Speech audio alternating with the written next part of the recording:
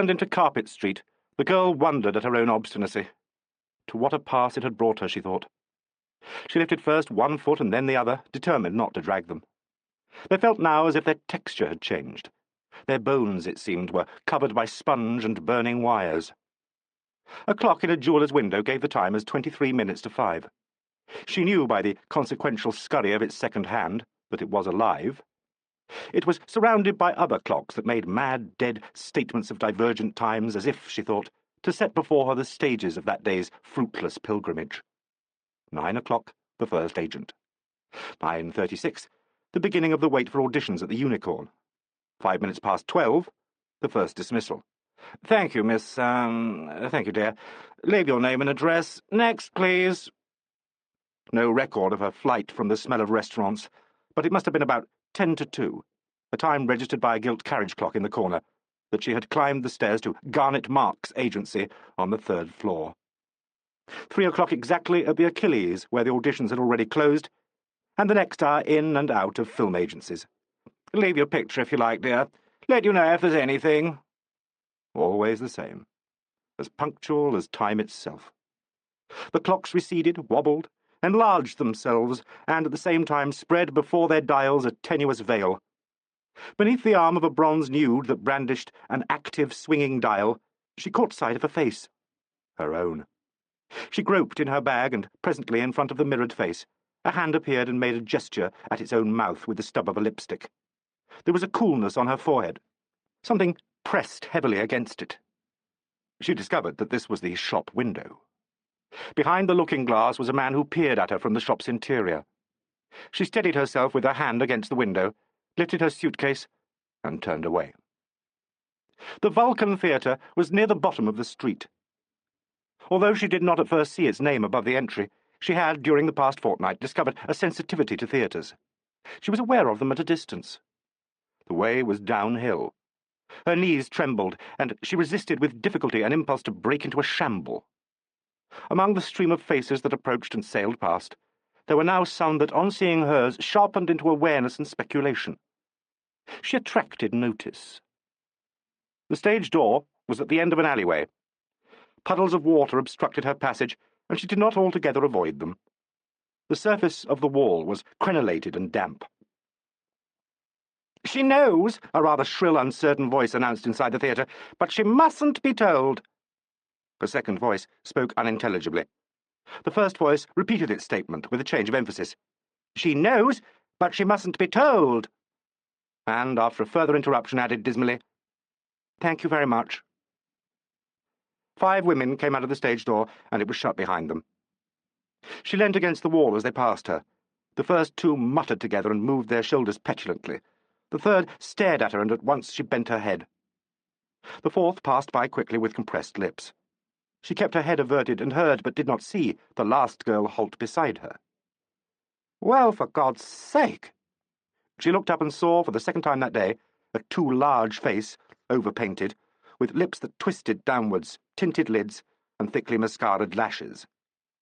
She said, "I'm late, aren't I?" "You've had it, dear. I gave you the wrong tip at Marks's. The show here with the part I told you about goes on this week. They were auditioning for a tour. That'll be all for today, ladies, thank you. What's the hurry? Here's your hat. For what it's worth, it's all over." "I lost my way," she said faintly. "Too bad." The large face swam nearer. "You all right?" it demanded. She made a slight movement of her head. "Bit tired. All right, really." "You look shocking. Here, wait a sec. Try this." No, really. Thank you so much, but it's okay. A chap who travels for a French firm gave it to me. Marvellous stuff. Cognac. Go on." A hand steadied her head. The cold mouth of the flask opened her lips and pressed against her teeth. She tried to say, "I've had nothing to eat," and at once was forced to gulp down a burning stream. The voice encouraged her. "Do you a power of good. Have the other half." She shuddered, gasped, and pushed the flask away. "No, please." "Is it doing the trick?" "This is wonderfully kind of you. I'm so grateful. Yes, I think it must be doing the trick." "Grand. Well, if you're sure you'll be okay." "Yes, indeed. I don't even know your name." "Trixie O'Sullivan." "I'm Martin Tarn." Look nice in the programme, wouldn't it? If there's nothing else I can do... Honestly, I'll be fine. You look better, Miss O'Sullivan said doubtfully. We may run into each other again. The bloody round, the common task. She began to move away. I've got a date, actually, and I'm running late. Yes, of course. Goodbye, and thank you. It's open in front. There's a seat in the foyer. Nobody'll say anything. Why not sit there for a bit? She was halfway down the alley. Hope you get fixed up, she said. God, it's going to rain. What a life. What a life, Martin Tarn echoed, and tried to sound gay and ironic. Hope you'll be all right. Bye. Goodbye, and thank you. The alley was quiet now. Without moving, she took stock of herself. Something thrummed inside her head, and the tips of her fingers tingled, but she no longer felt as if she was going to faint. The brandy glowed at the core of her being, sending out ripples of comfort. She tried to think what she should do. There was a church back in the Strand. She ought to know its name. One could sleep there, she had been told, and perhaps there would be soup. That would leave 2 and 8pence for tomorrow, all she had. She lifted her suitcase, it was heavier than she had remembered, and walked to the end of the alleyway. Half a dozen raindrops plopped into a puddle. People hurried along the footpath with upward glances and opened their umbrellas. As she hesitated, the rain came down suddenly and decisively. She turned towards the front of the theatre, and at first thought it was shut. Then she noticed that one of the plate-glass doors was ajar. She pushed it open and went in. The Vulcan was a new theatre, fashioned from the shell of an old one. Its foyer was an affair of geranium-red leather, chromium steel, and double-glass walls housing cacti. The central box office, marked reserved tickets only, was flanked by doors, and beyond them, in the corners, were tubular steel and rubber foam seats. She crossed the heavily carpeted floor and sat in one of these. Her feet and legs, released from the torment of supporting and moving her body, throbbed ardently. Facing Martin on a huge easel was a frame of photographs under a printed legend, opening at this theatre on Thursday, May the 11th, Thus to Revisit, a new play by John James Rutherford. She stared at 2 large, familiar faces and 4 strange, smaller ones. Adam Poole and Helena Hamilton. Those were famous faces. Monstrously enlarged, they had looked out at the New Zealand and Australian public from hoardings and from above cinema entrances. She had stood in queues many times to see them, severally and together. They were in the centre, and surrounding them were Clark Bennington with a pipe and stick and a look of faded romanticism in his eyes, J.G. Darcy with pince-nez and hair en brosse, Gay Gainsford, young and intense, and Parry Percival, youngish and dashing. The faces swam together and grew dim. It was very quiet in the foyer, and beginning to get dark. On the other side of the entrance doors, the rain drove down slantways, half blinding her vision of homeward-bound pedestrians and the traffic of the street beyond them. She saw the lights go on in the top of a bus, illuminating the passive and remote faces of its passengers. The glare of headlamps shone pale across the rain. A wave of loneliness, excruciating in its intensity, engulfed Martin, and she closed her eyes. For the first time since her ordeal began, panic rose in her throat and sickened her. Phrases drifted with an aimless rhythm on the tide of her desolation. You're sunk, you're utterly sunk. You asked for it, and you've got it. What'll happen to you now? She was drowning at night in a very lonely sea. She saw lights shine on some unattainable shore. Pieces of flotsam bobbed indifferently against her hands. At the climax of despair, metallic noises, stupid and commonplace, set up a clatter in her head. Martin jerked galvanically and opened her eyes. The whir and click of her fantasy had been repeated behind an obscured glass wall on her left. Light glowed beyond the wall, and she was confronted by the image of a god. Sand blasted across the surface of the glass, and beating at a forge under the surprising supervision, it appeared, of Melpomene and Thalia. Farther along, a notice in red light, dress circle and stalls, jutted out from an opening. Beyond the hammer blows of her heart, a muffled voice spoke peevishly. Not much use to me. What? Yes, I know, old boy, but that's not the point. The voice seemed to listen. Martin thought, this is it. In a minute I'll be turned out. Something pretty bad, the voice said irritably. She's gone to hospital. They said so, but nobody's turned up. Well, you know what she's like, old boy, don't you? We've been snowed under all day, and I haven't been able to do anything about it. Auditions for the northern tour of the old piece. Yes, that's all fixed up, but, look, another thing. The onlooker wants a story and pictures for this week. Yes, on stage, in costume. 9:30 in the morning, and everything's still in the boxes. Well, can't you think of anyone? Who? Oh, God, I'll give it a pop. All right, old boy, thanks. To Martin, dazed with brandy and sleep, it was a distortion of a daydream. Very often had she dreamt herself into a theatre, where all was confusion because the leading actress had laryngitis, and the understudy was useless. She would present herself modestly. I happen to know the lines. I could perhaps... The sudden attentiveness when she began to speak the lines, the opening night, the grateful tears streaming down the boiled shirts of the management, the critics. No image had been too gross for her. "Eileen," said the voice. "Thank God. Listen, darling, it's Bob Gruntley here. Listen, Eileen, I want you to do something terribly kind. I know it's asking a hell of a lot, but I'm in trouble and you're my last hope. Helena's dress is ill." "Yes, indeed. Poor old Tansy." Yes, I'm afraid so. Just this afternoon, and we haven't been able to raise anybody. First dress rehearsal tomorrow night and a photograph call in the morning and nothing unpacked or anything. I know what a good soul you are, and I wondered... Oh, God, I see. Yes, I see. No, of course. Oh, well, never mind. I know you would. Yes. Bye. Silence. Precariously alone in the foyer, she meditated an advance upon the man beyond the glass wall, and suppressed a dreadful impulse in herself towards hysteria. This was her daydream in terms of reality. She must have slept longer than she had thought. Her feet were sleeping still. She began to test them, tingling and pricking against the floor. She could see her reflection in the front doors, a dingy figure with a pallid face and cavernous shadows for eyes. The light behind the glass wall went out. There was, however, still a yellow glow coming through the box office door. As she got to her feet and steadied herself, the door opened. "I believe," she said, "you are looking for a dresser." As he had stopped dead in the lighted doorway, she couldn't see the man clearly, but his silhouette was stocky and trim. He said, with what seemed to be a mixture of irritation and relief, "Good Lord! How long have you been here?" "Not long. You were on the telephone. I didn't like to interrupt." "Interrupt?" he ejaculated, as if she talked nonsense. He looked at his watch, groaned, and said rapidly, "You've come about this job from Mrs. Greenacres, aren't you?" She wondered who Mrs. Greenacres could be. An employment agent? She hunted desperately for the right phrase, the authentic language. "I understood you required a dresser, and I would be pleased to apply." Should she have added "sir"? "It's for Miss Helena Hamilton," he said rapidly.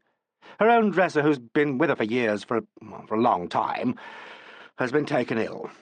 I explained to Mrs. Greenacres, photograph call for 9 in the morning and first dress rehearsal tomorrow night. We open on Thursday. The dressing's heavy, 2 quick changes and so on. I suppose you've got references." Her mouth was dry. She said, "I haven't brought," and was saved by the telephone bell. He plunged back into the office, and she heard him shout, "Vulcan," into the receiver. "Gruntley here," he said. "Oh, hello, darling. Look, I'm desperately sorry, but I've been held up, or I'd have rung you before. For God's sake, apologize for me. Try and keep them going till I get there. I know. Not a smell of one until—" The voice became suddenly muffled. She caught isolated words. "I think so. Yes, I'll ask. Yes, right. Bye, darling." He darted out, now wearing a hat and struggling into a raincoat. "Look," he said, Miss Tarn. Can you start right away? Miss Hamilton's things are in her dressing room. They need to be unpacked and hung out tonight. There'll be a lot of pressing. The cleaners have been in, but the room's not ready. You can finish in the morning, but she wants the things that can't be ironed, I wouldn't know, hung out. Here are the keys. We'll see how you get on and fix up something definite tomorrow if you suit. The night watchman's there. He'll open the room for you. Say I sent you. Here." He fished out a wallet, found a card and scribbled on it. "He's a bit of a stickler. You'd better take this." She took the card and the keys.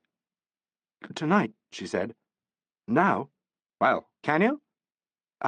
Yes, but—" "Not worrying about after hours, are you?" "No." For the first time he seemed in the darkish foyer to be looking closely at her. "I suppose," he muttered. "It's a bit—" and stopped short. Martin said in a voice that to herself sounded half-choked, "I'm perfectly trustworthy. You spoke of references. I have— yes, he said. "Good. That'll be okay, then. I'm late. Will you be all right? You can go through the house. It's raining outside. Through there, will you? Thank you. Good night." Taking up her suitcase, she went through the door he swung open and found herself in the theatre. She was at the back of the stalls, standing on thick carpet at the top of the ramp and facing the centre aisle. It was not absolutely dark. The curtain was half raised, and a bluish light filtered in from offstage through some opening, a faintly discerned window, in the scenery. This light was dimly reflected on the shrouded boxes. The dome was invisible, lost in shadow, and so far above that the rain hammering on the roof beyond it sounded much as a rumour of drums to Martin. The deadened air smelt of naphthalene and plush. She started off cautiously down the aisle. "I forgot," said Mr. Grantley's voice behind her. She managed to choke back a yelp. "You'd better get some flowers for the dressing-room.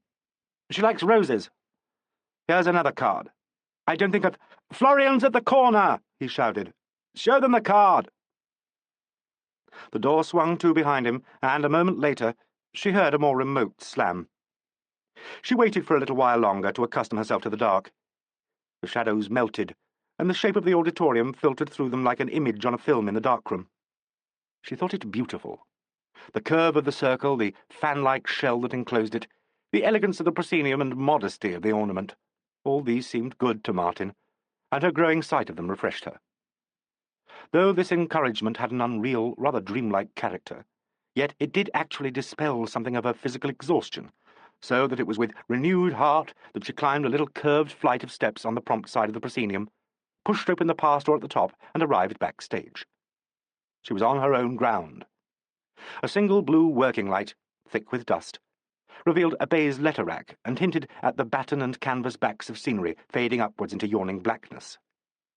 At her feet, a litter of flecks ran down into holes in the stage. There were vague, scarcely discernible shapes that she recognized as stacked flats, light bunches, the underside of perches, a wind machine and rain box. She smelt paint and glue size. As she received the assurance of these familiar signs, she heard a faint scuffling noise, a rattle of paper, she thought. She moved forward. In the darkness ahead of her, a door opened on an oblong of light which widened to admit the figure of a man in an overcoat. He stood with bent head, fumbled in his pocket, and produced a torch. The beam shot out, hunted briefly about the set and walls, and found her. She blinked into a dazzling white disk and said, "Mr. Grantley sent me round. I'm the dresser." "Dresser?" the man said hoarsely. He kept his torchlight on her face and moved towards her. "I wasn't told about no dresser," he said. She held Mr. Grantley's card out. He came closer and flashed his light on it without touching it. "Oh," he said with a sort of grudging cheerfulness. "It's different. Now I know where I am, don't I?" "I hope so," she said, trying to make her voice friendly. "I'm sorry to bother you. Miss Hamilton's dresser has been taken ill, and I've got the job." "Aren't you lucky?"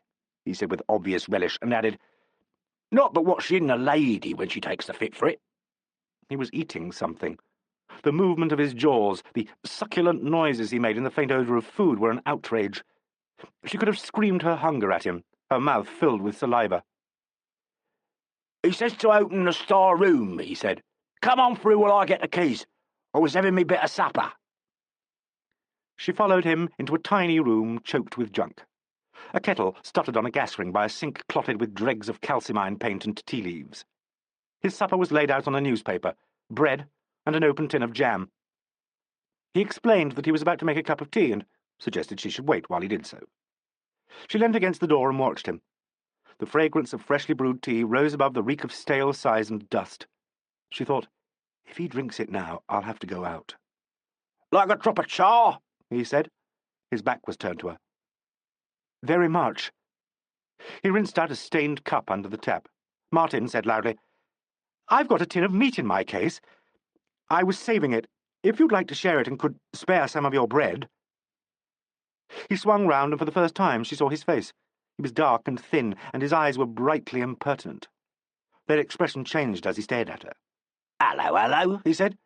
"Who gave you a tenner and borrowed half a crown?" What's up? I'm all right. Are you? Your looks don't flatter you, then. I'm a bit tired and—" Her voice broke, and she thought in terror that she was going to cry. "It's nothing," she said. Here. He dragged a box out from under the sink and, not ungently, pushed her down on it. Where's this remarkable tin of very particular meat? Give us a shine at it. He shoved her suitcase over, and while she fumbled at the lock, busied himself with pouring out tea. Nothing to touch a drop of the old char when you brand off, he said. He put the reeking cup of dark fluid beside her and turned away to the bench. With any luck, Martin thought, folding back the garments in her case, I won't have to sell these now. She found the tin and gave it to him. Caw, he said. Looks lovely, doesn't it? Tongue and veal, and a picture of sheep to show there's no deception. Very tempting. Can you open it? Can I open it? Oh, dear. She drank her scalding tea and watched him open the tin and turn its contents out onto a more than dubious plate. Using his clasp knife, he perched chunks of meat on a slab of bread and held it out to her. You're in luck, he said. Eat it slow. She urged him to join her, but he said he would set his share aside for later. They could both, he suggested, take another cut at it tomorrow. He examined the tin with interest while Martin consumed her portion. She had never before given such intense concentration to a physical act. She would never have believed that eating could bring so fierce a satisfaction. Comes from Australia, doesn't it? Her companion said, still contemplating the tin. New Zealand. Same thing. Martin said, Not really. There's quite a big sea in between. Do you come from there? Where? Australia. No, I'm a New Zealander. Same thing. She looked up and found him grinning at her. He made the gesture of wiping the smile off his face. Oh, dear, he said. Martin finished her tea and stood up. I must start my job, she said. Feel better? Much, much better. Would it be quite a spell since you ate anything? Yesterday.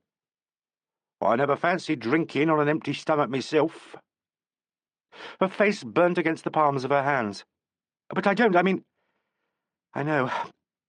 I was a bit faint, and somebody, a girl, she was terribly kind.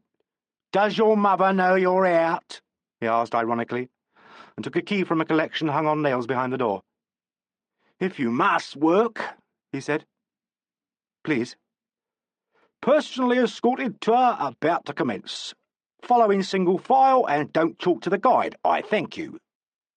She followed him to the stage and round the back of the set.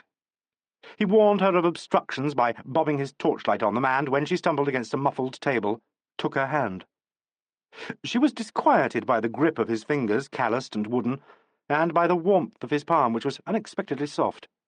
She was oppressed with renewed loneliness and fear. Into the penny section, he said, releasing her. He unlocked a door, reached inside, and switched on a light. They call this the green room, he said. That's what it was in the old days. It's been done up. Governor's idea. It was a room without a window, newly painted in green. There were a number of armchairs in brown leather, a round table littered with magazines, a set of well-stocked bookshelves and a gas fire. Groups of framed Pollock's prints decorated the walls. Mr. Dale as Claude Amboin, Mr. T. Hicks as Richard I, Mr. S. French as Harlequin. This last enchanted Martin, because the diamonds of Mr. French's costume had been filled in with actual red and green sequins, and he glittered in his frame. Above the fireplace hung a largish sketch. It was little more than that, of a man of about 35 in medieval dress, with a hood that he was in the act of pushing away from his face. The face was arresting. It had great purity of form, being wide across the eyes and heart-shaped. The mouth, in particular, was of a most subtle character, perfectly masculine, but drawn with extreme delicacy. It was well done. It had both strength and refinement, yet it was not these qualities that disturbed Martin. Reflected in the glass that covered the picture, she saw her own face lying ghostwise across the other, their forms intermingled like those in a twice-exposed photograph. It seemed to Martin that her companion must be looking over her shoulder at this double image, and she moved away from him and nearer to the picture. The reflection disappeared. Something was written faintly in one corner of the sketch. She drew closer and saw that it was a single word. Everyman. Spitting image of him, man it, said the doorkeeper behind her. I don't know, she said quickly. Is it? Is it? Don't you know the governor when you see him? The governor? Struth, you're a caution of no error. Don't you know who owns this show? It's the great Mr. Adam Poole, that is. Oh, she murmured after a pause, and added uneasily, I've seen him in the pictures, of course. Go on, he jeered. Where would that be? Australia? Fancy. He'd been very kind to her, but she found his remorseless vein of irony exasperating. It would have been easier and less tedious to have let it go, but she found herself embarked on an explanation. Of course, she knew all about Mr. Adam Poole, she said. She had seen his photograph in the foyer. All his pictures had been shown in New Zealand. She knew he was the most distinguished of the younger contemporary actor-managers. She was merely startled by the painting because... But it was impossible to explain why the face in the painting disturbed her, and the unfinished phrase trailed away into an embarrassed silence. Her companion listened to this rigmarole with an equivocal grin, and when she gave it up, merely remarked, Don't apologise. It's the same with all the ladies. He fair rocks 'em. Talk about having what it takes. I don't mean that at all, she shouted angrily. You should see 'em clawing at each other to get at him round the stage door first nights. Summat savage. Females of her speeches. Disgrace to their sexes, more like. There's an ironing board, etc., in the wardrobe room farther along. You can plug in when you're ready. Her Royal Highness is over the way. He went out, opened a further door, switched on a light, and called to her to join him. As soon as she crossed the threshold of the star dressing room, she smelt grease paint. The dressing shelf was bare, the room untenanted, but the smell of cosmetics mingled with the faint reek of gas. There were isolated dabs of colour on the shelves and the looking-glass. The lamp bulbs were smeared with cream and red where sticks of grease paint had been warmed at them, and on a shelf above the wash-basin somebody had left a miniature frying pan of congealed mascara in which a hairpin was embedded. It was a largish room, windowless and dank, with an air of submerged grandeur about it. The full-length cheval glass swung from a gilt frame. There was an empire couch, an armchair, and an ornate stool before the dressing shelf. The floor was carpeted in red with a florid pattern that use had in part obliterated. A number of dress boxes bearing the legend Costumes by Pierrot and Company were stacked in the middle of the room, and there were 2 suitcases on the shelf. A gas heater stood against one wall, and there was a caged jet above the wash-basin. Here we are, said the doorkeeper. All your own. She turned to thank him, and encountered a speculative stare. Cosy, he said, ain't it? And moved nearer. Nice little hidey hole, ain't it? You've been very kind, Martin said. I'll manage splendidly now. Thank you very much indeed. Don't mention it. Any time. His hand reached out clumsily to her. Been out in the rain, he said thickly. Naughty girl. I'll soon dry off. I'm quite all right. She moved behind the pile of dress boxes and fumbled with the string on the top one. There was a hissing noise. She heard him strike a match, and a moment later was horribly jolted by an explosion from the gas heater. It forced an involuntary cry from her. Hello, hello, her companion said. Ain't superstitious, are we? Superstitious? He made an inexplicable gesture towards the gas fire. You know, he said, grinning horridly at her. I'm afraid I don't understand. Don't tell me you never heard about the great Jupiter case. Don't they learn you nothing in them antipodes? The heater reddened and purred. Come to think of it, he said, it'd be before your time. I wasn't there myself when it occurred, of course, but them that was don't give you a chance to forget it. Not that they mention it direct like, but it don't get forgotten. What was it? Martin asked against her will. Sure you're not superstitious? No, I'm not. You ain't been long in this business, then. Nor more am I. Shake hands. He extended his hand so pointedly that she was obliged to put her own in it, and had some difficulty in releasing herself. Must be 5 years ago, he said. All of that. A bloke in number 4 dressing room did another bloke in, very cunning, by blowing down the tube of his own gas fire. Like if I went next door and blew down the tube, this fire would go out. And if you was dead drunk, like you might have been if this girlfriend of yours had been very generous with her brandy, you'd be comatose. And before you knew where you was, you'd be dead. Which is what occurred. It made a very nasty impression, and the theatre was shut down for a long time until they had it all altered and pansied up. The governor won't have it mentioned. He changed the name of the house when he took it on. But call it what you like, the memory, as they say, lingers on. Silly though, isn't it? You and me don't care. That's right, isn't it? We'd rather be cosy, wouldn't we? He gave a kind of significance to the word cosy. Martin unlocked the suitcases. Her fingers were unsteady, and she turned her back in order to hide them from him. He stood in front of the gas fire and began to give out a smell of hot, dirty cloth.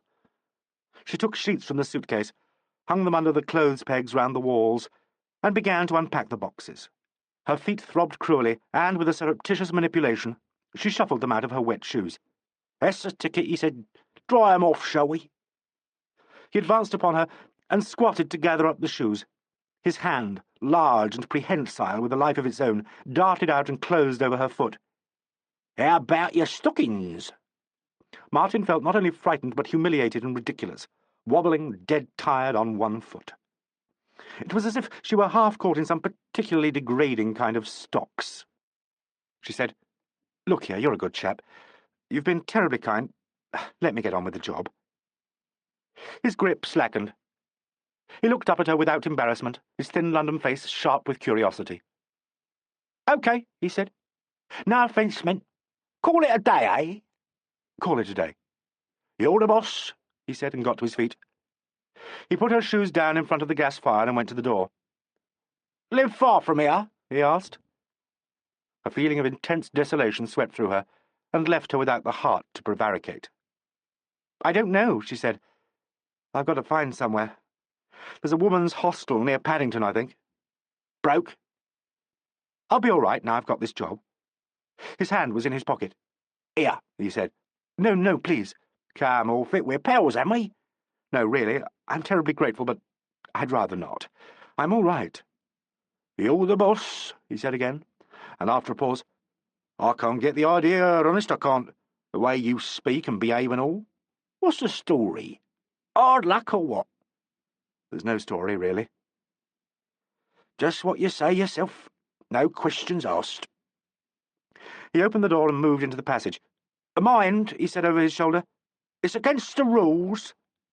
"But I won't be round again." "My mate relieves me at 8 Acima, but I'll tip him the wink if it suits you. Them chairs in the green room's not bad for a bit of a kip, and there's the fire. I'll turn it on. Please yourself, of course." "Oh," she said, Could I? "Never know what you can do till you try. Keep it under your tip for now, or I'll be in trouble. So long. Don't get down-hearted. It'll all be the same in 1,000 years." He had gone. Martin ran into the passage and saw his torchlight bobbing out on the stage. She called after him, thank you so much. I don't know your name, but thank you and good night." "Badger's the name," he said, and his voice sounded hollow in the empty darkness. "Call me Fred." The light bobbed out of sight. She heard him whistling for a moment, and then a door slammed, and she was alone. With renewed heart, she turned back to her job. At 10 o'clock she had finished. She had traversed with diligence all the hazards of fatigue, the mounting threat of sleep, the clumsiness that makes the simplest action an ordeal, the horror of inertia, and the temptation to let go the tortured muscles and give up, finally and indifferently, the awful struggle. 5 carefully ironed dresses hung sheeted against the walls. The make-up was laid out on the cupboard dressing shelf. The boxes were stacked away, the framed photographs set out. It only remained to buy roses in the morning for Miss Helena Hamilton. Even the vase was ready and filled with water. Martin leant heavily on the back of a chair and stared at 2 photographs of the same face in a double leather case. They were not theatre photographs, but studio portraits, and the face looked younger than the face in the green room, younger and more formidable, with the mouth set truculently and the gaze withdrawn.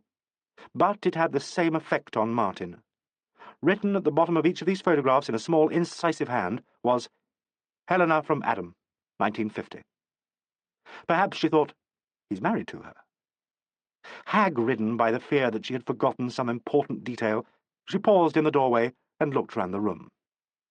No, she thought, there was nothing more to be done. But as she turned to go, she saw herself cruelly reflected in the long cheval glass. It was not, of course, the first time she had seen herself that night. She had passed before the looking-glasses a dozen times and had actually polished them. But her attention had been ruthlessly fixed on the job in hand, and she had not once focused her eyes on her own image. Now she did so. She saw a girl in a yellow sweater and dark skirt with black hair that hung in streaks over her forehead. She saw a white, heart-shaped face with smudges under the eyes and a mouth that was normally firm and delicate, but now drooped with fatigue. She raised her hand, pushed the hair back from her face, and stared for a moment or two longer. Then she switched off the light and blundered across the passage into the green room. Here, collapsed in an armchair with her overcoat across her, she slept heavily until morning. Chapter 2. In a Glass Darkly. Martin slept for 10 hours. A wind got up in the night and found its way into the top of the stage house at the Vulcan.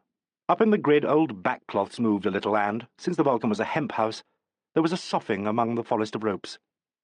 Flakes of paper, relics of some Victorian snowstorm, were dislodged from the top of a batten and fluttered down to the stage. Rain, driven fitfully against the theatre, ran in cascades down pipes and dripped noisily from ledges into the stage door entry.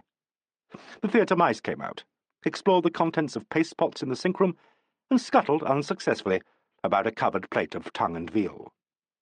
Out in the auditorium there arose at intervals a vague whisper, and in his cubbyhole off the dock Fred Badger dozed and woke uneasily. At 1 o'clock he went on his rounds. He padded down corridors, flicking his torchlight on framed sketches for decor and costumes, explored the foyer and examined the locked doors of the offices. He climbed the heavily carpeted stairs and, lost in meditation, stood for a long time in the dress circle among shrouded rows of seats and curtained doorways. Sighing dolorously, he returned backstage and made a stealthy entrance onto the set. Finally, he creaked to the green room door and, impelled by who knows what impulse, furtively opened it. Martin lay across the chair, her knees supported underneath by one of its arms and her head by the other. The glow from the gas fire was reflected in her face. Fred Badger stood for quite a long time eyeing her and scraping his chin with calloused fingers. At last he backed out, softly closed the door and tiptoed to his cubbyhole, where he telephoned the fire station to make his routine report. At dawn the rain stopped, and cleaning vans swept the water-down carpet street with their great brushes. Milk carts clinked past the Vulcan, and the first bus roared by. Martin heard none of them. She woke to the murmur of the gas fire and the confused memory of a dream in which someone tapped gently at a door. The windowless room was still dark, but she looked at her watch in the fire glow and found it was 8 o'clock. She got up stiffly, crossed the room, and opened the door on grey diffused daylight. A cup of tea, with a large sandwich balanced on it, had been left on the floor of the passage. Underneath it was a torn scrap of paper, on which was scrawled, "Keep your pecker up, matey. See you some more." With a feeling of gratitude and timid security, she breakfasted in the green room, and afterwards explored the empty passage, finding at the far end an unlocked and unused dressing room. To this room she brought her own suitcase, and here, with the chair propped under the door-handle, she stripped and washed in icy water. In clean clothes, with her toilet complete, and with a feeling of detachment, as if she herself looked on from a distance at these proceedings, she crossed the stage and went out through the side door and up the alleyway into Carpet Street. It was a clean, sunny morning. The air struck sharply at her lips and nostrils, and the light dazzled her. A van had drawn up outside the Vulcan, and men were lifting furniture from it. There were cleaners at work in the foyer, and a telegraph boy came out whistling. Carpet Street was noisy with traffic. Martin turned left and walked quickly downhill until she came to a corner shop called Florian. In the window, a girl in a blue overall was setting out a large gilt basket of roses.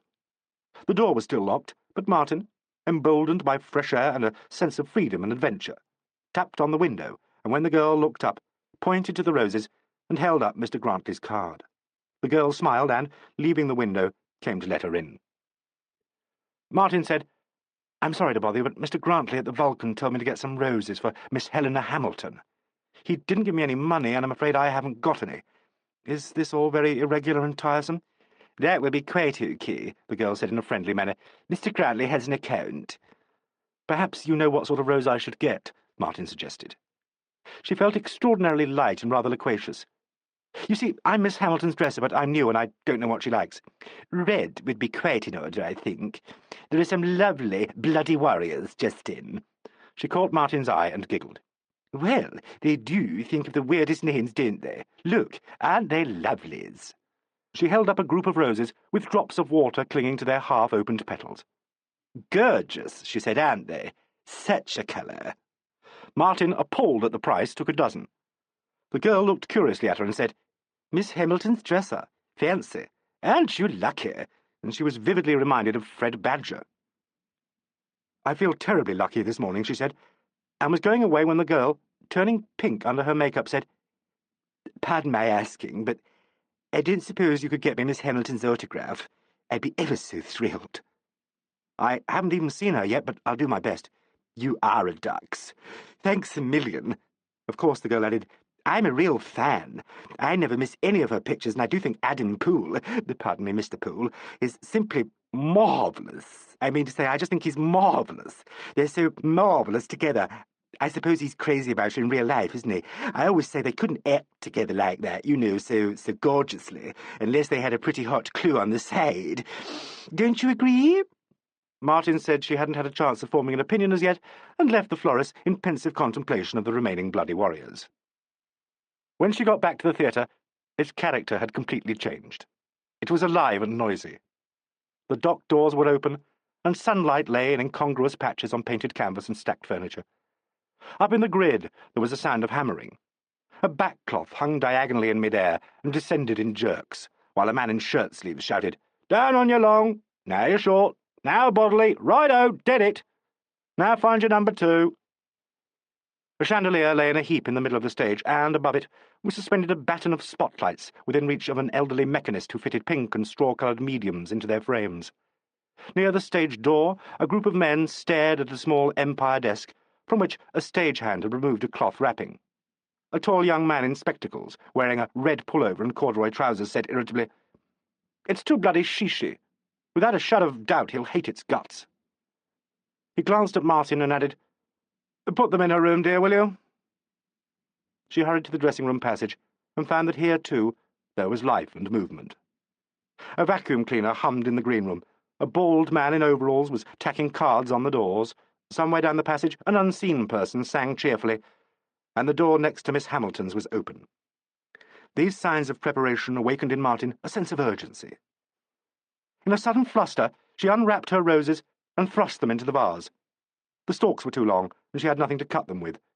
She ran down the passage to the empty room, and reflected as she rootled in her suitcase that she would be expected to have sewing materials at hand. Here was the housewife an aunt had given her when she left New Zealand, but it was depleted and in a muddle.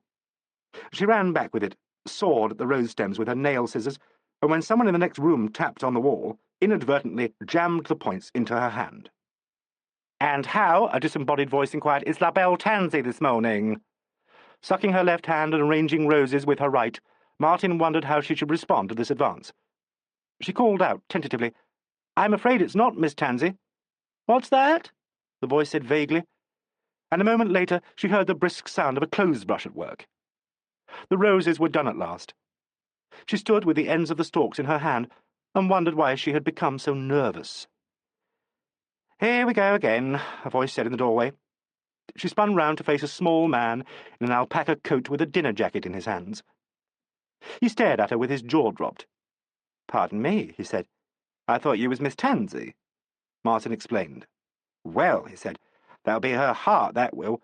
She ought to have given up before this. I warned her. In hospital, too." He wagged his head and looked apparently in astonishment at Martin. "So that's the story," he continued, "and you've stepped into the breach. Fancy that. Better introduce ourselves, haven't we? The name's Kringle, but Bob'll do as well as anything else. I'm his lordship's dresser. How are you?" Martin gave him her name, and they shook hands. He had a pleasant face covered with a cobweb of fine wrinkles. "Been long at this game?" he asked, and added, "Well, that's a foolish question, isn't it? I should have said, will this be your first place, or are you doing it in your school holidays, or something of that sort?" "Do you suppose," Martin said anxiously, "Miss Hamilton will think I'm too young?" "Not if you give satisfaction, she won't. She's all right if you give satisfaction. Different from my case. Slave myself dizzy I can, and if his lordship's in one of his moods, what do I get for it? Spare me days, I don't know why I put up with it, and that's the fact. But she's all right if she likes you. He paused and added tentatively, but you know all about that, I dare say. Martin was silent, and felt his curiosity reach out as if it was something tangible. At last she said desperately, I'll try. I want to give satisfaction. He glanced round the room. Looks nice, he said. Are you pressed and shook out? Yes, I can see you are. Flowers, too, very nice. Would you be a friend of hers, doing it to oblige, like? No, I've never seen her, except in the pictures, of course. Is that a fact? His rather bird-like eyes were bright with speculation. Young ladies, he said, have to turn their hands to all sorts of work these days, don't they? I suppose so, yes. No offence, I hope, but I was wondering if you come from one of these drama schools, hoping to learn a bit, watching from the side like. A kind of sheepishness that had hardened into obstinacy prevented her from telling him in a few words why she was there. The impulse of a fortnight ago to rush to somebody, the ship's captain, the High Commissioner for her own country, anyone, and unload her burden of disaster, had given place almost at once to a determined silence. This mess was of her own making, she had decided, and she herself would see it out. And, throughout the loneliness and panic of her ordeal, to this resolution she had stuck. It had ceased to be a reasoned affair with Martin. The less she said, the less she wanted to say. She had become crystallized in reticence. So she met the curiosity of the little dresser with an evasion. It'd be wonderful, she said, if I did get the chance. A deep voice with an unusually vibrant quality called out on the stage, Bob! Where the devil have you got to, Bob? Cripes, the little dresser ejaculated. Here we are, and in one of our tantrums. In here, sir, coming, sir. He darted towards the doorway, but before he reached it a man appeared there, a man so tall that for a fraction of a second he looked down over the dresser's head directly into Martin's eyes. This young lady, Bob Kringle explained with an air of discovery, is the new dresser for Miss Hamilton. I've just been showing her the ropes, Mr. Poole, sir. You'd much better attend to your own work. I want you. He glanced again at Martin. Good morning, he said and was gone. Look at this, she heard him say angrily in the next room. Where are you? Kringle paused in the doorway to turn his thumbs down and his eyes up.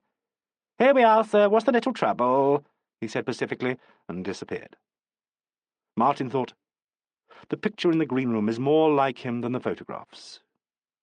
Preoccupied with this discovery, she was only vaguely aware of a fragrance in the air and a new voice in the passage. The next moment, her employer came into the dressing room. An encounter with a person hitherto only seen and heard on the cinema screen is often disconcerting. It is as if the two-dimensional and enormous image had contracted about a living skeleton, and, in taking on substance, had acquired an embarrassing normality. One is not always glad to change the familiar shadow for the strange reality. Helena Hamilton was a blonde woman. She had every grace. To set down in detail the perfections of her hair, eyes, mouth, and complexion, her shape and the gallantry of her carriage, would be to reiterate merely that which everyone had seen in her innumerable pictures. She was, in fact, quite astonishingly beautiful. Even the circumstance of her looking somewhat older than her moving shadow could not modify the shock of finding her its equal in everything but this. Coupled with her beauty was her charm. This was famous. She could reduce press conferences to a conglomerate of eager, even naive males. She could make a curtain speech that every leading woman in every theatre in the English-speaking world had made before her, and persuade the last man in the audience that it was original. She could convince bit-part actresses playing maids in first acts that there, but for the grace of God, went she. On Martin, however, taken off her balance and entirely by surprise, it was Miss Hamilton's smell that made the first impression. At 10 guineas a moderately sized bottle, she smelt like Master Fenton, all April and May. Martin was very much shorter than Miss Hamilton, but this did not prevent her from feeling cumbersome and out of place, as if she had been caught red-handed with her own work in the dressing-room. This awkwardness was in part dispelled by the friendliness of Miss Hamilton's smile and the warmth of her enchanting voice. "You've come to help me, haven't you?" she said. "Now that is kind. I know all about you from Mr. Grantley, and I fully expect we'll get along famously together. The only thing I don't know, in fact, is your name." Martin wondered if she ought to give only her Christian name or only her surname. She said, "Tarn. Martin Tarn." But what a charming name! The brilliant eyes looked into Martin's face, and their gaze sharpened. After a fractional pause, she repeated, "Really charming," and turned her back. It took Martin a moment or two to realise that this was her cue to remove Miss Hamilton's coat. She lifted it from her shoulders, it was made of Persian lamb and smelt delicious, and hung it up. When she turned round, she found that her employer was looking at her. She smiled reassuringly at Martin and said, "You've got everything arranged very nicely. Roses, too. Lovely. They're from Mr. Grantley. Sweet of him, but I bet he sent you to buy them." "Well," Martin began, and was saved by the entry of the young man in the red sweater with the dressing case for which she was given the keys. While she was unpacking it, the door opened, and a middle-aged, handsome man with a raffish face and an air of boldness came in. She remembered the photographs in the foyer. This was Clark Bennington. He addressed himself to Miss Hamilton. "Hello," he said. "I've been talking to John Rutherford." "What about?" she asked, and sounded nervous. "About that kid, young Gay. He's been at her again. So's Adam." He glanced at Martin. "I wanted to talk to you," he added discontentedly. "Well, so you shall, but I've got to change now, Ben. And look, this is my new dresser, Martin Tarn." He eyed Martin with more attention. "Quite a change from old Tansy," he said. "A very nice change, too." He turned away. "Is Adam down?" He jerked his head at the wall. "Yes." "I'll see you later, then." "All right, but—" "Yes, all right." He went out, leaving a faint rumour of alcohol behind him. She was quite still for a moment after he had gone. Martin heard her fetch a sigh, a sound half impatient, half anxious. "Oh, well," she said, "let's get going, shall we?" Martin had been much exercised about the extent of her duties. Did, for instance, a dresser undress her employer? Did she kneel at her feet and roll down her stockings? Did she unhook and unbutton? Or did she stand capably aside while these rites were performed by the principal herself? Miss Hamilton solved the problem by removing her dress, throwing it to Martin, and waiting to be inserted into her dressing gown. During these operations, a rumble of male voices sounded at intervals in the adjoining room. Presently there was a tap at the door. Martin answered it, and found the little dresser with a florist's box in his hands. "Mr. Pole's compliments," he said, and winked broadly before retiring. Miss Hamilton by this time was spreading a yellow film over her face. She asked Martin to open the box, and on seeing 3 orchids that lay crisp and fabulous on their mossy bed, sang, "Darling!" on 2 clear notes. The voice beyond the wall responded, "Hello? They're quite perfect. Thank you, my sweet." "Good," the voice said. Martin laid the box on the dressing table and saw the card. "Until tomorrow, Adam." She got through the next half hour pretty successfully, she hoped. There seemed to be no blunders, and Miss Hamilton continued charming and apparently delighted. There were constant visitors. A tap on the door would be followed by a head looking round, and always by the invitation to come in. First, there was Miss Gay Gainsford, a young and rather intense person with a pretty air of deference, who seemed to be in a state of extreme anxiety. "Well, darling," Miss Hamilton said, glancing at her in the glass. "Everything under strict control?" Miss Gainsford said unevenly, "I suppose so. I'm trying to be good and sort of biddable, do you know, but underneath I realise that I'm seething like a cauldron. Butterflies the size of bats in the stomach." "Well, of course. But you mustn't be terrified, really, because whatever happens, we all know John's written a good play, don't we?"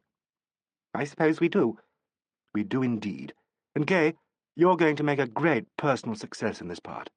I want you to tell yourself you are. Do you know? Tell yourself." "I wish I could believe it." Miss Gainsford clasped her hands and raised them to her lips. "It's not very easy," she said, "when Dr. Rutherford, so obviously thinks I'm a misfit. Everybody keeps telling me it's a marvellous part, but for me it's 20 sides of hopeless hell. Honestly, it is." "Gay, what nonsense. John may seem hard." "Seem? Well, he may be hard, then. He's famous for it, after all. But you'll get your reward, my dear, when the time comes. Remember," said Miss Hamilton with immense gravity, "we all have faith in you." "Of course," said Miss Gainsford, with an increased quaver in her voice. "It's too marvellous you're feeling like that about it. You've been so miraculously kind, and Uncle Ben, of course. Both of you. I can't get over it. But, my dear, that's utter nonsense. You're going to be one of our rising young actresses. You do really think so? But yes, we all do.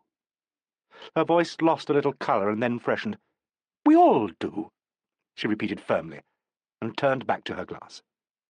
Miss Gainsford went to the door and hesitated there. Adam doesn't, she said loudly. Miss Hamilton made a quick expressive gesture toward the next dressing-room and put her fingers to her lips. He'll be really angry if he hears you say that, she whispered, and added aloud with somewhat forced casualness. Is John down this morning? He's on stage. I think he said he'd like to speak to you.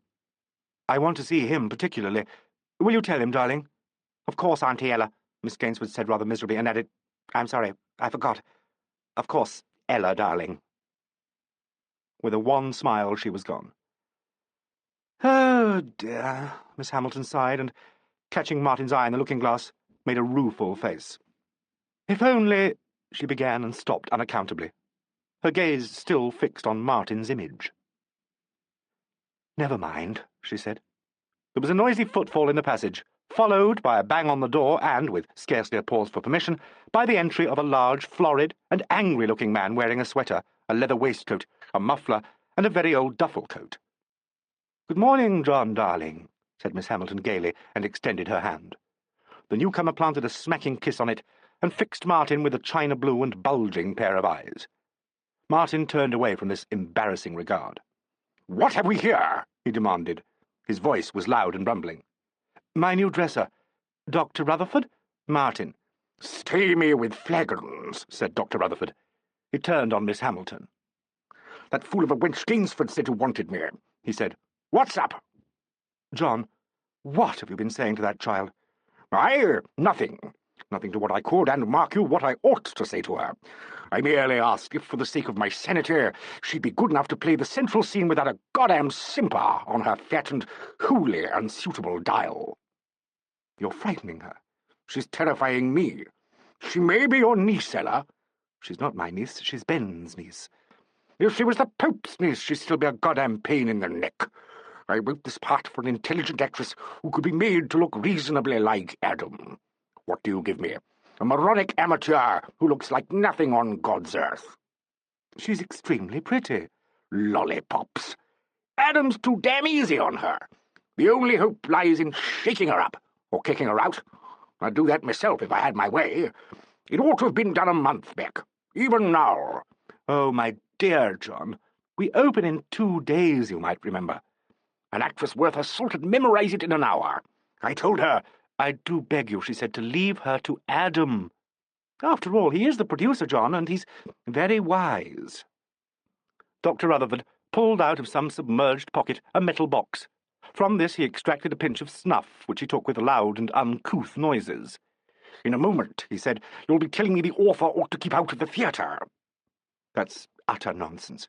Let them try to keep me out, he said, and burst into a neighing laugh.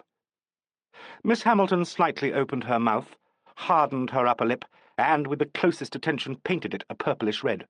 Really, she said briskly, you'd much better behave prettily, you know. You'll end by having her on your hands with a nervous breakdown. The sooner the better, if it's a good one. Honestly, John, you are the rock bottom when you get like this. If you didn't write the plays you do write, if you weren't the greatest dramatist since— Spare me the raptures, he said, and give me some actors. And while we're on the subject, I may as well tell you that I don't like the way Ben is shaping the big scene. If Adam doesn't watch him, he'll be up to some bloody leading man hocus-pocus. And by God, if he tries that on, I'll wring his neck for him. She turned and faced him. John, he won't. I'm sure he won't. No, you're not. You can't be sure.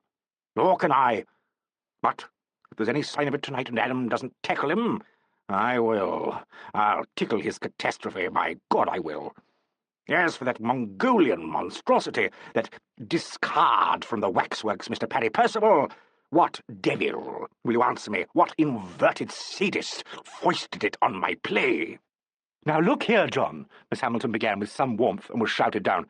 "Have I not stipulated from the beginning of my disastrous association with this ill-fated playhouse that I would have none of these abortions in my works, these things, these fetid growths, these queers? Parry isn't one. Ah, he shrieks it. I have an instinct, my girl. I nose them as I go into the lobby." She made a gesture of despair. "I give up," she said. He helped himself to another pinch of snuff. "Hooey," he snorted. "You don't do anything of the sort, my sweetie pie. You're going to rock 'em, you and Adam. Think of that and preen yourself, and leave all the rest to me." Don't quote from Macbeth. If Gay Gainsford heard you doing that, she really would go off at the deep end. Which is precisely where I'd like to push her. "Oh, go away," she cried out impatiently, but with an air of good nature. "I've had you. You're wonderful and you're hopeless. Go away." "The audience is concluded." He scraped the parody of a Regency bow. "The audience is concluded. The door, Martin." Martin opened the door. Until then, feeling wretchedly in the way, she had busied herself with the stack of suitcases in the corner of the room, and now, for the first time, came absolutely face to face with the visitor. He eyed her with an extraordinary air of astonishment. "Here," he said. "Hi." "No, John," Miss Hamilton said with great determination. "No." "Eureka!" "Nothing of the sort. Good morning." He gave a shrill whistle and swaggered out. Martin turned back to find her employer staring into the glass. Her hands trembled, and she clasped them together. "Martin," she said, "I'm going to call you Martin because it's such a nice name. You know, a dresser is rather a particular sort of person. She has to be as deaf as a post and as blind as a bat to almost everything that goes on under her very nose. Dr. Rutherford is, as I expect you know, a most distinguished and brilliant person, our greatest English playwright. But, like many brilliant people," Miss Hamilton continued in what Martin couldn't help thinking a rather too special voice, "he is eccentric. We all understand, and we expect you to do so too. Do you know?" Martin said she did. "Good. Now, put me into that pink thing and let us know the worst about it, shall we?" When she was dressed, she stood before the cheval glass and looked with cold intensity at her image. "My God," she said, "the lighting had better be good." Martin said, "Isn't it right? It looks lovely to me." "My poor girl," she muttered. "You run to my husband and ask him for my cigarettes. He's got my case. I need a stimulant." Martin hurried into the passage and tapped at the next door. So they are married, she thought. He must be 10 years younger than she is, but they're married, and he still sends her orchids in the morning. The deep voice shouted impatiently, "Come in!" and she opened the door and went in. The little dresser was putting Poole into a dinner jacket. Their backs were turned to Martin. "Yes," Poole said. "Miss Hamilton would like her cigarette case, if you please." "I haven't got it," he said, and shouted, "Ella!" "Hello, darling?" "I haven't got your case." There was a considerable pause. The voice beyond the wall called, No, Ben's got it. Mr. Bennington, Martin." "I'm so sorry," Martin said, and made for the door, conscious of the little dresser's embarrassment and of Poole's annoyance. Mr. Clark Bennington's room was on the opposite side of the passage and next to the green room. On her entrance, Martin was abruptly and most unpleasantly transported into the immediate past. Into yesterday, with its exhaustion, muddle, and panic, to the moment of extreme humiliation when Fred Badger had smelt brandy on her breath. Mr. Bennington's flask was open on his dressing shelf, and he was in the act of entertaining a thick-set gentleman with beautifully groomed white hair, wearing a monocle in a strikingly handsome face. This person set down his tumbler and gazed in a startled fashion at Martin. "It's not," he said, evidently picking up with some difficulty the conversation she had interrupted. "It's not that I would for the world interfere, Ben, dear boy, nor do I enjoy raising what is no doubt a delicate subject in these particular circumstances. But I feel for the child damnably, you know, damnably. Moreover, it does rather appear that the doctor never loses an opportunity to upset her." "I couldn't agree more, old boy. I'm bloody angry about it." "Yes, dear, wait a moment, will you?" Mr. Bennington rejoined, running his speeches together and addressing them to no one in particular. "This is my wife's new dresser, J.G." "Really?" Mr. J.G. Darcy responded, and bowed politely to Martin. "Good morning, child. See you later, Ben, my boy. 1,000 thanks." He rose, looked kindly at Martin, dropped his monocle, passed his hand over his hair, and went out, breaking into operatic song in the passage. Mr. Bennington made a half-hearted attempt to put his flask out of sight, and addressed himself to Martin. "And what," he asked, "can I do for the new dresser?" Martin delivered her message. "Cigarette case. I forgot my wife's cigarette case. God, I don't know. Try my overcoat, dear, will you? Behind the door. Inside pocket. No secrets?" he added obscurely. "Forgive my asking you, I'm busy." But he didn't seem particularly busy. He twisted round in his chair and watched Martin as she made a fruitless search of his overcoat pockets. "This is your first job?" he asked. She said it was not, and he added, "As a dresser, I mean. I've worked in the theatre before." "And where was that?" "In New Zealand." "Really?" he said, as if she'd answered some vitally important question. "I'm afraid," Martin went on quickly, "it's not in the overcoat." "God, what a bore! Give me my jacket, then, would you? The grey flannel." She handed it to him, and he fumbled through the pockets. A pocket-book dropped on the floor, spilling its contents. Martin gathered them together, and he made such a clumsy business of taking them from her that she was obliged to put them on the shelf. Among them was an envelope bearing a foreign stamp and postmark. He snatched it up, and it fluttered in his fingers. "Mustn't lose track of that one, must we?" he said, and laughed. "All the way from Uncle Tito." He thrust it at Martin. "Look," he said, and steadied his hand against the edge of the shelf. "What do you think of that? Take it." Troubled at once by the delay and by the oddness of his manner, Martin took the envelope and saw that it was addressed to Bennington. "Do you collect autographs?" Bennington asked with ridiculous intensity. "Or signed letters?" "No, I'm afraid I don't," she said, and put the letter face down on the shelf. "There's someone," he said with a jab of his finger at the envelope, "who'd give a hell of a lot for that one in there. A hell of a lot." He burst out laughing, pulled a cigarette case out of the jacket, and handed it to her with a flourish. "Purest gold," he said. "Birthday present, but not from me.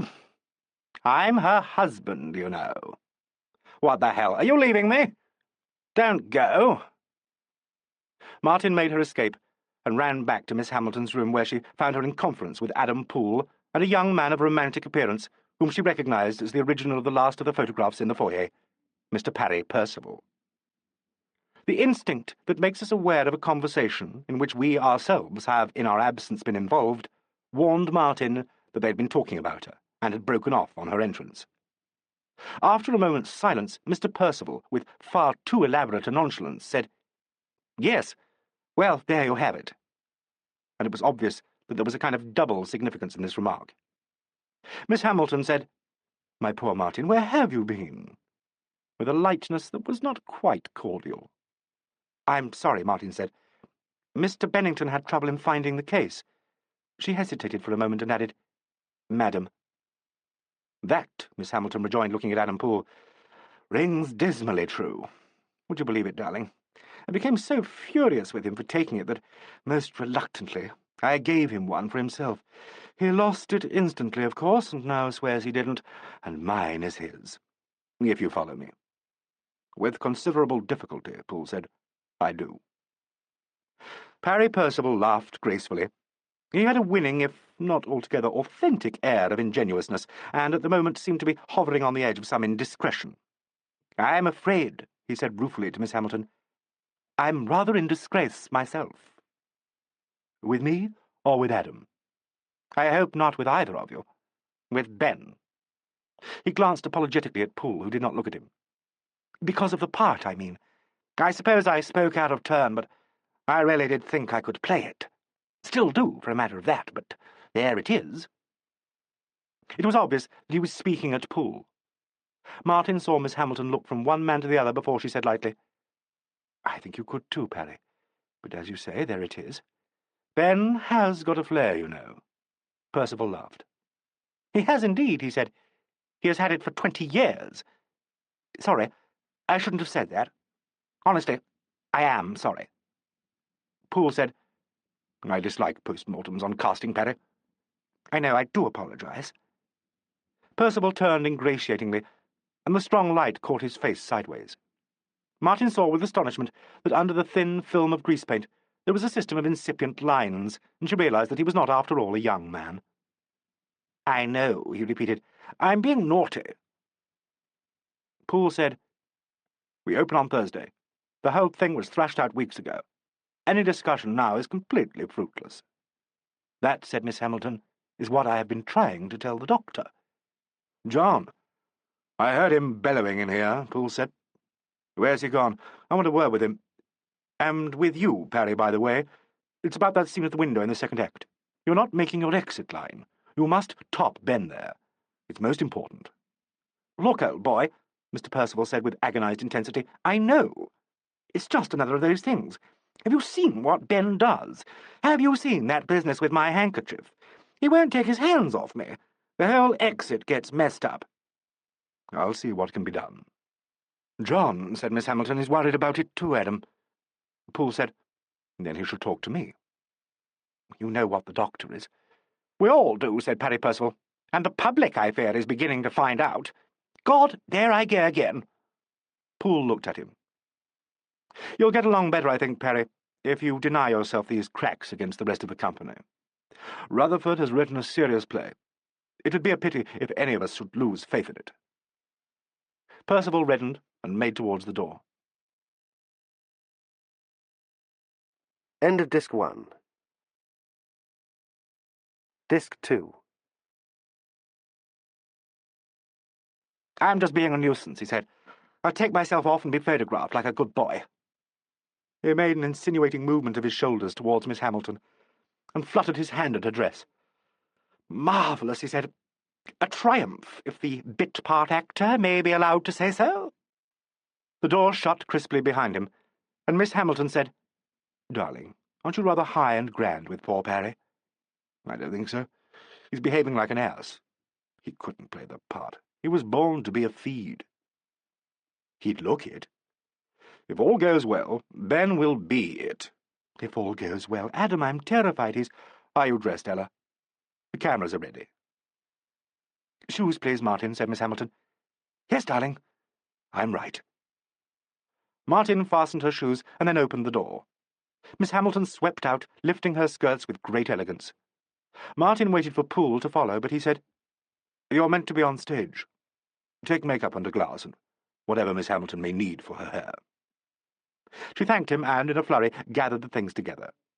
Poole took the Persian lamb coat and stood by the door. She hesitated, expecting him to precede her, but found that he was looking at the cheval-glass.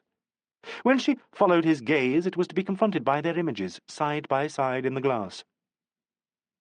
"Extraordinary," he said abruptly. "Isn't it?" and motioned her to go out. When Martin went out on the stage, she was able for the first time to see the company assembled together, and found it consisted, as far as the players were concerned, of no more than the 6 persons she had already encountered. First in their fixed professional poses in the show frame at the front of the house, and later in their dressing rooms. She had attached mental tags to them, and found herself thinking of Helena Hamilton as the leading lady, of Gay Gainsford as the ingenue, of J.G. Darcy as the character actor, of Parry Percival as the juvenile, of Clark Bennington, regrettably, perhaps unjustly, as the drunken actor, and of Adam Poole. But as yet she had found no label for Poole, unless it was the old-fashioned one of governor, which pleased her by its vicarious association with the days of the Victorian actor-managers. To this actual cast of 6 she must add a number of satellite figures. The author, Dr. John Rutherford, whose eccentricities seemed to surpass those of his legend, with which she was already acquainted. The man in the red sweater, who was the stage manager, and was called Clem Smith. His assistant, a morose lurking figure. And the crew of stage-hands who went about their business or contemplated the actors with equal detachment. The actors were forming themselves now into a stage picture, moving in a workmanlike manner under the direction of Adam Poole, and watched with restless attentiveness by an elderly, slack-jointed man carrying a paint-pot and brushes. This man, the last of all the figures to appear upon the stage that morning, seemed to have no recognizable job but to be concerned in all of them. He was dressed in overalls and a tartan shirt, from which his long neck emerged, bird-like and crapulous, to terminate in a head that wobbled slightly, as if its articulation with the top of the spine had loosened with age. He was constantly addressed with exasperated affection as Jacko. Under his direction, bunches of lights were wheeled into position, cameramen peered and muttered, and at his given signal the players, by an easy transition in behaviour and appearance, became larger than life. A gap was left in the middle of the group, and into this, when all was ready, floated Helena Hamilton, ruffling her plumage, and becoming at once the focal point of the picture. "Darling," she said, "it's not going to be a flash, is it, with all of you looking like village idiots and me like the third witch on the morning after the cauldron scene?" "If you can hold it for 3 seconds," Adam Poole said, "it needn't be a flash." "I can hold anything if you come in and help me." He moved in beside her. "All right," he said, "let's try it. The end of the first act." And at once she turned upon him a look of tragic and burning intensity. The elderly man wandered across and tweaked at her skirts. Without changing pose or expression, she said, "Isn't it shameful the way Jacko can't keep his hands off me?" He grinned and ambled away. Adam Poole said, "Right." The group froze in postures of urgency that led the eye towards the 2 central figures, and the cameras clicked. Martin tried, as the morning wore on, to get some idea of the content of the play, but was unable to do so. Occasionally the players would speak snatches of dialogue leading up to the moment when a photograph was to be taken, and from these she gathered that the major conflict of the theme was between the characters played by Adam Poole and Clark Bennington, and that this conflict was one of ideas. About a particular shot there was a great deal of difficulty. In this, Poole and Gay Gainsford confronted each other, and it was necessary that her posture, the arrested gesture of her hand, and even her expression, should be an exact reflection of his. To Martin, Poole had seemed to be a short-tempered man, but with Gay Gainsford he showed exemplary patience. "It's the old story, Gay," he said. "You're over-anxious. It's not enough for you to look like me. Let's face it." He hesitated for a moment and said quickly, "We've had all this, haven't we? But it's worth repeating. You can't look strikingly like me, although Jacko's done wonders. What you've got to do is to be me. At this moment, don't you see, you're my heredity, confronting me like a threat. As far as the photograph is concerned, we can cheat. The shot can be taken over your shoulder, but in the performance there can be no cheating, and that is why I'm making such a thing of it. Now, let's take it with the line. Your head's on your arms, you raise it slowly to face me. Ready now? Right, up you come." Miss Gainsford raised her face to his as he leaned across the writing desk and whispered, "Don't you like what you see?" At the same moment there was a cascade of laughter from Miss Hamilton. Poole's voice cracked like a whiplash. "Helena, please!" And she turned from Paddy Percival to say, "Darling, I'm so sorry," and in the same breath spoke her line of dialogue. "But it's you, don't you see? You can't escape from it. It's you." Gay Gainsford made a hopeless little gesture, and Poole said, "Too late, of course. Try again." They tried several times, in an atmosphere of increasing tension. The amiable Jacko was called in to make an infinitesimal change in Gay's make-up, and Martin saw him blot away a tear.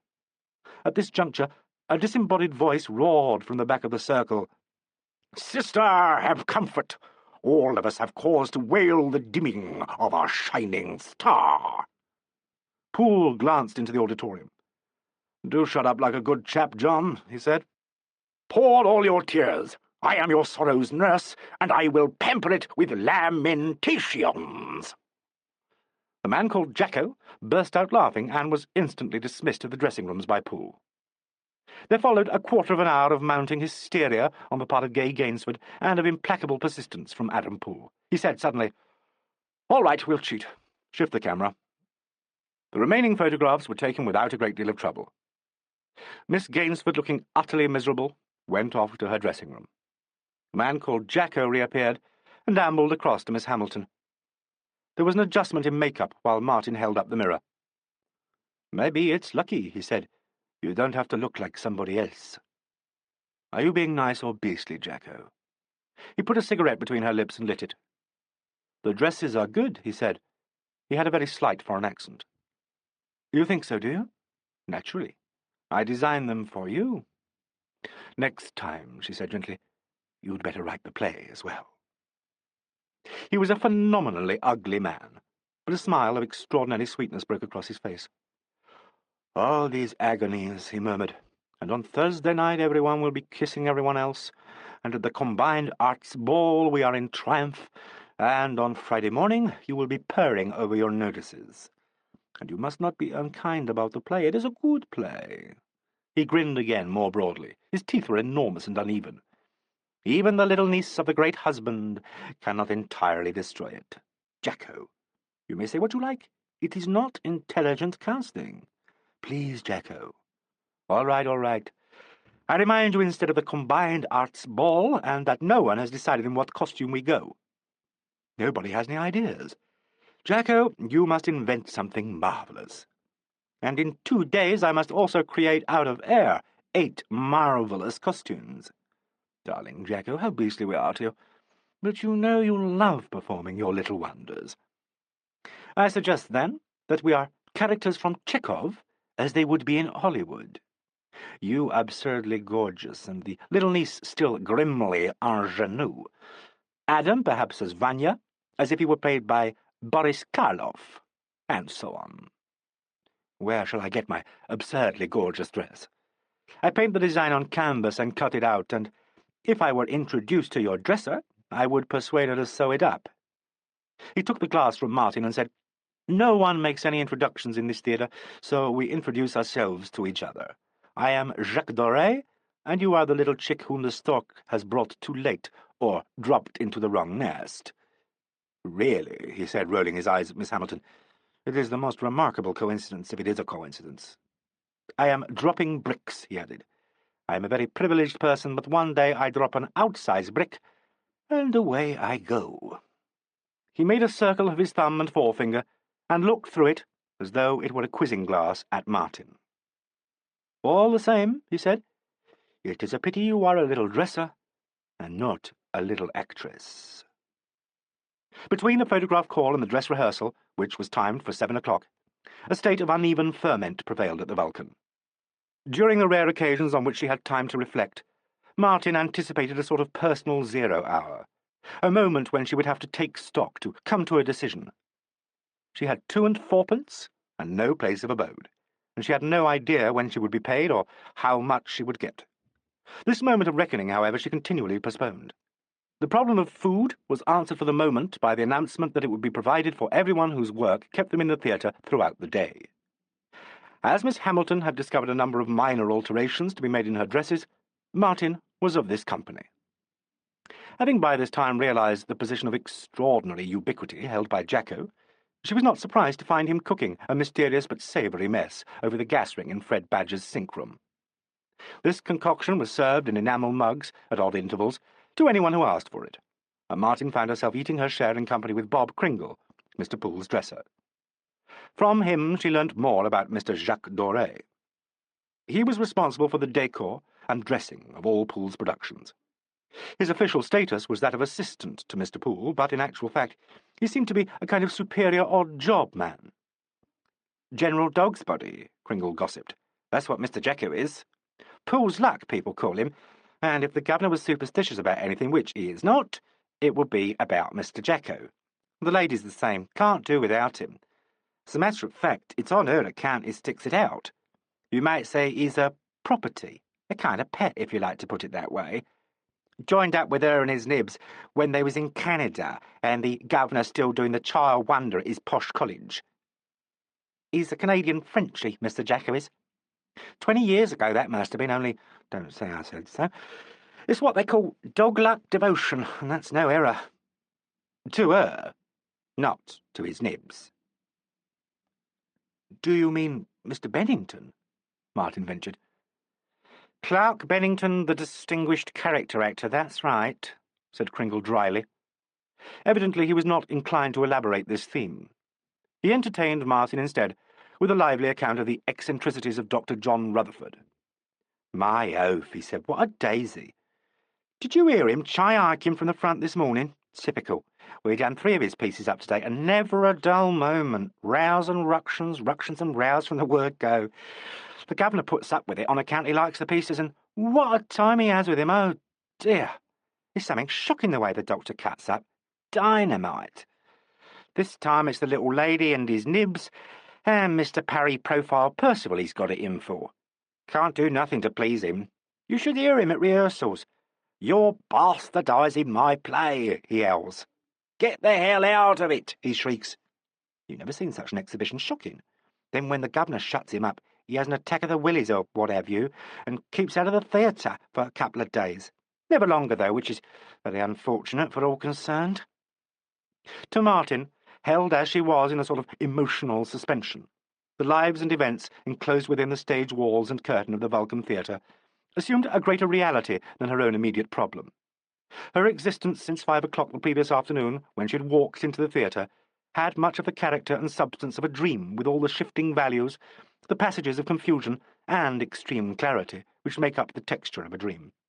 She was in a state of semi-trauma, and found it vaguely agreeable. Her jobs would keep her busy all the afternoon, and tonight there was the first dress rehearsal. She could, she thought, tread water indefinitely, half in and half out of her dreams, as long as she didn't come face to face with Mr. Adam Poole in any more looking-glasses. Chapter 3. First Dress Rehearsal. "I wish," Martin said, "I knew what the play was about. Is it really a modern morality? And do you think it good?" "All good plays are moralities," said Jacko sententiously, and he leant so far back on the top of his step-ladder that Martin hurriedly grasped it. "And this is a good play with a very old theme." He hesitated for a moment, and she wondered if she only imagined that he looked worried. Here is a selected man with new ideas in conflict with people who have very old ones. Adam plays the selected man. He has been brought up on an island by a community of idealists. He represents the value of environment. By his own wish he returns to his original habitat, and there he is confronted by his heredity, in the persons of his great-uncle, who is played by J.G. Darcy, his brilliant but unstable cousin, who is played by Clark Bennington, this cousin's wife, who is Helena, and with whom he falls in love, and their daughter, who is freakishly like him, but vicious, and who represents, therefore, his inescapable heredity. This wretched girl, Jacko continued with great relish, looking at Martin out of the corner of his eyes, is engaged to a nonentity, but finds herself drawn by a terrible attraction to Adam himself. She is played by Gay Gainsford. Receive again from me the pink pot, and bestow upon me the brown. As I have recited it to you so boldly, without nuance and without detail, you will say perhaps if Ibsen or Kafka or Brecht or even Sartre had written this play, it would have been a good one. Inexplicably, he again seemed to be in some sort of distress. It has, in fact, he said, a continental flavour. But for those who have ears to hear and eyes to see, it has a wider implication than I have suggested. It is a tale, in point of fact, about the struggle of a human being in the detestable situation in which from the beginning he has found himself. Now I descend. He climbed down his step-ladder, groaning lamentably. And now, he said, we have some light, and we see if what I have done is good. Go out into the front of the house, and in a moment I join you. By the time Martin reached the 6th row of the stalls, the stage was fully illuminated, and for the first time she saw the set for Act 2, as Jacko had intended it. It was an interior, simple in design and execution, but with an air of being over-civilized and stale. They are, Jacko explained, slumping into a seat beside her, bad people who live in it. They are not bad of their own volition, but because they have been set down in this place by their heredity and cannot escape. And now, you say, all this is pretentious nonsense, and nobody will notice my set, except perhaps a few queers who come to first nights, and in any case we'll get it all wrong. Now we wash ourselves, and go out to a place where I am known, and we eat a little. And you tell me why you look like a puppy who has found his tail but dare not wag it. Come. The restaurant where Jacko was known turned out to be hard by the theatre, and situated in a basement. He insisted on paying for a surprisingly good meal, and Martin's 2 and 4pence remained in her pocket. Whereas the curiosity of Fred Badger and Bob Kringle, and in some degree of the actors, had been covert and indirect, Jacko's was unblushing and persistent. "Now," he said over their coffee, "I ask you my questions. If there is a secret, you tell me so, and with difficulty I shut myself up. If not, you confide in me, because everybody in the Vulcan makes me their confidant, and I am greatly flattered by this. In any case, we remain friends, no bones broken, and we repeat our little outings. How old do you think I am?" With some embarrassment, Martin looked at his scrawny neck, at the thin lichen-like growth of fuzz on his head, and at his heavily scored and indented face. 57, she ventured. 62, said Jacko complacently. I am 62 years old and a bit of a character. I have not the talent to make a character of myself for the people who sit in front, so instead I play to actors. A wheel within wheels. For 20 years I have built up my role of confidant, and now, if I wanted to, I couldn't leave off. For example, I can speak perfect English, but my accent is a feature of the role of Papa Jacko and must be sustained. Everybody knows it is a game, and amiably everyone pretends with me. It is all rather ham and jeune, but I hope that you are going to play too. Martin thought, it would be pleasant to tell him. I'm sure he's very nice, and so why don't I do it? I suppose it's because he looks so very old. And whether with uncanny prescience or else by a queer coincidence, he said, I'm not nearly as peculiar as I look. Martin said tentatively, But I honestly don't know what you want me to tell you. On the opposite wall of the restaurant there was a tarnished looking-glass, upon the surface of which someone had half-heartedly painted a number of water-lilies and leaves. Among this growth, as if drowned in Edwardiana, Jacko's and Martin's faces were reflected. He pointed to hers. See, he said, we rehearse for a play for which it is necessary a secondary part actress should resemble strikingly the leading man. We have auditions, and from the hundreds of anxious ingenues we select the one who is least unlike him. But she is still very unlike him. Incidentally, Jacko continued, looking Martin very hard in the eye, she is the niece of Clark Bennington. She's not very like him either, which is neither here nor there, and perhaps fortunate for her. It is her unlikeness to Adam that we must deplore. Moreover, although I am a genius with make-up, there is very little I can do about it. So we depend instead on reflected emotions and echoed mannerisms. But although she is a nice little actress with a nice small talent, she cannot do this very well either. In the meantime, our author, who is a person of unbridled passion, where his art is in question, becomes incensed with her performance and makes scenes, and everybody except her Uncle Bennington retires into corners and tears pieces of their hair out. The little actress also retires into corners and weeps, and is comforted by her Uncle Bennington, who nevertheless knows she is no good. Upon this scene there enters in the guise of a dresser. He jabbed his finger at the fly-blown glass. This. Look at it. If I set out to draw the daughter or the young sister of the leading man, this is what I should draw.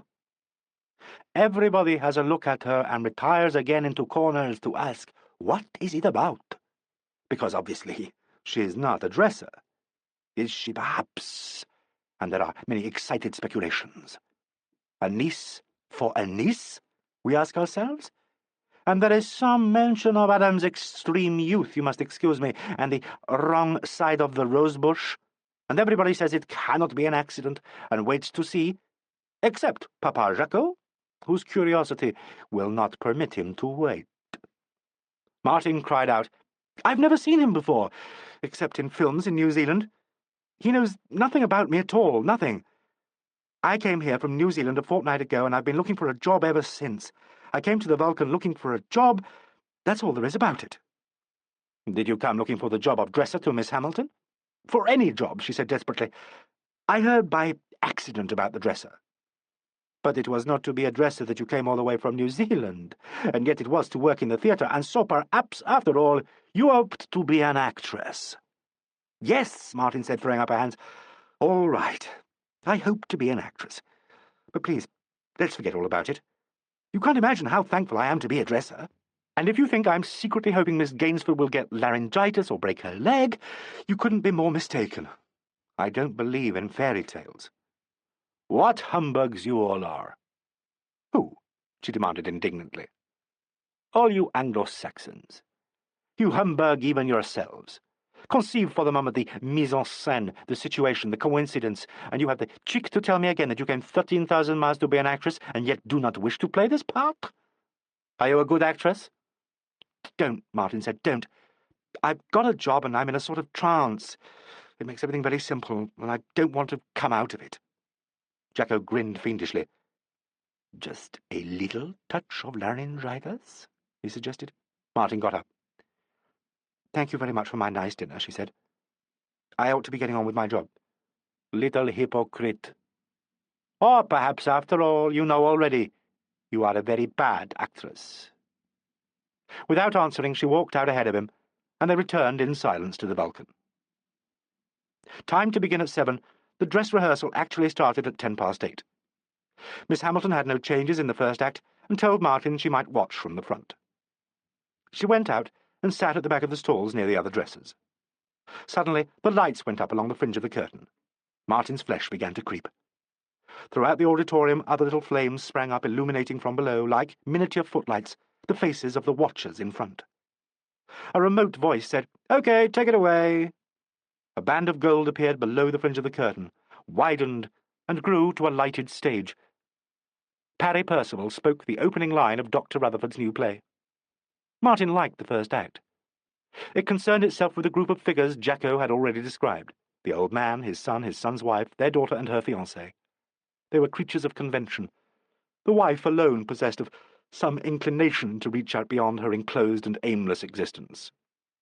Gay Gainsford's entry as the daughter was a delayed one, and, try as she might not to anticipate it, Martin felt a sinking in her midriff when, at last, towards the end of the act, Miss Gainsford came on. It was quite a small part, but one of immense importance. Of the entire group, the girl represented the third generation, the most completely lost, and in the writing of her part, Rutherford displayed the influence of existentialism. It was clear that with a few lines to carry her, she must make her mark, and clever production was written over everything she did. Agitated as she was by Jacko's direct attack, Martin wondered if she only imagined that there was nothing more than production there, and if Miss Gainsford was really as ill at ease as she herself supposed.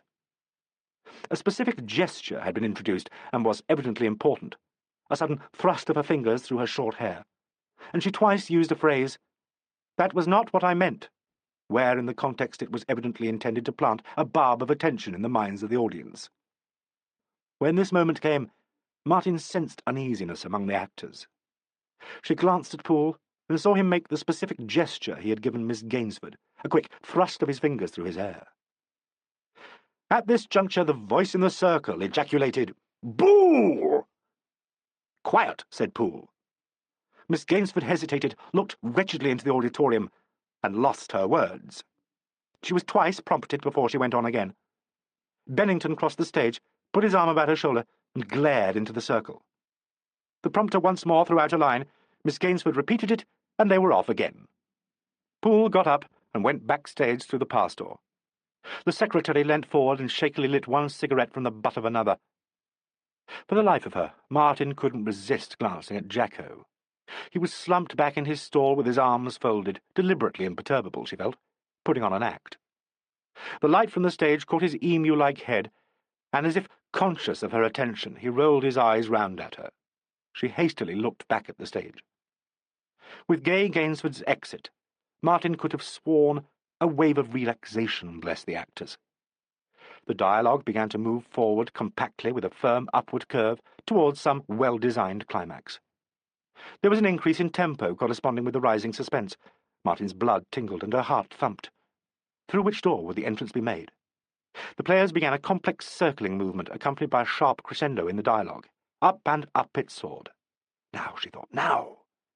The action of the play was held in suspense, poised and adjusted, and into the prepared silence with judgment and precision, at the head of Jacko's twisted flight of steps, came Adam Poole. Is that an entrance, thought Martin, pressing her hands together, or is it an entrance? The curtain came down almost immediately. The secretary gathered his notes together and went backstage. Dr. Rutherford shouted, "Hold your horses!" thundered out of the circle, reappeared in the stalls, and plunged through the pass door to backstage, where he could be heard cruelly apostrophizing the Almighty and the actors. Jacko stretched elaborately and slouched down the centre aisle, saying into the air as he passed Martin, "You had better get round for the change." Horrified, Martin bolted like a rabbit. When she arrived in the dressing-room, she found her employer with a set face, attempting to unhook an elaborate back fastening. Martin bleated an apology, which was cut short. "I hope," said Miss Hamilton, "you haven't mistaken the nature of your job, Martin. You are my dresser, and as such are expected to be here, in this dressing-room, whenever I return to it. Do you understand?" Martin, feeling very sick, said that she did, and with trembling fingers effected the complicated change. Miss Hamilton was completely silent, and, to Martin, humiliated and miserable, the necessary intimacies of her work were particularly mortifying. A boy's voice in the passage chanted, "Second act, please, second act," and Miss Hamilton said, "Have you got everything on stage for the quick change?" "I think so, madam." "Very well." She looked at herself coldly and searchingly in the long glass and added, "I will go out." Martin opened the door. Her employer glanced critically at her. "You're as white as a sheet," she said. "What's the matter?" Martin stammered, "Am I? I'm sorry, madam. It must have been the first act." "Did you like it?" "Like it?" Martin repeated. "Oh, yes, I liked it. As much as that." As easily as if she had passed from one room into another, Miss Hamilton re-entered her mood of enchantment. "What a ridiculous child you are," she said. "It's only actresses who are allowed to have temperaments." She went out to the stage, and, as Martin followed her, she was surprised to feel in herself a kind of resistance to this woman who could so easily command her own happiness or misery. An improvised dressing-room had been built on the stage for the quick change, and in or near it, Martin spent the whole of the second act. She was not sure when the quick change came, and didn't like to ask anybody. She therefore spent the first quarter of an hour on tenterhooks, hearing the dialogue but not seeing anything of the play. After a short introductory passage, the act opened with a long scene between Helena Hamilton and Adam Poole, in which their attraction to each other was introduced and established, and her instinctive struggle against her environment made clear and developed. The scene was admirably played by both of them, and carried the play strongly forward. When Miss Hamilton came off, she found her dresser bright-eyed and excited. Martin effected the change without any blunders, and in good time. Miss Hamilton's attention seemed to be divided between her clothes and the scene which was now being played between J.G. Darcy, Poole, and her husband. This scene built up into a quarrel between Poole and Bennington, which at its climax was broken by Poole saying in his normal voice, "I dislike interrupting dress rehearsals, Ben, but we've had this point over and over again. Please take the line as we rehearsed it." There was complete silence, perhaps for 5 seconds, and then, unseen so that Martin formed no picture of what he was doing or how he looked, Bennington began to giggle. The sound wavered and bubbled into a laugh. Helena Hamilton whispered, "Oh, my God," and went out to the stage. Martin followed. A group of stagehands who had been moving round the set stopped dead as if in suspended animation.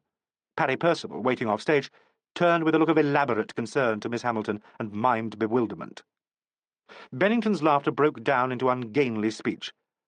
"I always say," he said, "there's no future in being an actor-manager unless you arrange things your own way. I want to make this chap a human being. You and John say he's to be a monster.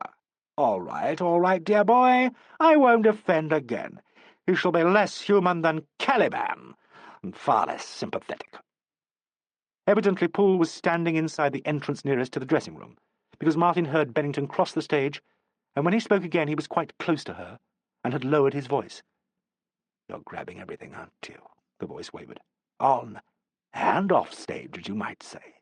Domestically and professionally. The piratical Mr. Poole." Poole muttered, "If you're not too drunk to think, we'll go on," and, pitching his voice, threw out a line of dialogue. "If you knew what you wanted, if there was any object, however silly, behind anything you say or do, I could find some excuse for you." Martin heard Helena Hamilton catch her breath in a sob. The next moment, she had flung open the door and made her entrance. Through the good offices of Jacko, Martin was able to watch the rest of the act from the side. Evidently, he was determined she should see as much as possible of the play.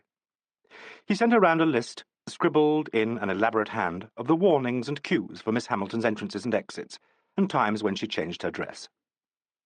"Stand in the OP corner," he had written across the paper, "and think of your sins."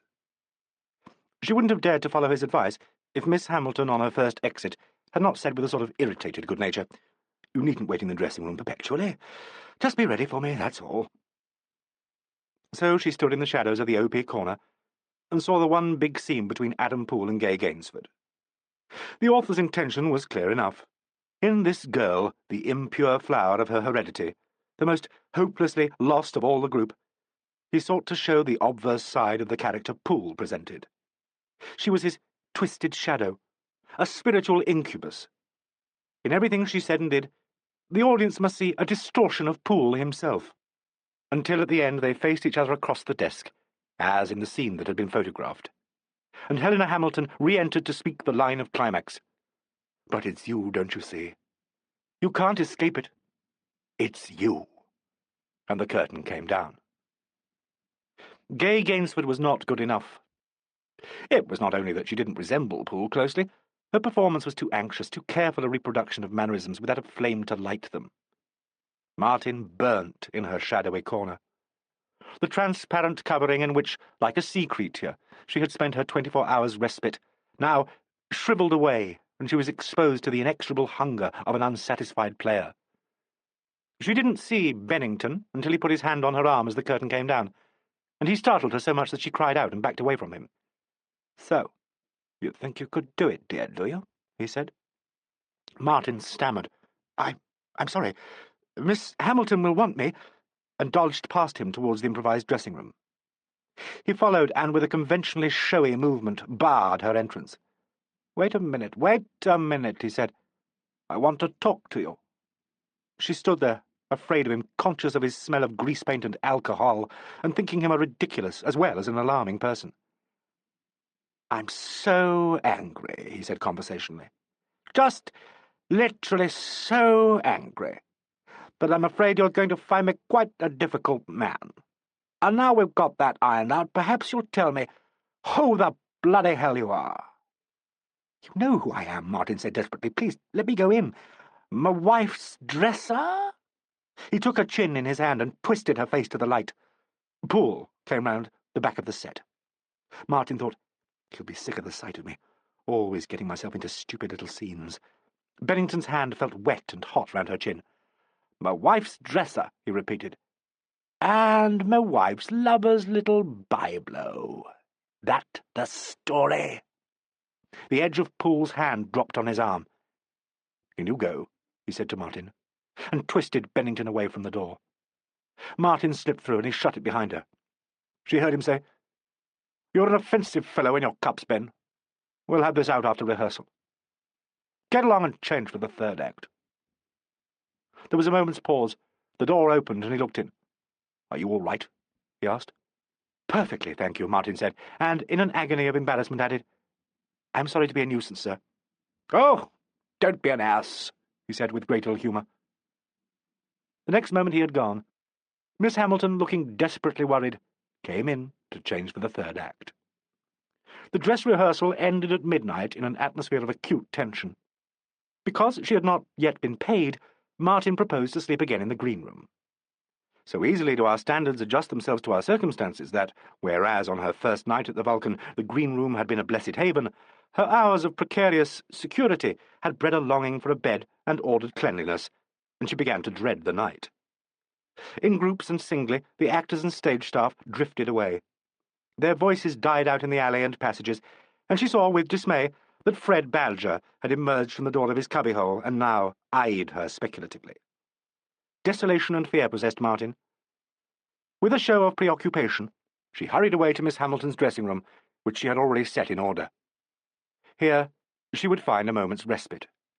Perhaps in a few minutes she would creep down the passage and lock herself in the empty room and wait there until Fred Badger had gone his rounds. He would think she had found a lodging somewhere and left the theatre. She opened the door of Miss Hamilton's room and went in. Adam Poole was sitting in front of the gas fire. Martin stammered, "I'm sorry," and made for the door. "Come in," he said, and stood up. "I want to see you for a moment." Well, Martin thought sickly, this is it. I'm to go.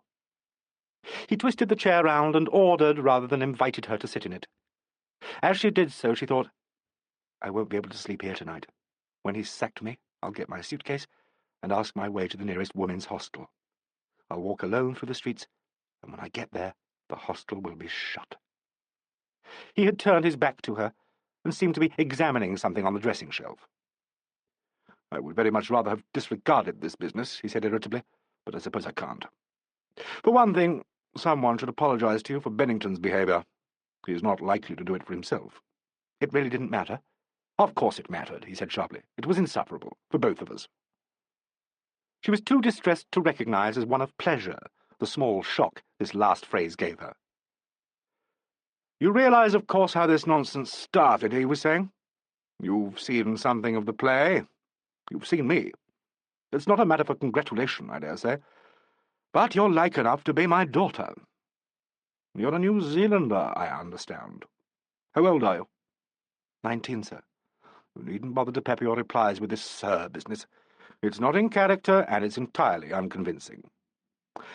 I'm 38. I toured New Zealand in my first job 20 years ago, and Bennington was in the company. That apparently is good enough for him. Under the circumstances, I hope you won't mind me asking you who your parents are and where you were born." "I've no objection whatever," said Martin with spirit. "My father was Martin Tarn.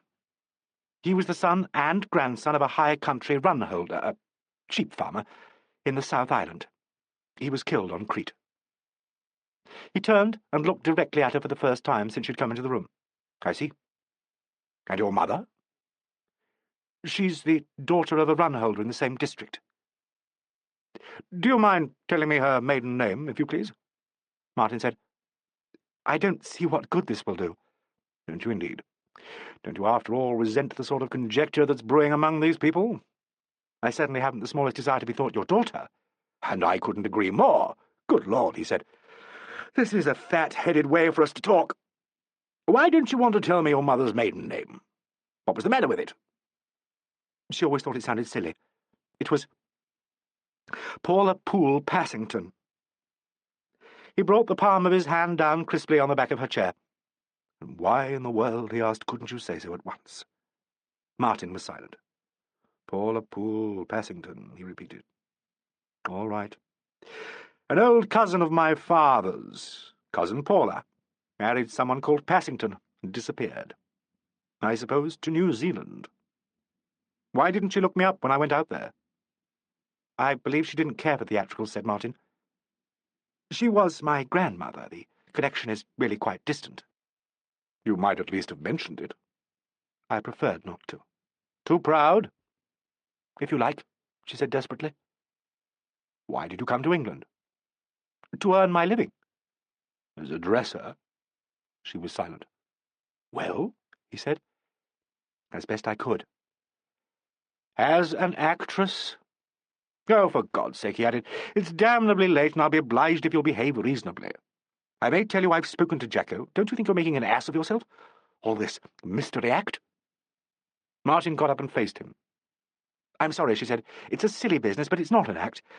I didn't want to make a thing of it. I joined an English touring company in New Zealand a year ago, and they took me on with them to Australia." "What company was this? What parts did you play?" She told him. "I heard about the tour," he said. "They were a reasonably good company." "They paid quite well, and I did broadcasting too. I saved up enough to keep me in England for 6 months and got a job as an assistant children's minder in a ship. Perhaps I should explain that my father lost pretty well everything in the slump, and we are poor people. I had my money in traveller's cheques, and the day we landed they were stolen out of my bag, together with my letters of introduction. The bank will probably be able to stop them and let me have it back, but until they decide, I'm hard up, that's all." "How long have you been here?" "A fortnight." "Where have you tried?" "Agencies. All the London theatres, I think."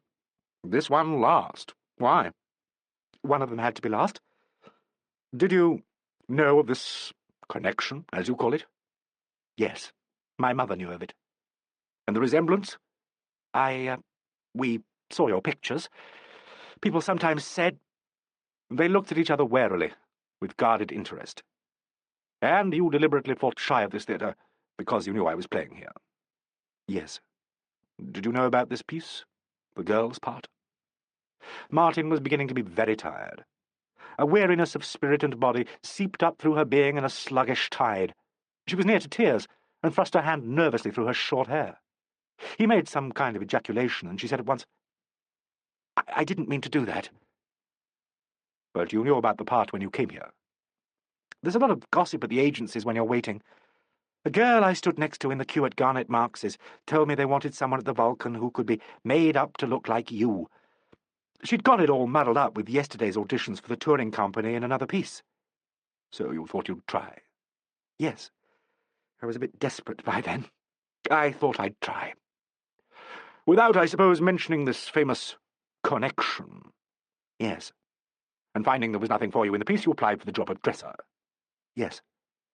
"Well," he said, "it's fantastic. But at least it's less fantastic than pure coincidence would have been. One rather respects you, by the way, if it's not impertinent in a second cousin once removed to say so."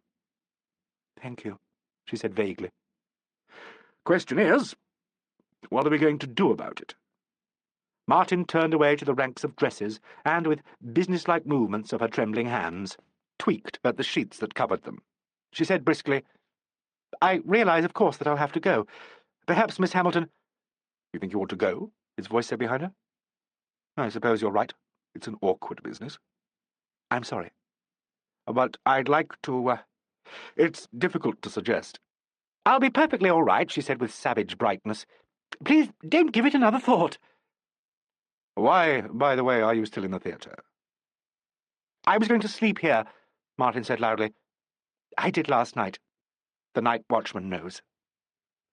"You would be paid on Friday?" "Like the actors?" "Certainly.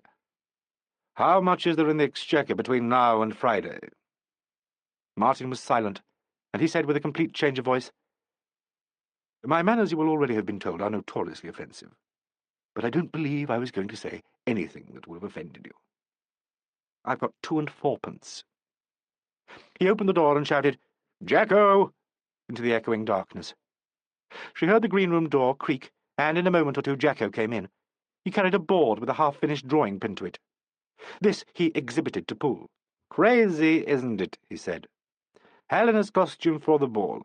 What must I do but waste my beauty sleep concocting it? Everybody will have to work very hard if it is to be made. I see you are in need of my counsel. What goes on?" "Against my better judgment," Poole said, "I'm going to follow your advice. You always think you're indispensable at auditions.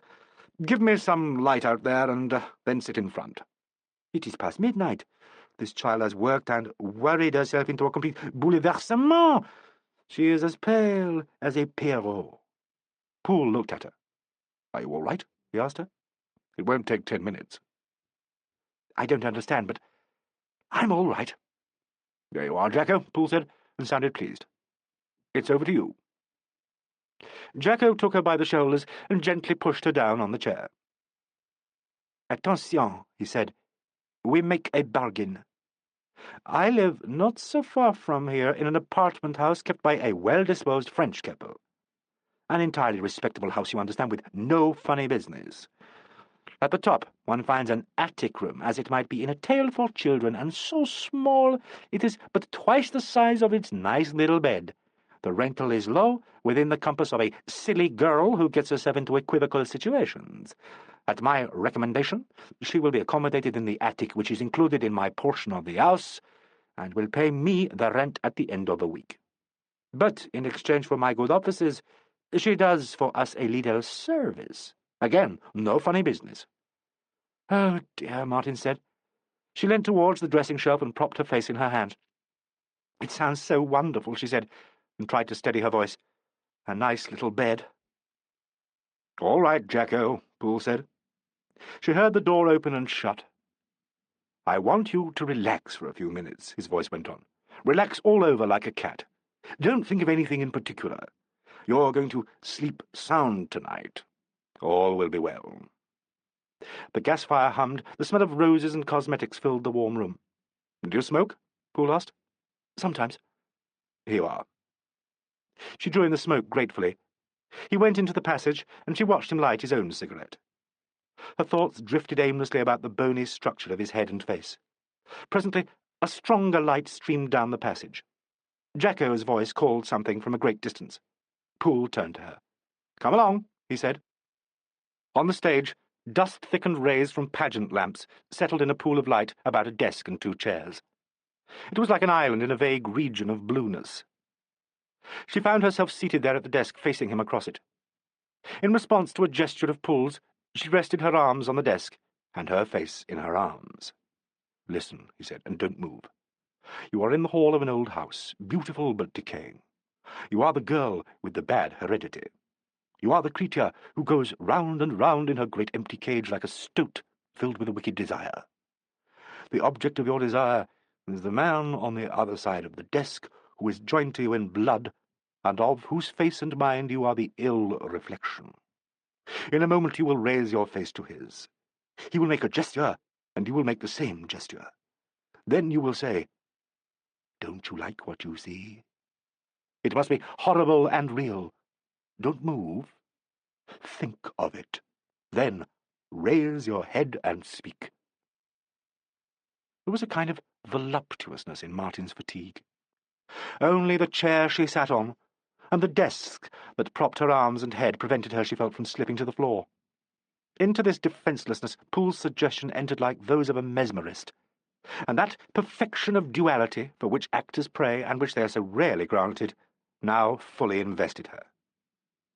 She was herself, and she was the girl in the play. She guided the girl and was aware of her, and she governed the possession of the girl by the obverse of the man in the play. When at last she raised her face and looked at him and repeated his gesture, it seemed to her that she looked into a glass and saw her own reflection and spoke to it. "Don't you like what you see?" Martin said. In the pause that followed, the sound of her own breathing and Poole's returned. She could hear her heartbeat. "Can you do it again?" he said. "I don't know," she said helplessly. "I don't know at all." She turned away and, with a childish gesture, hid her face in the crook of her arm.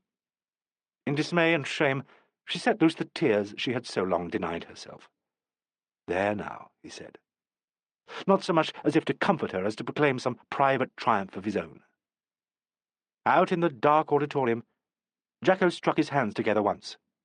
Poole touched her shoulder. "It's nothing," he said. "These are growing pains. They will pass."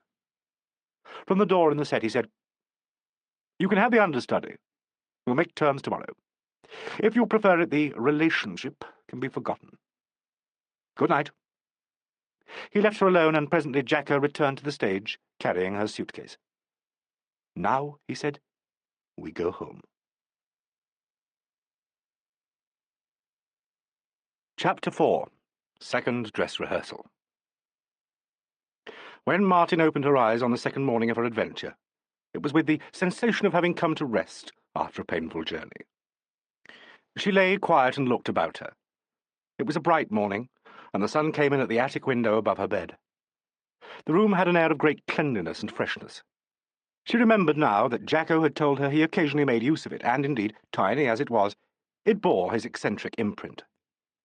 A set of designs for Twelfth Night was pinned to a wall-board.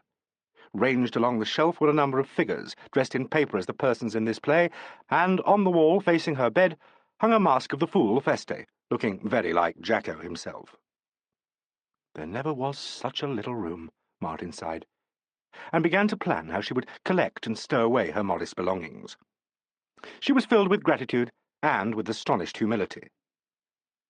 The bathroom was on the next floor, and as she went downstairs she smelt coffee and fresh bread. A door on the landing opened, and Jacko's clownish head looked out. "Breakfast in 10 minutes," he said. "Speed is essential." Of all the amenities, it seemed to Martin, a hot bath was the most beneficent, and after that a shower under which one could wash one's hair quickly. Lucky it's short, she thought, and rubbed it dry with her towel. She was out again in 8 minutes to find Jacko on the landing. "Good," he said. "In your woolen gown you are entirely respectable. A clean schoolchild. In?" He marshalled her into a large room set out in an orderly manner as a workshop. Martin wondered why Jacko, who showed such exquisite neatness in his work, should in his person present such a wild front to the world. He was dressed now in faded cotton trousers, a paint-stained undervest, and a tattered dressing-gown. He was unshaven and uncombed, and his prominent eyes were slightly bloodshot. His manner, however, was, as usual, amiable and disarming. "I propose," he said, "that we breakfast together as a general rule. A light breakfast and supper are included in the arrangement. You will hand me your ration book, and I shall shop with discretion. Undoubtedly, I am a better cook than you, and will therefore make myself responsible for supper. For luncheon, you may return if you wish, and forage ineffectually for yourself, or make what other arrangement seems good to you. Approved?" Martin said carefully, "If you please, Jacko, I am so grateful and so muddled I can't think at all sensibly. You see, I don't know what I shall be earning." "For your dual and unusual role of understudy and dresser, I imagine about £8 a week. Your rental, demi-pension, here, is 2. "It seems so little," Martin said timidly. "The rent, I mean." Jacko tapped the side of the coffee-pot with a spoon. "Attention," he said. "How often must I repeat? You will have the goodness to understand I am not a dirty old man. It is true that I am virile," he continued with some complacency, "but you are not my type. I prefer the more mature, the more mondaine, the—" He stopped short. The spoon with which he had been gesticulating still held aloof. His eyes were fixed on the wall behind Martin. She turned her head to see a sketch in watercolour of Helena Hamilton. When she faced Jacko again, he was grinning desperately. "Believe me," he said, "you are in no danger of discomfort from the smallest whisper of scandal. I am notoriously pure. This morning there are eggs, and therefore an omelette. Let us observe silence while I make it." He was gay in his outlandish fashion from then onwards. When they had finished their admirable breakfast, she helped him wash up, and he gave her what he called her orders for the day. She was to go down to the theatre with him, set about her work as a dresser, and at 3 o'clock she would be given a formal rehearsal as understudy. At night, for the second dress rehearsal, she would again take up her duties as Miss Hamilton's dresser. "An eccentric arrangement," Jacko said. He groped in the bosom of his undervest and produced a somewhat tattered actor's part, typewritten and bound in paper. "Only 13 sides," he said. "A bit part. You will study the lines while you press and stitch, and by this afternoon you are word perfect, isn't it? You are, of course, delighted?" "Delighted," Martin said, "is not exactly the word. I'm flabbergasted and excited and grateful for everything, and I just can't believe it's true. But it is a bit worrying to feel I've sort of got in on a fluke, and that everybody's wondering what it's all about. They are, you know." "All of that," Jacko said, with an ungainly sweep of his arm, "is of no importance. Gay Gainsford is still to play the part. She will not play it well, but she is the niece of the leading lady's husband, and she is therefore in a favourable position." "Yes, but her uncle," he said quickly. "Clark Bennington was once a good actor. He is now a stencil. He drinks too much, and when he is drunk he is offensive. Forget him." He turned away, and with less than his usual deftness, began to set out his work table. From an adjoining room he said indistinctly, "I advise that which I find difficult to perform.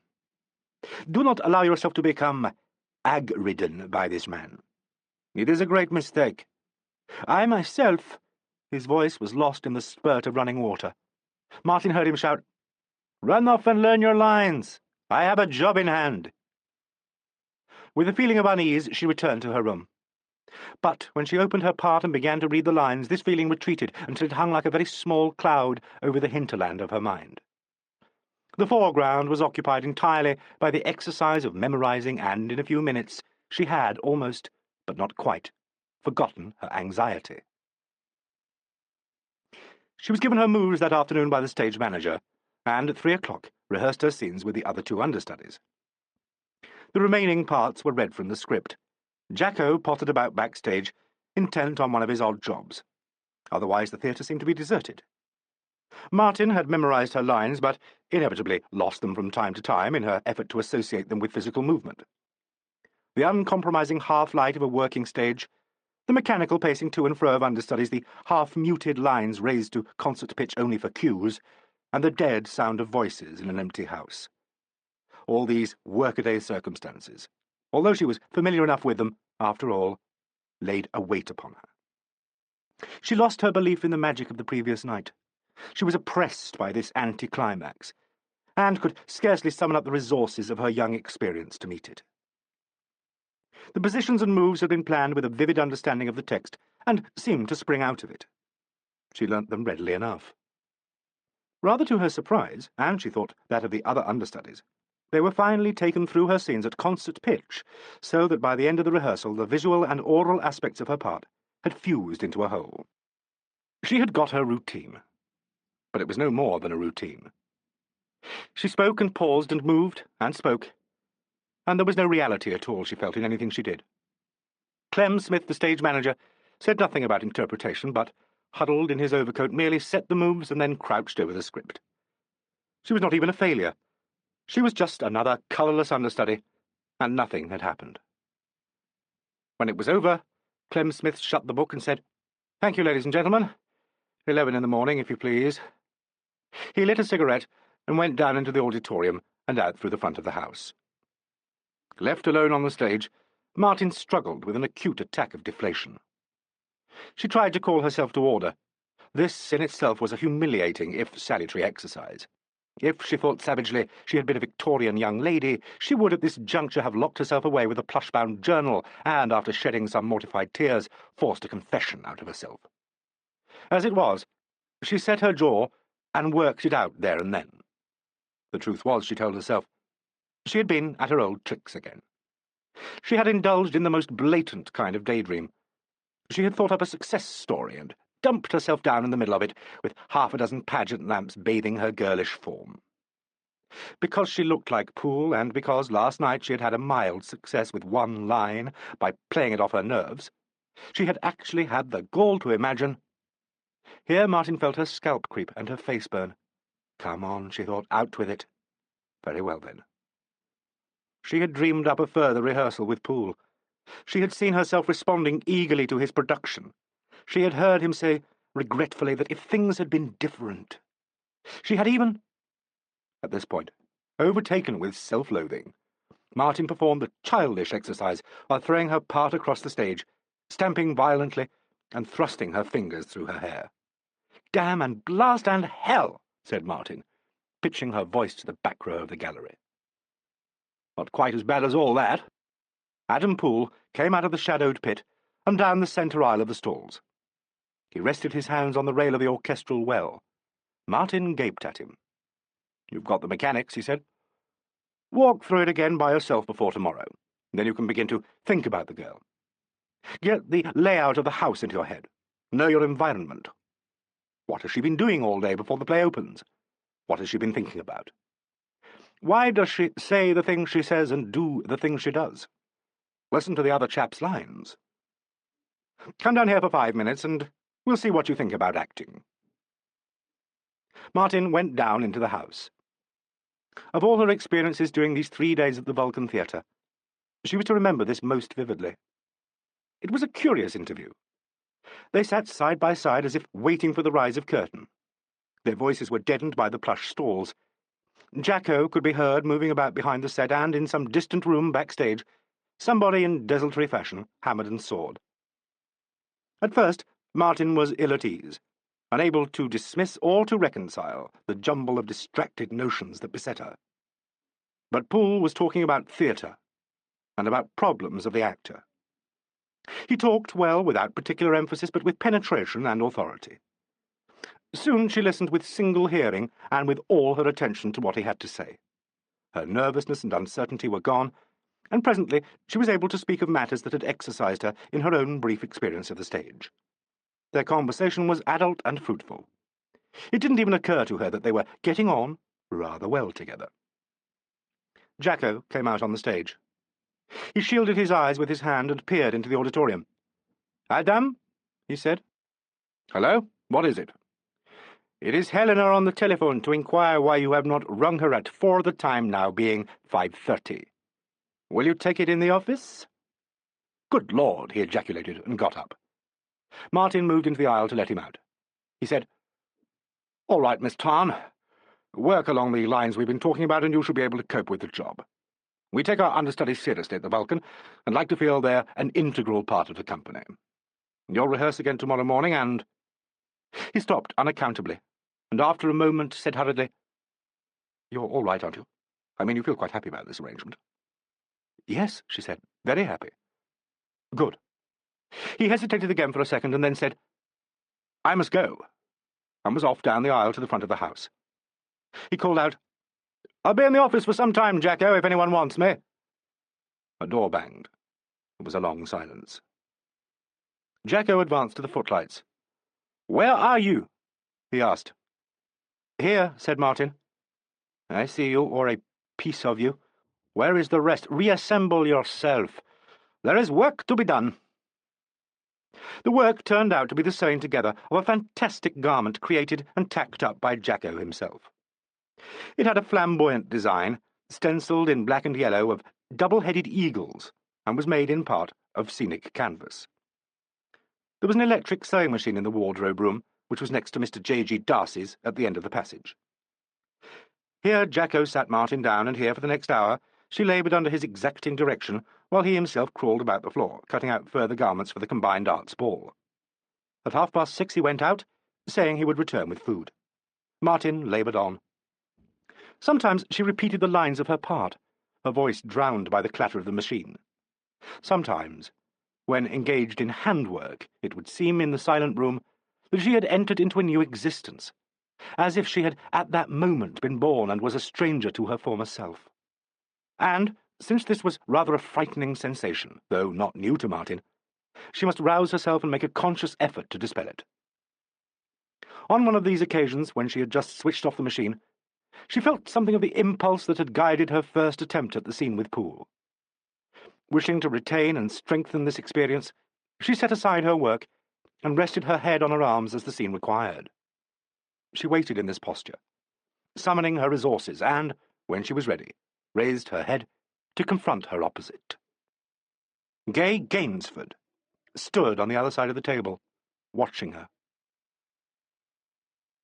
Martin's flesh leapt on her bones. She cried out and made a sweeping gesture with her arms.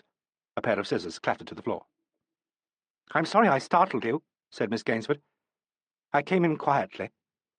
I thought you were asleep, but I realise now. You were doing that scene, weren't you?" "I've been given the understudy," Martin said. "You've had an audition and a rehearsal, haven't you?" "Yes. I was so frightful at rehearsal I thought I'd have another shot by myself." "You needn't," Miss Gainsford said. "Try to make it easy for me." Martin, still shaken and bewildered, looked at her visitor. She saw a pretty face that, under its make-up, was sodden with tears. Even as she looked, the large, photogenic eyes hooded, and the small mouth quivered. "I suppose," Miss Gainsford said, "you know what you're doing to me." "Good Lord," Martin ejaculated. "What is all this? What have I done? I've got your understudy. I'm damned thankful to have it, and so far I've made a pretty poor showing. It's no good taking that line with me. I know what's happening." "Nothing's happening. Oh, please," Martin implored, torn between pity and a rising fear. "Please, don't cry. I'm nothing. I'm just any old understudy." "That's pretty hot, I must say," Miss Gainsford said. Her voice wavered grotesquely between two registers like an adolescent boy's. "To talk about any old understudy when you've got that appearance. What's everyone saying about you when they think I'm not about? She's got the appearance. It doesn't matter to them that I've had to dye my hair because they don't like wigs. I still haven't got the appearance. I'm a shoulder-length natural ash blonde, and I've had to have an urchin cut and go black, and all I get is insults. In any other management," she continued wildly, "the author wouldn't be allowed to speak to the artistes like that man speaks to me. In any other management, an artiste would be protected against that kind of treatment. Adam's worse, if anything. He's so bloody patient and persistent, and half the time you don't know what he's talking about." She drew breath, sobbed, and hunted in her bag for her handkerchief. Martin said, "I'm so terribly sorry. It's awful when things go badly at rehearsals, but the worst kind of rehearsals do have a way of turning into the best kind of performances. And it's a grand play, isn't it? I loathe the play. To me, it's a lot of highbrow hokum, and I don't care who knows it. Why the hell couldn't Uncle Ben leave me when I was playing leads and second leads in fortnightly rep? We were a happy family in fortnightly rep. Everyone had fun and games, and there wasn't this ghastly graveyard atmosphere. I was miserable enough, God knows, before you came, but now it's just more than I can stand." "But I'm not going to play the part," Martin said desperately. "You'll be all right. It's just got you down for the moment. I'd be no good, I expect, anyway." It's what they're all saying and thinking. It's a pity, they're saying, that you came too late. Nonsense. You only imagine that because of the likeness. Do I? Let me tell you, I'm not imagining all the things they're saying about you and about Adam. How you can stay here and take it. Unless it's true. Is it true?" Martin closed her hands on the material she had been sewing. "I don't want to know what they're saying. There's nothing unkind that's true for them to say." "So, the likeness is purely an accident. There's no relationship?" Martin said, "It seems that we are very distantly related. So distantly that the likeness is a freak. I didn't want to tell anyone about it. It's of no significance at all.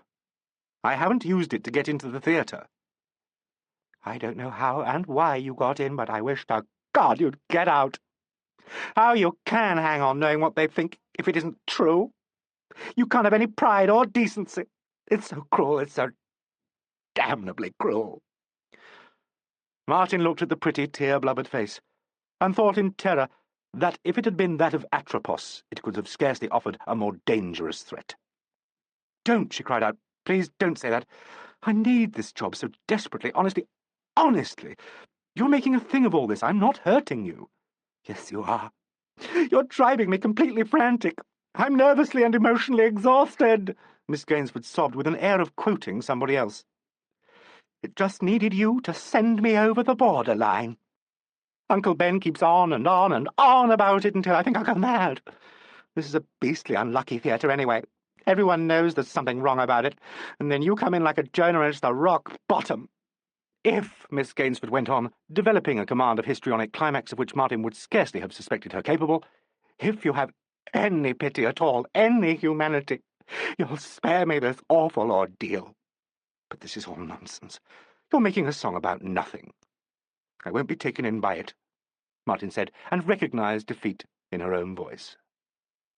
Miss Gainsford stared at her with watery indignation, and through trembling lips uttered her final cliché. "You can't," she said, "do this thing to me," and broke down completely. End of Disc 2. Disc 3. It seemed to Martin that beyond a facade of stock emotionalism, she recognized a real and a profound distress. She thought confusedly that if they had met on some common and reasonable ground, she would have been able to put up a better defence. As it was, they merely floundered in a welter of unreason. It was intolerably distressing to her. Her precarious happiness died. She wanted to escape. She was lost. With a feeling of nightmarish detachment, she heard herself say, "All right, I'll speak to Mr. Poole. I'll say I can't do the understudy." Miss Gainsford had turned away. She held her handkerchief to her face. Her shoulders and head had been quivering, but now they were still. There was a considerable pause. She blew her nose fussily, cleared her throat, and looked up at Martin. "But if you're Helena's dresser," she said, "you'll still be about. You can't mean you want to turn me out of the theatre altogether?" "There's no need," Miss Gainsford mumbled, "to put it like that." Martin heard a voice and footsteps in the passage. She didn't want to be confronted with Jacko. She said, "I'll see if Mr. Poole's still in the theatre. I'll speak to him now if he is." As she made for the door, Miss Gainsford snatched at her arm. "Please," she said, "I am grateful. But you will be really generous, won't you? Really big. You won't bring me into it, will you? With Adam, I mean. Adam wouldn't understand." Her face set, as if she had been held in suspension like a motion picture freezing into a still. She didn't even release her hold on Martin's arm. Martin spun round and saw Poole, with Jacko behind him in the passage. To her own astonishment, she burst out laughing. "No, really," she stammered. "It's too much. This is the third time, like the Demon King in pantomime." "What the devil do you mean?" "I'm sorry. It's just your flair for popping up in crises. Other people's crises. Mine, in fact." He grimaced, as if he gave her up as a bad job. "What's the present crisis?" he said, and looked at Miss Gainsford, who had turned aside and was uneasily painting her mouth. "What is it, Gay?" "Please," she choked. "Please, let me go. I'm all right, really, quite all right. I just rather want to be alone." She achieved a tearful smile at Poole and an imploring glance at Martin. Poole stood away from the door and watched her go out with her chin up and with courageous suffering neatly portrayed in every inch of her body. She disappeared into the passage, and a moment later the door of the green room was heard to shut. "It is a case of miscasting," said Jacko, coming into the room. "She should be in Hollywood. She has what it takes in Hollywood. What an exit. We have misjudged her. Go and see what's the matter." "She wants," said Jacko, making a dolorous face, "to be alone." "No, she doesn't. She wants an audience. You're it. Get along and do your stuff." Jacko put several parcels on the table. "I am the dog's body," he said, "to end all dogs' bodies," and went out. "Now then," Poole said. Martin gathered up her work and was silent. "What's the matter?" You're as white as a sheet. "Sit down. What is all this?" She sat behind the machine. "Come on," he said. "I'm sorry if it's inconvenient for you, but I'm afraid I've got to give notice." "Indeed? As dresser or as understudy?" "As both." "It's extremely inconvenient, and I don't accept it." "But you must. Honestly, you must. I can't go on like this. It isn't fair." "Do you mean because of that girl? Because of her, and because of everything? She'll have a breakdown. There'll be some disaster." "She doesn't imagine you're going to be given the part over her head, does she?" No, of course not. It's just that she's finding it hard anyway, and the sight of me sort of panics her." "The likeness?" "Yes." "She needn't look at you. I'm afraid she's the most complete ass, that girl," he muttered. He picked up a fold of the material Martin had been sewing, looked absently at it, and pushed the whole thing across the table. "Understand," he said, "I won't for a second entertain the idea of your going. For one thing, Helena can't do without you, and for another, I will not be dictated to by a minor actress in my own company. Nor," he added with a change of tone, "by anyone else." "I'm so terribly sorry for her," Martin said. "She feels there's some sort of underground movement against her. She really feels it." "And you?" "I must admit I don't much enjoy the sensation of being in the theatre on sufferance. But I was so thankful—" She caught her breath and stopped. "Who makes you feel you're on sufferance? Gay? Bennington? Percival?" "I used a silly phrase. Naturally, they all must think it a bit queer, my turning up. It looks queer." "It'd look a damn sight queerer if you faded out again." "I can't think," he said impatiently, "how you could let yourself be bamboozled by that girl." "But it's not all bamboozle. She really is at the end of her tether." Martin waited for a moment. She thought inconsequently how strange it was that she should talk like this to Adam Poole, who, 2 days ago, had been a celebrated name, a remote legend, seen and heard and felt through a veil of characterization in his films.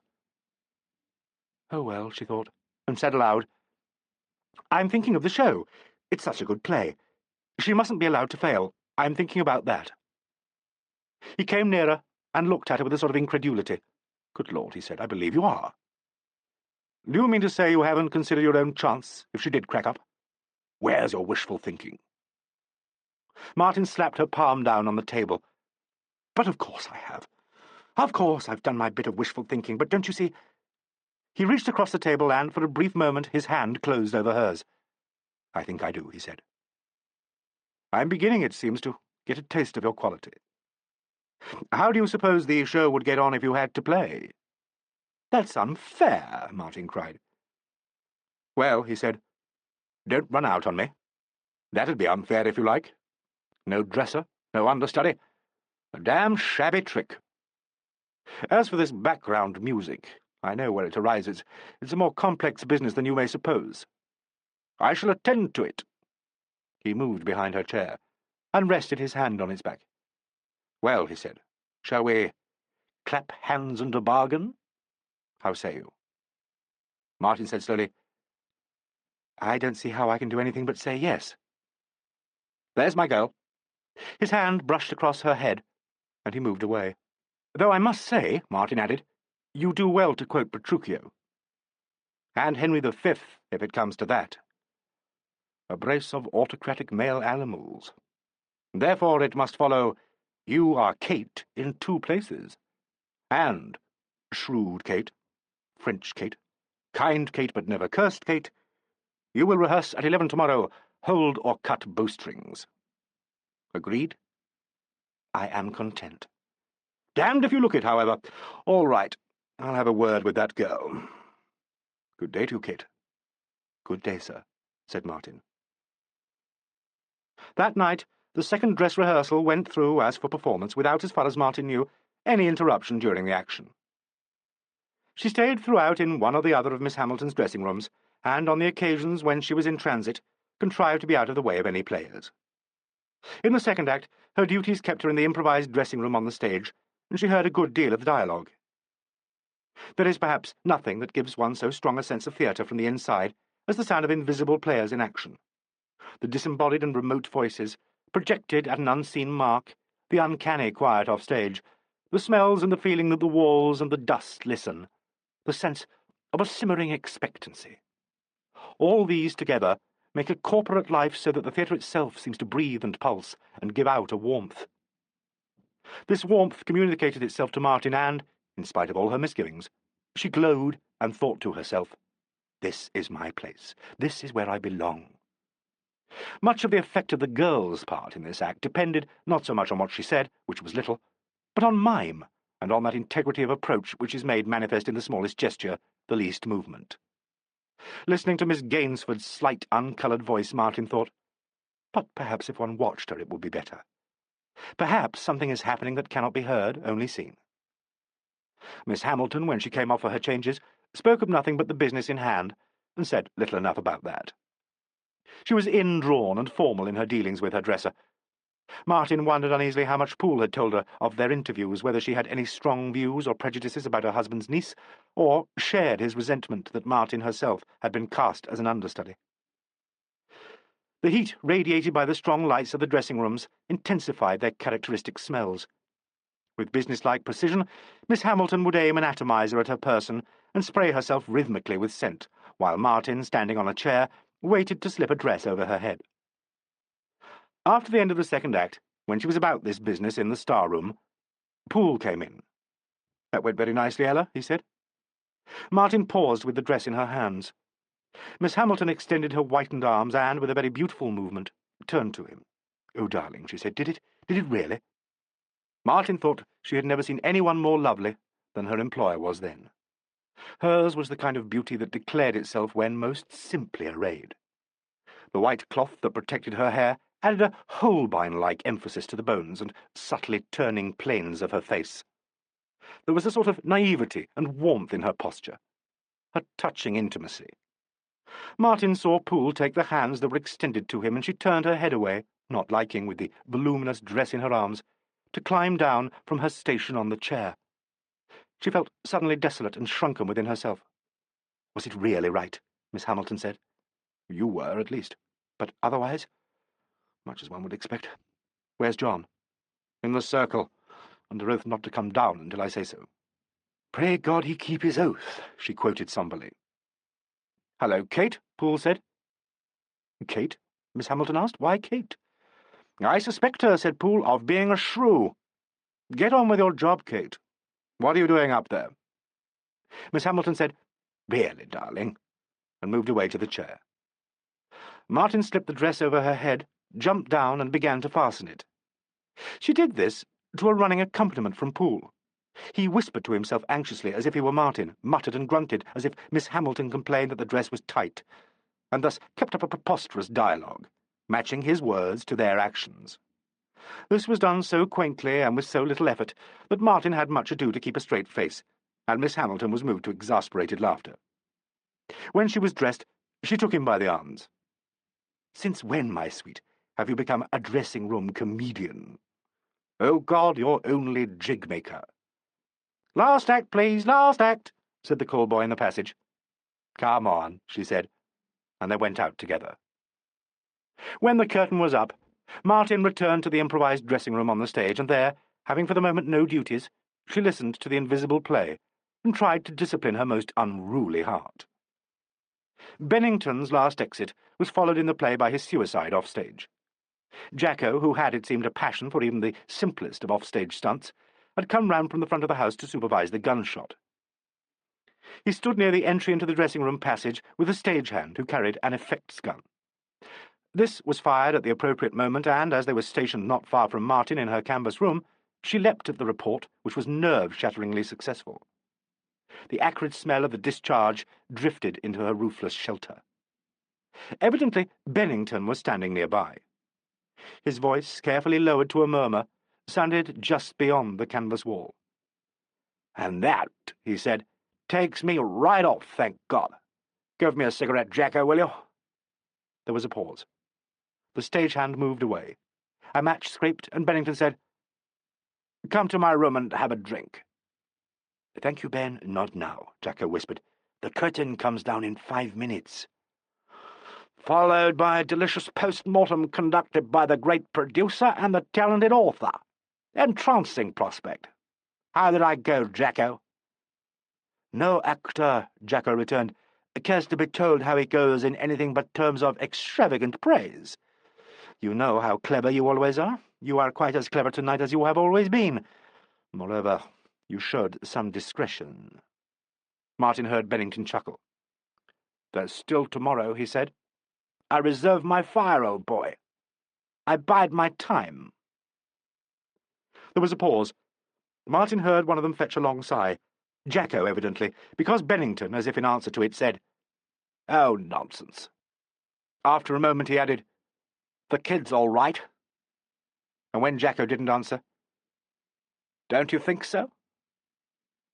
"Why, yes," said Jacko. On the stage, the voices of Helena Hamilton and Adam Poole built towards a climax. The call-boy came round behind the set and went down the passage, chanting, "Hold on for the curtain, please, hold on." Martin shifted the chair in the dressing-room and moved noisily. There was a brief silence. "I don't give a damn if she can hear," Bennington said more loudly. "Wait a moment, stay where you are. I was asking you what you thought of Gay's performance. She's all right, isn't she?" "Yes, yes, I must go." "Wait a bit. If the fool's left alone, she'd go tremendously. I tell you what, old boy, if our eccentric author exercises his talent for wisecracking on that kid tonight, I'll damn well take a hand." "You will precipitate a further scene, and that is to be avoided." "I'm not going to stand by and hear a bullet. By God, I'm not. I understand you've given harbourage, by the way, to the mystery maiden." "I must get round to the side. By your leave, Ben." "Plenty of time." And Martin knew that Bennington stood in the entry to the passage, barring the way.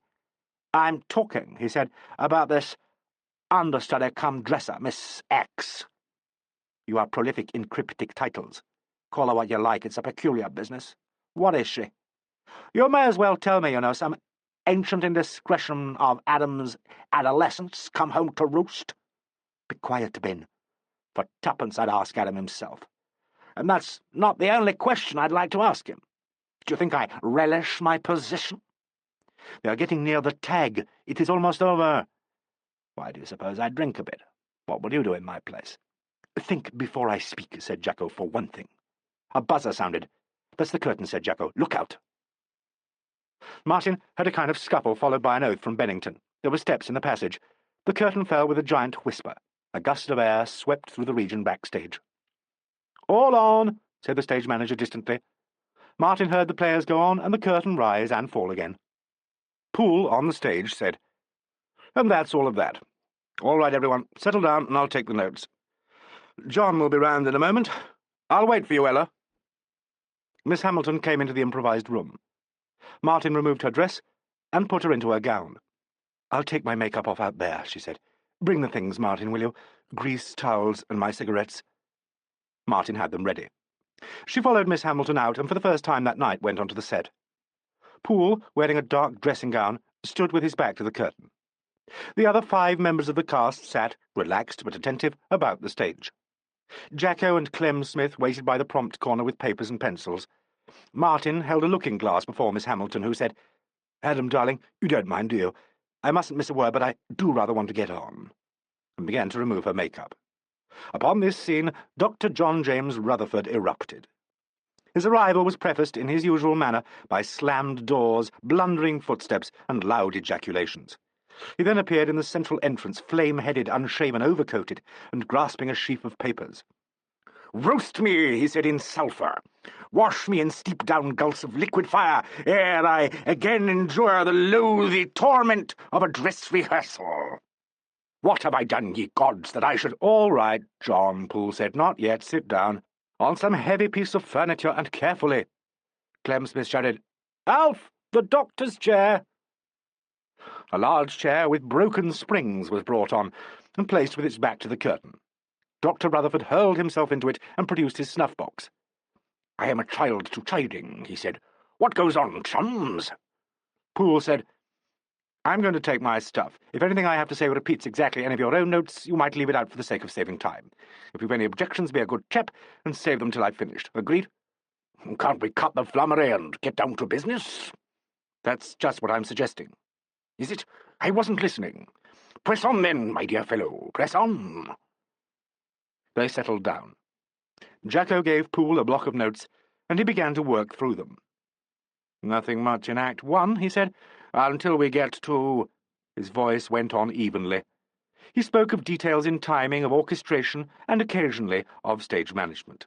Sometimes a player would ask a question, and there would be a brief discussion. Sometimes Clem Smith would make a note. For the scenes where Poole had been on, Jacko, it appeared, had taken separate notes. Martin learnt for the first time that Jacko's official status was that of assistant to Poole, and thought it characteristic of him that he made so little of his authority. From where she stood, holding the glass for Helena Hamilton, she could see all the players. In the foreground was the alert and beautiful face of her employer, a little older now with its makeup gone, turning at times to the looking-glass and, at times, when something in his notes concerned her, towards Poole. Beyond Miss Hamilton sat J.G. Darcy, alone and thoughtfully filling his pipe. He glanced occasionally, with an air of anxious solicitude, at Miss Gainsford. At the far side, Parry Percival lay in an armchair looking fretful. Bennington stood near the centre with a towel in his hands. At one moment he came behind his wife. Putting a hand on her shoulder, he reached over it, helped himself to a dollop of grease from a jar in her case, and slapped it on his face. She made a slight movement of distaste, and immediately afterwards a little secret grimace, as if she had caught herself out in a blunder. For a moment he retained his hold of her shoulder. Then he looked down at her, dragged his clean fingers across her neck, and, smearing the grease over his face, returned to his former position and began to clean away his makeup. Martin didn't want to look at Gay Gainsford, but was unable altogether to avoid doing so. Miss Gainsford sat, at first alone, on a smallish sofa. She seemed to have herself tolerably well in hand, but her eyes were restless, and her fingers plaited and replaited the folds of her dress. Bennington watched her from a distance until he had done with his towel. Then he crossed the stage and sat beside her, taking one of the restless hands in his. He looked hard at Martin, who was visited painfully by a feeling of great compassion for both of them, and by a sensation of remorse. She had a notion, which she tried to dismiss as fantastic, that Poole sensed this reaction. His glance rested for a moment on her, and she thought, "This is getting too complicated. It's going to be too much for me." She made an involuntary movement, and at once Miss Hamilton put out a hand on the glass. When Poole had dealt with the first act, he turned to Dr. Rutherford, who had sat throughout with his legs extended and his chin on his chest, directing from under his brows a glare of extreme malevolence at the entire cast. "Anything to add to that, John?" Poole asked. "Apart from a passing observation that I regard the whole thing as a tour de force of understatement, and with reservations that I keep to myself," here Dr. Rutherford looked fixedly at Parry Percival, "I am mum. I reserve my fire." "Act 2, then," said Poole, and began again. Martin became aware, after a few minutes, that Dr. Rutherford, like Bennington, was staring at her. She was as horribly fascinated as birds are said to be by the unwinking gaze of a snake. Do what she could to look elsewhere about the stage, she must after a time steal a glance at him only to meet his speculative and bloodshot regard. This alarmed her profoundly. She was persuaded that a feeling of tension had been communicated to the others, and that they, too, were aware of some kind of impending crisis. This feeling grew in intensity as Poole's voice went steadily on with his notes. He'd got about halfway through the second act when Dr. Rutherford ejaculated, "Hi! Wait a bit!" and began a frenzied search through his own notes, which seemed to be in complete disorder. Finally, he pounced on a sheet of paper, dragged out a pair of spectacles, and, with a hand raised to enjoin silence, read it to himself with strange noises in his breathing. Having scattered the rest of his notes over his person and the floor, he now folded this particular sheet and sat on it. "Proceed," he said. The cast stirred uneasily. Poole continued. He had come to the scene between himself and Miss Gainsford, and, beyond a minor adjustment of position, said nothing about it. Miss Hamilton, who had arrived at the final stage of her street make-up, dusted her face with powder, nodded good-humouredly at Martin, and turned to face Poole. Martin thankfully shut the dressing-case and made for the nearest exit. At the same moment, Poole reached the end of his notes for the second act, and Dr. Rutherford shouted, "Hold on! Stop that wench!" Martin, with a sensation of falling into chaos, turned in the doorway. She saw 9 faces lifted towards her own. They made a pattern against the smoke-thickened air.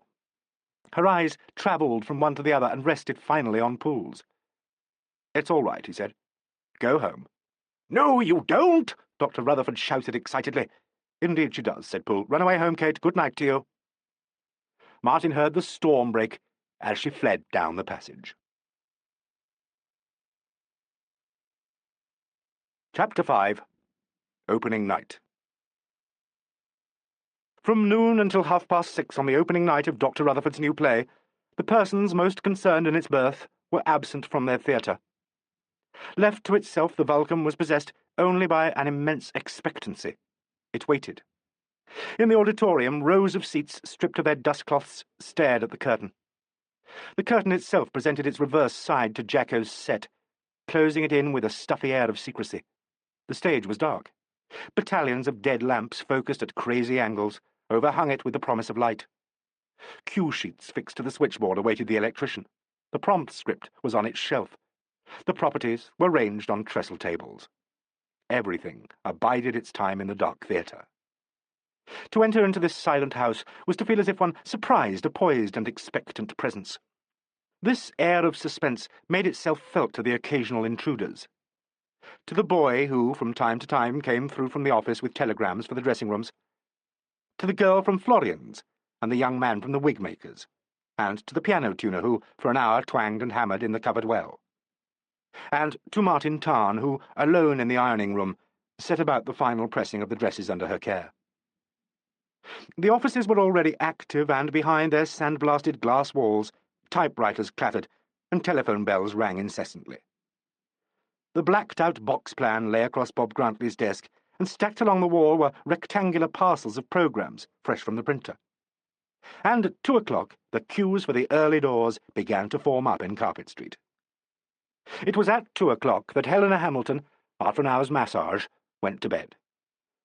Her husband had telephoned with a certain air of opulence which she had learnt to dread, that he would lunch at his club and return to their flat during the afternoon to rest. In her darkened room, she followed a practised routine and, relaxing one set of muscles after another, awaited sleep. This time, however, her self-discipline was unsuccessful. If only she could hear him come in, it would be better. If only she could see into what sort of state he had got himself. She used all her formulae for repose, but none of them worked. At 3:00, she was still awake, and still miserably anxious. It was no good trying to cheer herself up by telling over her rosary of romantic memories. Usually this was a successful exercise. She had conducted her affairs of the heart, she knew, with grace and civility. She had almost always managed to keep them on a level of enchantment. She had simply allowed them to occur with the inconsequence and charm of self-sown larkspurs in an otherwise correctly ordered border. They had hung out their gay little banners for a season, and then been painlessly tweaked up. except perhaps for Adam. With Adam, she remembered uneasily, it had been different. With Adam, so much her junior, it had been a more deeply rooted affair. It had put an end, finally, to her living with Ben as his wife. It had made an enemy of Ben. And at once her thoughts were infested with worries about the contemporary scene at the theatre. Such a muddle, she thought, and I hate muddles. They had had nothing but trouble all through rehearsals. Ben fighting with everybody and jealous of Adam. The doctor bawling everybody out. And that wretchedly unhappy child Gay, who God knew would never be an actress as long as she lived. First pitchforked into the part by Ben, and now almost bullied out of it by the doctor. And last of all, Martin Tarn. She had touched the raw centre of her anxieties. Under any other conditions, she told herself, she would have welcomed the appearance out of a clear sky, and one had to face it under very odd circumstances, of this little Antipodean. This throwback to some forebear that she and Adam were supposed to have in common. Helena would have been inclined to like Martin for the resemblance, instead of feeling so uncomfortably disturbed by it. Of course, she accepted Adam's explanation, but at the same time she thought it rather naive of him to believe that the girl had actually kept away from the theatre because she didn't want to make capital out of the relationship. That, Helena thought, turning restlessly on her bed, was really too simple of Adam. Moreover, he had stirred up the already exacerbated nerves of the company by giving this girl the understudy without, until last night, making public the relationship. There she went, thinking about last night's scene. John Rutherford demanding that even at this stage Martin should play the part. Gay imploring Adam to release her, Ben saying he would walk out on the show if Gay went, and Adam had done the right thing, of course. He had come down strongly with one of his rare thrusts of anger, and reduced them to complete silence. He had then described the circumstances of Martin's arrival at the theatre, and had added in a voice of ice that there was and could be no question of any change in the cast. He finished his notes and left the theatre, followed by Jacko. This had been the signal for an extremely messy row, in which everybody seemed to come to light with some deep-seated grudge. Ben had quarrelled almost simultaneously with Paddy Percival, on the score of technique, with Dr. Rutherford, on the score of casting, with his niece, on the score of humanity, and, unexpectedly, with J.G. Darcy, on the score of Ben bullying Gay. Percival had responded to a witticism of the doctor's by a stream of shrill invective which astonished everybody, himself included, and Gay had knitted the whole scene into a major climax by having a fit of hysterics from which she was restored with brutal efficiency by Dr. Rutherford himself. The party had then broken up. J.G. sustained his new role of knightly concern by taking Gay home. Paddy Percival, left in a recrudescence of fury occasioned by the doctor flinging after him a composite Shakespearean epithet, "Get you gone, you dwarf, your minimus of hindering knot-grass mead, you bead, you acorn." She had herself retired into the wings. The stage staff had already disappeared. The doctor and Ben, finding themselves in undisputed possession of the stage, had squared up to each other with the resolution of all-in wrestlers, and she, being desperately tired, had taken the car home and asked their man to return to the theatre for her husband. When she woke late in the morning, she was told he had already gone out. "I wish," a voice cried out in her mind, "I wish to God he'd never come back." And at that moment she heard him stumble heavily upstairs. She expected him to go straight to his room, and was dismayed when he came to a halt outside her door and, with a clumsy sound that might have been intended for a knock, opened it and came in. The smell of brandy and cigars came in with him and invaded the whole room. It was more than a year since that had happened. He walked uncertainly to the foot of the bed and leant on it, and she was frightened of him. "Hello," he said. "What is it, Ben? I'm resting." "I thought you might be interested. There'll be no more nonsense from John about Gay." "Good," she said. "He's calmed down. I got him to see reason." "He's not so bad, really, old John." "He's had some good news from abroad about the play." "Translation rights?" "Something like that." He was smiling at her uncertainly. "You look comfy," he said, "all tucked up." "Why don't you try and get some rest yourself?" He leant over the foot of the bed and said something under his breath. "What?" she said anxiously. "What did you say?" I said, "It's a pity Adam didn't appear a bit sooner, isn't it? I'm so extraneous." Her heart thumped like a fist inside her ribs. "Ben, please," she said. "And another thing. Do you both imagine I don't see through this dresser-cum-understudy racket? Darling, I don't much enjoy playing the cuckold in your restoration comedy, but I'm just bloody well furious when you so grossly underestimate my intelligence. When was it? On his New Zealand tour in 1930? "What is this nonsense?" she said breathlessly. "Sorry. How are you managing tonight? You and Adam?" "My dear Ben, I'll tell you. You're making shift with me for once in a blue moon. And I'm not talking about tonight." She recognized this scene. She had dreamt it many times. His face had advanced upon her while she lay inert with terror, as one does in a nightmare. For an infinitesimal moment she was visited by the hope that perhaps after all she had slept, and if she could only scream, would awaken. But she couldn't scream. She was quite helpless. Adam Poole's telephone rang at 4:30. He had gone late to rest, and was awakened from a deep sleep. For a second or two he didn't recognize her voice, and she spoke so disjointedly that even when he was broad awake he couldn't make out what she was saying. "What is it?" he said. "Ella, what's the matter? I can't hear you." And then she spoke more clearly, and he understood. At 6 o'clock the persons in the play began to move towards the theatre. In their lodgings and flats they bestirred themselves after their several fashions, to drink tea or black coffee, choke down pieces of bread and butter that tasted like sawdust, or swallow aspirin and alcohol. This was their 0 hour. The hour of low vitality, when the stimulus of the theatre and the last assault of nerves was yet to come. By 6:15 they were all on their way. Their dressers were already in their rooms, and Jacko prowled restlessly about the darkened stage.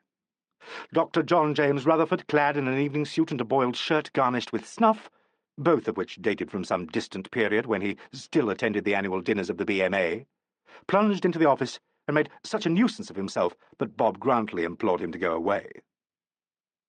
At 6:20, the taxi carrying Gay Gainsford and J.G. Darcy turned into Carpet Street. Darcy sat with his knees crossed elegantly and his hat perched on them. In the half-light his head and profile looked like those of a much younger man. "It was sweet of you to call for me, J.G., Gay said unevenly. He smiled without looking at her and patted her hand. "I'm always petrified myself," he said, "on first nights." "Are you? I suppose a true artist must be." "Ah, youth," sighed J.G., a little stagily perhaps, but, if she hadn't been too preoccupied to notice it, with a certain overtone of genuine nostalgia. "It's worse than the usual first-night horrors for me," she said. "I'm just boxing on in a private hell of my own." "My poor child." She turned a little towards him and leaned her head into his shoulder. "Nice," she murmured, and after a moment, "I'm so frightened of him, J.G." With the practised ease of a good actor, he slipped his arm round her. "I won't have it," he said. "By God, I won't. If he worries you again, author or no author—" "It's not him," she said.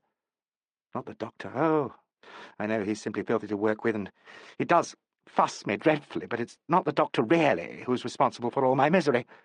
"No? Who is then?" "Uncle Ben."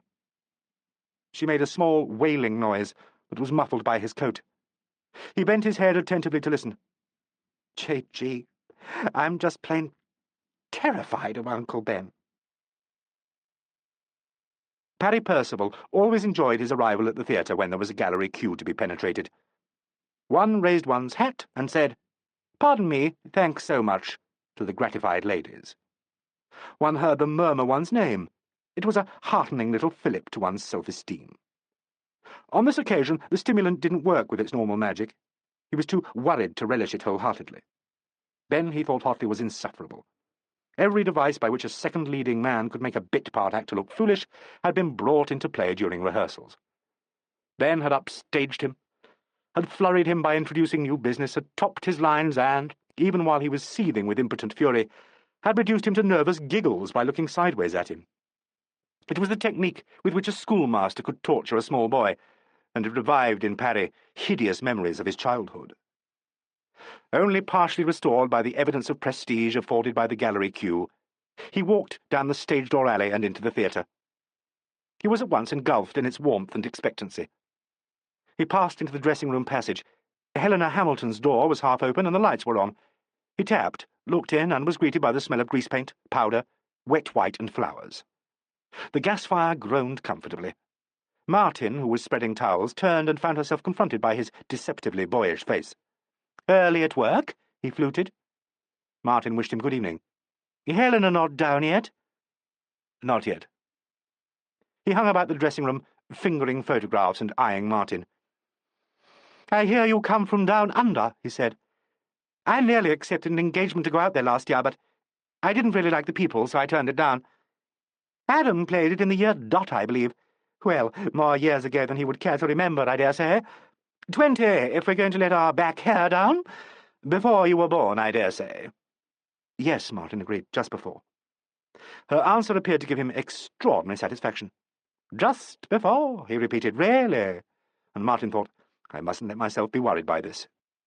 He seemed to hover on the edge of some further observation, and pottered about the dressing-room, examining the great mass of flowers. "I'll swear," he said crossly, "those aren't the roses I chose at Florian's. Honestly, that female's an absolute menace." Martin, seeing how miserable he looked, felt sorry for him. He muttered, "I do so abominate first nights." And she rejoined, "They are pretty ghastly, aren't they?" Because he seemed unable to take himself off, she added with an air of finality, "Anyway, may I wish you luck for this one?" "Sweet of you," he said. "I'll need it. I'm the stooge of this piece. Well, thanks anyway." He drifted into the passage, halted outside the open door of Poole's dressing-room, and greeted Bob Kringle. "Governor not down yet?" "We're on our way, Mr. Percival." Parry inclined his head and strolled into the room. He stood close to Bob, leaning his back against the dressing shelf, his legs elegantly crossed. "Our little stranger," he murmured, "seems to be new brooming away next door." "That's right, sir," said Bob. "Settled him very nice." "Strong resemblance," Parry said invitingly. "To the governor, sir," Bob rejoined cheerfully. "That's right. Quite a coincidence." "A coincidence?" Parry echoed. "Well, not precisely, Bob. I understand there's a distant relationship. It was mentioned for the first time last night, which accounts for the set-up, one supposes. Tell me, Bob, have you ever before heard of a dresser doubling an understudy?" "Worked out very convenient, isn't it, sir?" "Oh, very," said Parry discontentedly. "Look, Bob, you were with the governor on his New Zealand tour in '30, weren't you?" Bob said woodenly, "That's correct, sir. He was just a boy in them days. Might I trouble you to move, Mr. Percival? I've got my table to lay out." "Oh, sorry. I'm in the way, as usual. Quite." He waved his hand and walked jauntily into the passage. "Good luck for tonight, sir," said Bob, and shut the door after him. Parry moved on to J.G. Darcy's room. He tapped, was answered, and went in. J.G. was already embarked on his makeup. "Bob," said Parry, "refused to be drawn?" "Good evening, dear boy. About what?" "Oh, you know, the New Zealand tour and so on." "Did you see her?" "I happened to look in." "What's she like?" Parry lit a cigarette. "As you have seen," he said, "she is fantastically like him, which is really the point at issue, but fantastically like." "Can she give a show?" "Oh, yes," said Parry. He leaned forward and hugged his knees boyishly. "Oh, yes, indeed, she can, my dear J.G. You'd be surprised." J.G. made a non-committal sound and went on with his makeup. "This morning," Parry continued, "the doctor was there, and Ben. Ben, quite obviously, devoured with chagrin. I confess I couldn't help rather gloating. As I remarked, it's getting under his skin, together, no doubt, with vast potations of brandy and soda." "I hope to God he's all right tonight." "It appears that Gay was in the back of the house, poor thing, while it was going on."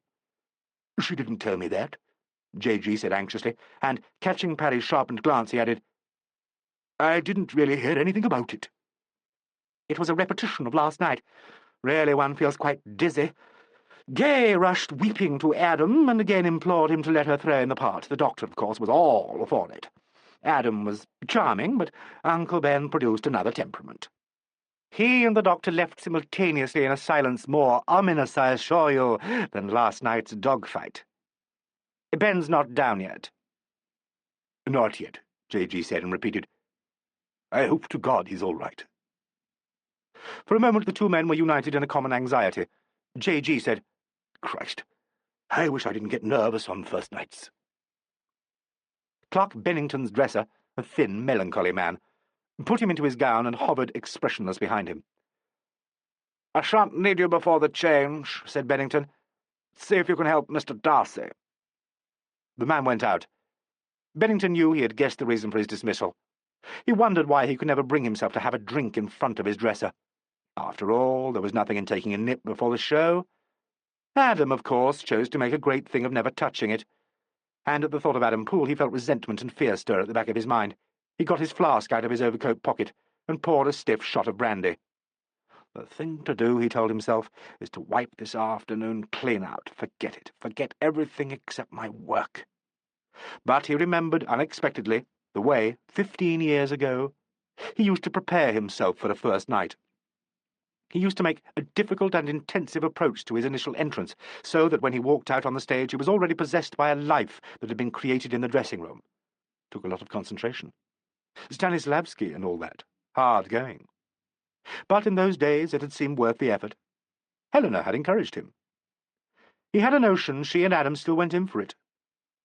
But now he had mastered the easier way, the repeated mannerism, the trick of pause and the unexpected flattening of the voice. The technical box of tricks. He finished his drink quickly and began to grease his face. He noticed how the flesh had dropped into sad folds under the eyes, had blurred the jawline, and had sunk into grooves about the nostrils and the corners of the mouth. All right for this part, of course, where he had to make a sight of himself. But he had been a fine-looking man. Helena had fallen for him in a big way until Adam cut him out. At the thought of Adam he experienced a sort of regurgitation of misery and anger. "I'm a haunted man," he thought suddenly.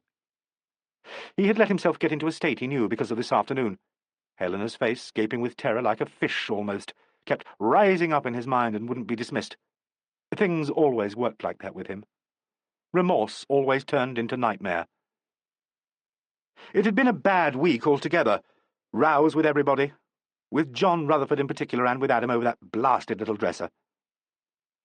He felt he was the victim of some elaborate plot. He was fond of Gay.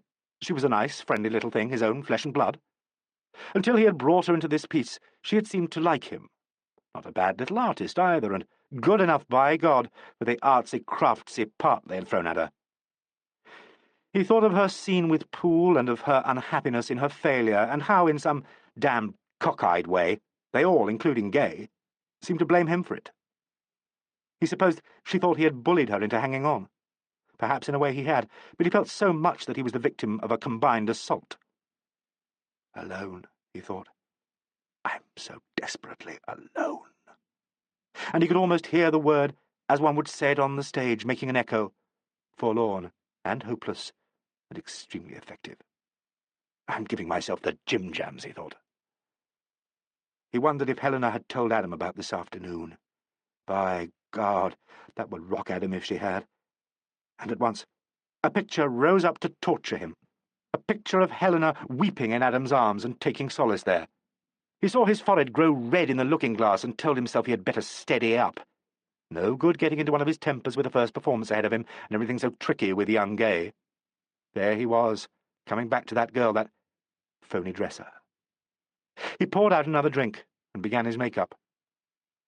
He recognized with satisfaction a familiar change of mood, and he now indulged himself with a sort of treat. He brought out a little piece of secret knowledge he had stored away. Among this company of enemies, there was one over whom he exercised almost complete power. Over one, at least, he had overwhelmingly the whip hand, and the knowledge of his sovereignty warmed him almost as comfortably as the brandy. He began to think about his part. Ideas, brand new and as clever as paint, crowded each other in his imagination. He anticipated his coming mastery. His left hand slid towards the flask. "One more," he said, "and I'll be fine." In her room across the passage, Gay Gainsford faced her own reflection and watched Jacko's hands pass across it. He dabbed with his fingertips under the cheekbones and made a droning sound behind his closed lips. He was a very good make-up. It was one of his many talents. At the dress rehearsals, the touch of his fingers had soothed rather than exacerbated her nerves, but tonight, evidently, she found it almost intolerable. "Haven't you finished?" she asked. "Patience, patience, we do not catch a train. Have you never observed the triangular shadows under Adam's cheekbones? They are yet to be created." "Poor Jacko," Gay said breathlessly. "This must be such a bore for you, considering everything." "Quiet now. How can I work?" "No, but I mean it must be so exasperating to think that 2 doors away there's somebody who wouldn't need your help.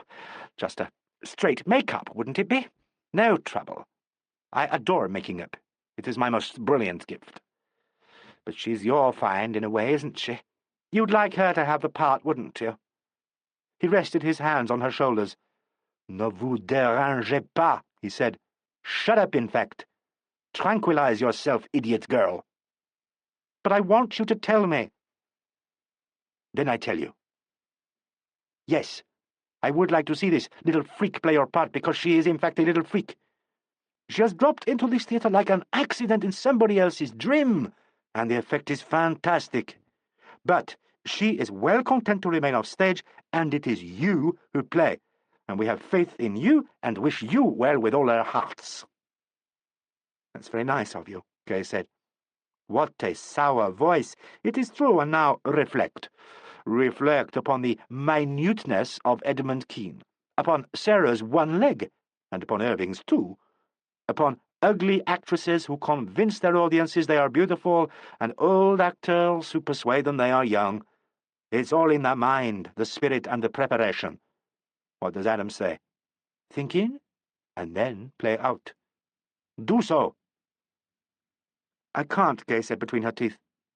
"I can't." She twisted in her chair. He lifted his fingers away from her face quickly, with a wide gesture. "Jacko," she said, "there's a jinx on this night. Jacko, did you know it was on the night of the Combined Arts Ball that it happened?" "What is this foolishness?" "You know, 5 years ago. The stagehands were talking about it. I heard them. The gas fire case. The night that man was murdered, everyone knows." "Be silent," Jacko said loudly. "This is idiocy. I forbid you to speak of it. The chatter of morons. The Combined Arts Ball has no fixed date. And if it had, shall an assembly of British bourgeoisie in bad fancy dress control our destiny? I am ashamed of you. You are altogether too stupid. Master yourself." "It's not only that. It's everything.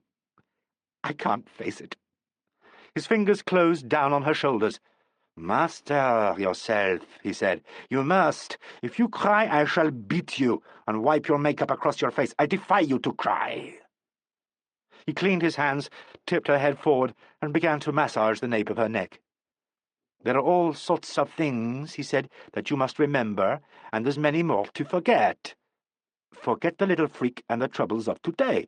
Remember to relax all your muscles, and also your nerves and your thoughts. Remember the girl in the play, and the faith I have in you, and Adam, and also your Uncle Bennington." "Spare me my Uncle Bennington, Jacko. My Uncle Bennington had left me where I belong in fortnightly rep. I wouldn't be facing this hell.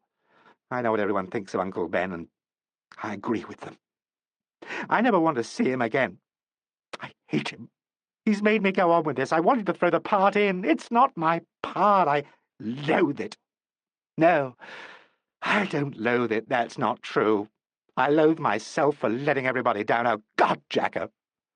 What am I going to do?" Across the bowed head, Jacko looked at his own reflection and poked a face at it. "You shall play this part," he said through his teeth. "Mouse-heart, skunk girl. You shall play. Think of nothing. Unbridle your infinite capacity for inertia, and be dumb." Watching himself, he arranged his face in an unconvincing glower and fetched up a Shakespearean belly voice. "The devil damn thee, black thou cream-faced loon! Where gottest thou that goose look?" He caught his breath. Beneath his fingers' gaze neck stiffened. He began to swear elaborately in French and in a whisper. Jacko, where does that line come?" "I invented it." You didn't! It's Macbeth," she wailed. "You quoted from Macbeth," and burst into a flurry of terrified weeping. "Great suffering and all-enduring saints of God," apostrophized Jacko. "Give me some patience with this quaking thing." But Gay's cries mounted in a sharp crescendo. She flung out her arms and beat with her fists on the dressing-room table. A bottle of wet white rocked to and fro, overbalanced, rapped smartly against the looking-glass and fell over. A nearly splintered star frosted the surface of the glass. Gay pointed to it with an air of crazy triumph, snatched up her towel, and scrubbed it across her makeup. She thrust her face blotched and streaked with black cosmetic at Jacko. "Don't you like what you see?" she quoted, and rocketed into genuine hysteria. 5 minutes later, Jacko walked down the passage towards Adam Poole's room, leaving J.G., who had rushed to the rescue in his shirt-sleeves, in helpless contemplation of the screaming Gay. Jacko disregarded the open doors and the anxious painted faces that looked out at him. Bennington shouted from his room, "What the hell goes on? Who is that?" "Listen," Jacko began, thrusting his head in at the door. He looked at Bennington and stopped short. "Stay where you are," he said, and crossed the passage to Poole's room. Poole had swung round in his chair to face the door. Bob Kringle stood beside him, twisting a towel in his hands. "Well," Poole said, "what is it? Is it Gay?" "She's gone up sky-high. They can't do anything, nor can J.G., and I don't believe anyone can. She refuses to go on." "Where's John? Is this his doing?" "God knows. I don't think so. He came in an hour ago and said he'd be back at 5 to 7. Has Ben tried?" "She does nothing but scream that she never wants to see him again. In my opinion, Ben would be fatal.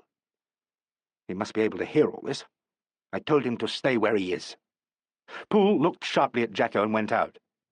Gay's laughter had broken down in a storm of irregular sobbing that could be heard quite clearly. Helena Hamilton called out, "Adam, shall I go to her?" And he answered from the passage, "Better not, I think." He was some time with Gay. They heard her shouting, "No, no, I won't go on, no," over and over again like an automaton. When he came out, he went to Helena Hamilton's room. She was dressed and made up. Martin, with an ashen face, stood inside the doorway. "I'm sorry, darling," Poole said, "but you'll have to do without a dresser." The call boy came down the passage, chanting, half hour, please." Poole and Martin looked at each other.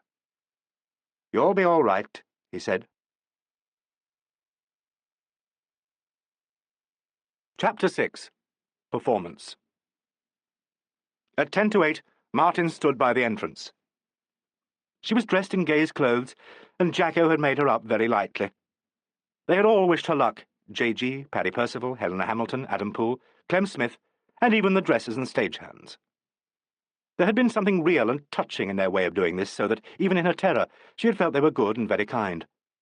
Bennington alone had not wished her well, but he had kept right away, and this abstention, she thought, showed a certain generosity. She no longer felt sick, but the lining of her mouth and throat was harsh, as if, in fact, she had actually vomited. She thought her sense of hearing must have become distorted. The actors' voices on the other side of the canvas wall had the remote quality of voices in a nightmare, whereas the hammer blows of her heart and the rustle of her dress that accompanied them sounded exceedingly loud. She saw the frames of the set, their lashings and painted legends, Act 1, P2, and the door which she was to open.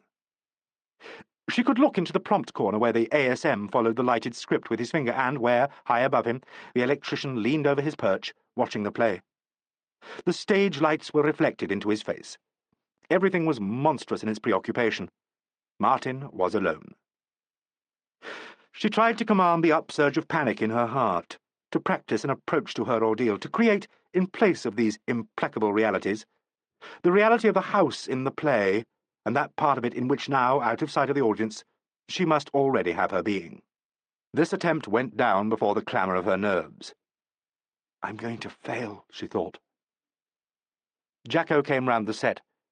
She hoped he wouldn't speak to her, and, as if he sensed this wish, he stopped at a distance and waited. I must listen, she thought. I'm not listening. I don't know where they've got to. I've forgotten which way the door opens. I've missed my cue. Her inside deflated, and despair gripped it like a colic. She turned and found Poole beside her. You're all right, he said. The door opens on. You can do it. Now, my girl, on you go. Martin didn't hear the round of applause with which a London audience greets a player who appears at short notice. She was on. She had made her entry, and was engulfed in the play. Dr. Rutherford sat in the OP box with his massive shoulder turned to the house, and his gloved hands folded together on the balustrade. His face was in shadow, but the stage lights just touched the bulging curve of his old-fashioned shirt front. He was monumentally still. One of the critics, an elderly man, said in an aside to a colleague that Rutherford reminded him of Watts's picture of the Minotaur. For the greater part of the first act he was alone, having, as he had explained in the office, no masochistic itch to invite a guest to a Roman holiday where he himself was the major sacrifice. Towards the end of the act, however, Bob Grantley came into the box and stood behind him. Grantley's attention was divided. Sometimes he looked down through beams of spotlights at the stalls, cobbled with heads, sometimes at the stage, and sometimes, sideways and with caution, at the doctor himself. Really, Grantley thought, he was quite uncomfortably motionless. One couldn't tell what he was thinking, and one hesitated, the law knew, to ask him. Down on the stage, Clark Bennington and Parry Percival and J.G. Darcy had opened the long crescendo leading to Helena's entrance. Grantley thought suddenly how vividly an actor's nature could be exposed on the stage.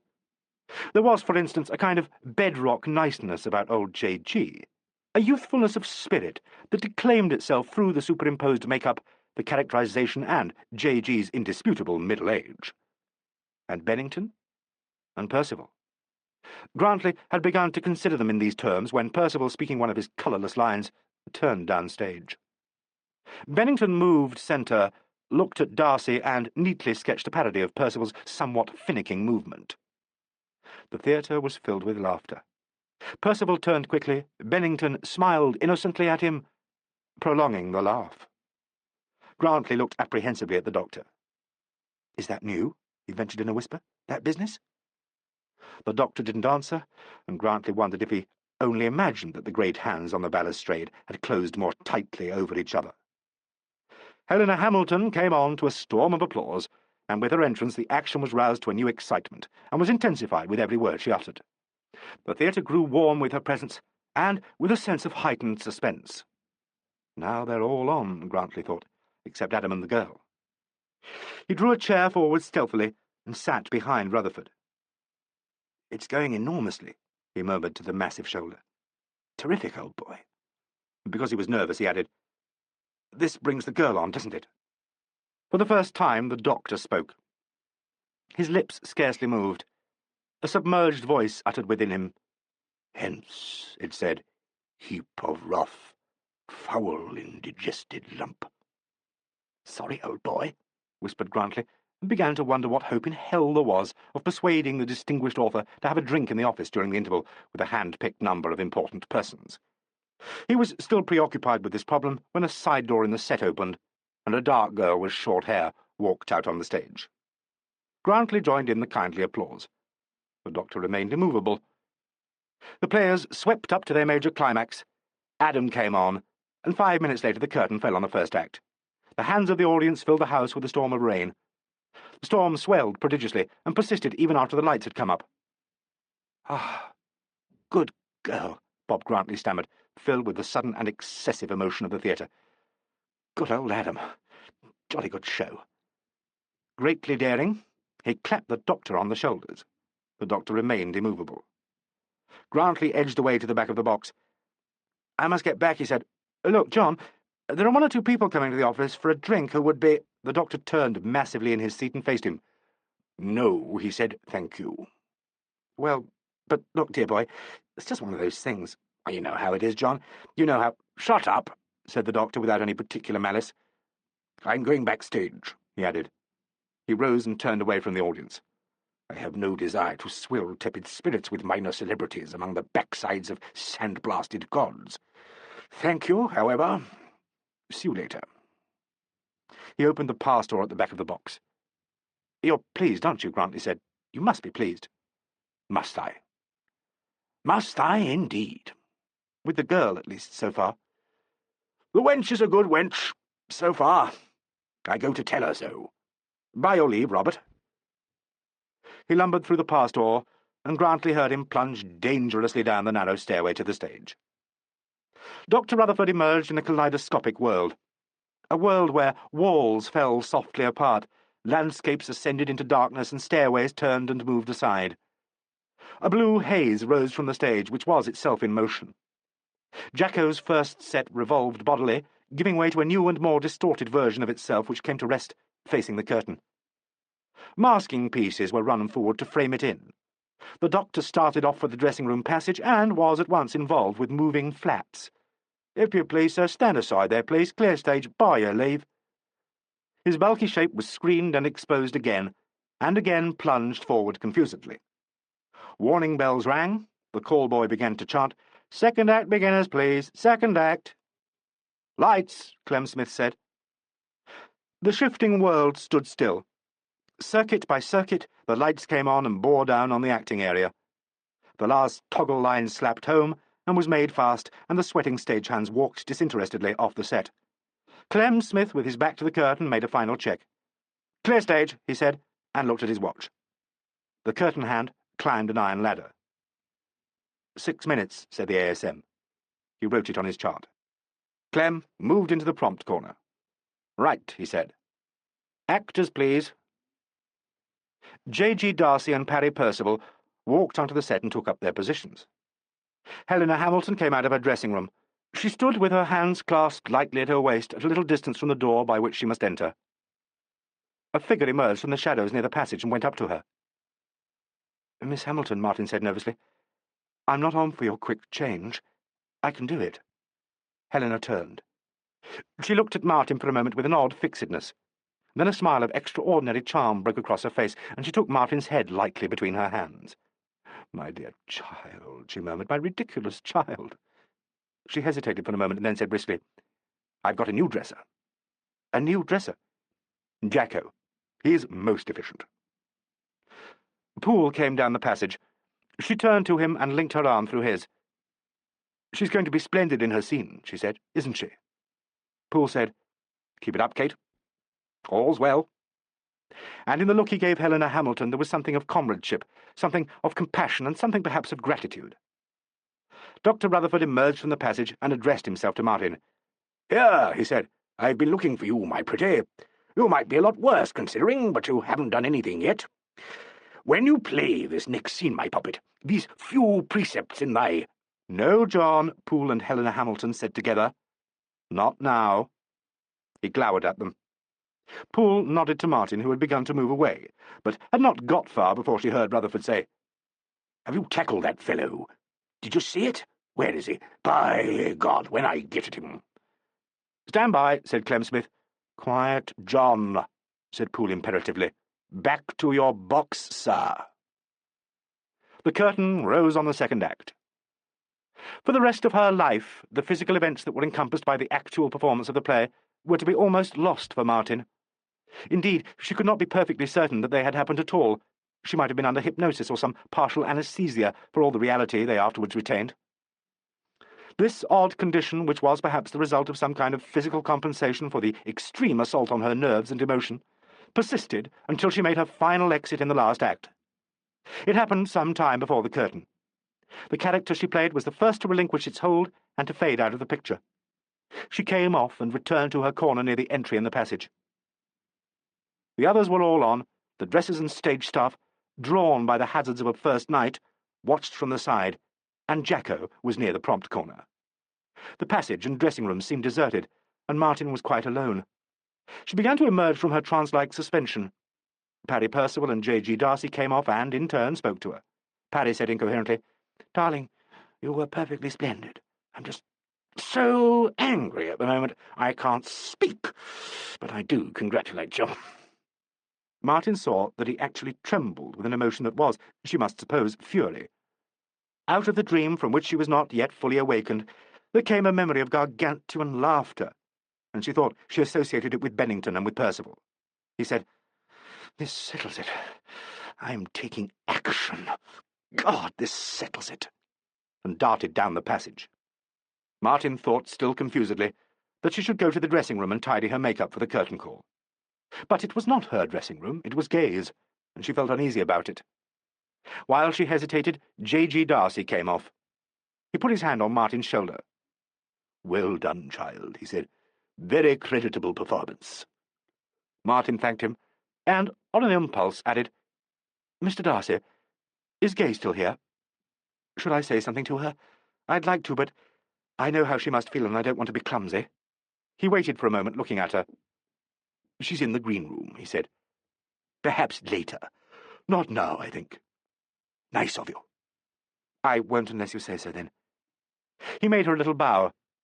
"I'm at your service," he said, and followed Percival down the passage. Jacko came round the set with the stagehand who was to fire the effects gun. When he saw Martin, his whole face split in a grin. He took her hands in his and kissed them, and she was overwhelmed with shyness. "But your face," he said, wrinkling his own into a monkey's grimace. "It shines like a good deed in a naughty world. Do not touch it yourself. To your dressing-room. I come in 2 minutes. Away, before your ears are blasted."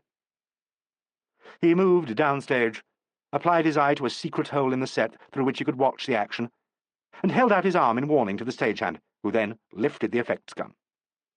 Martin went down the passage as Bennington came off. He caught her up.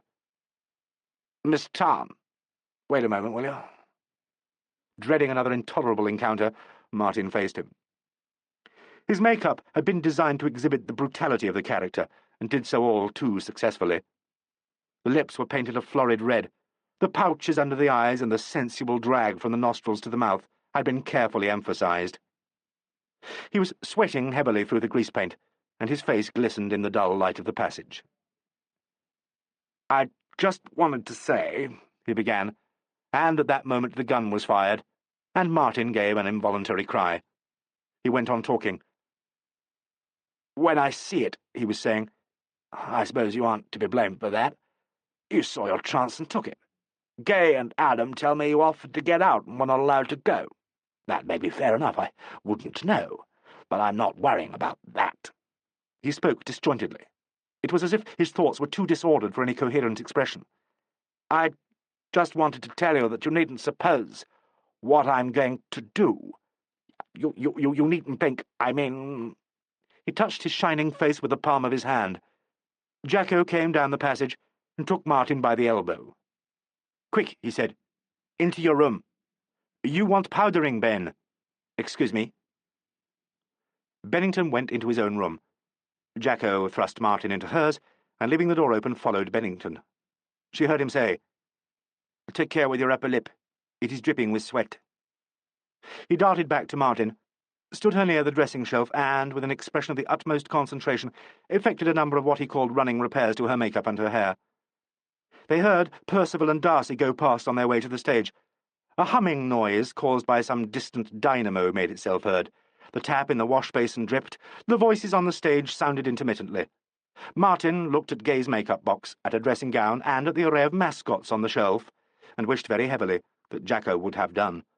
Presently the call boy came down the passage with his summons for the final curtain. "Come," said Jacko. He took her round to the prompt side.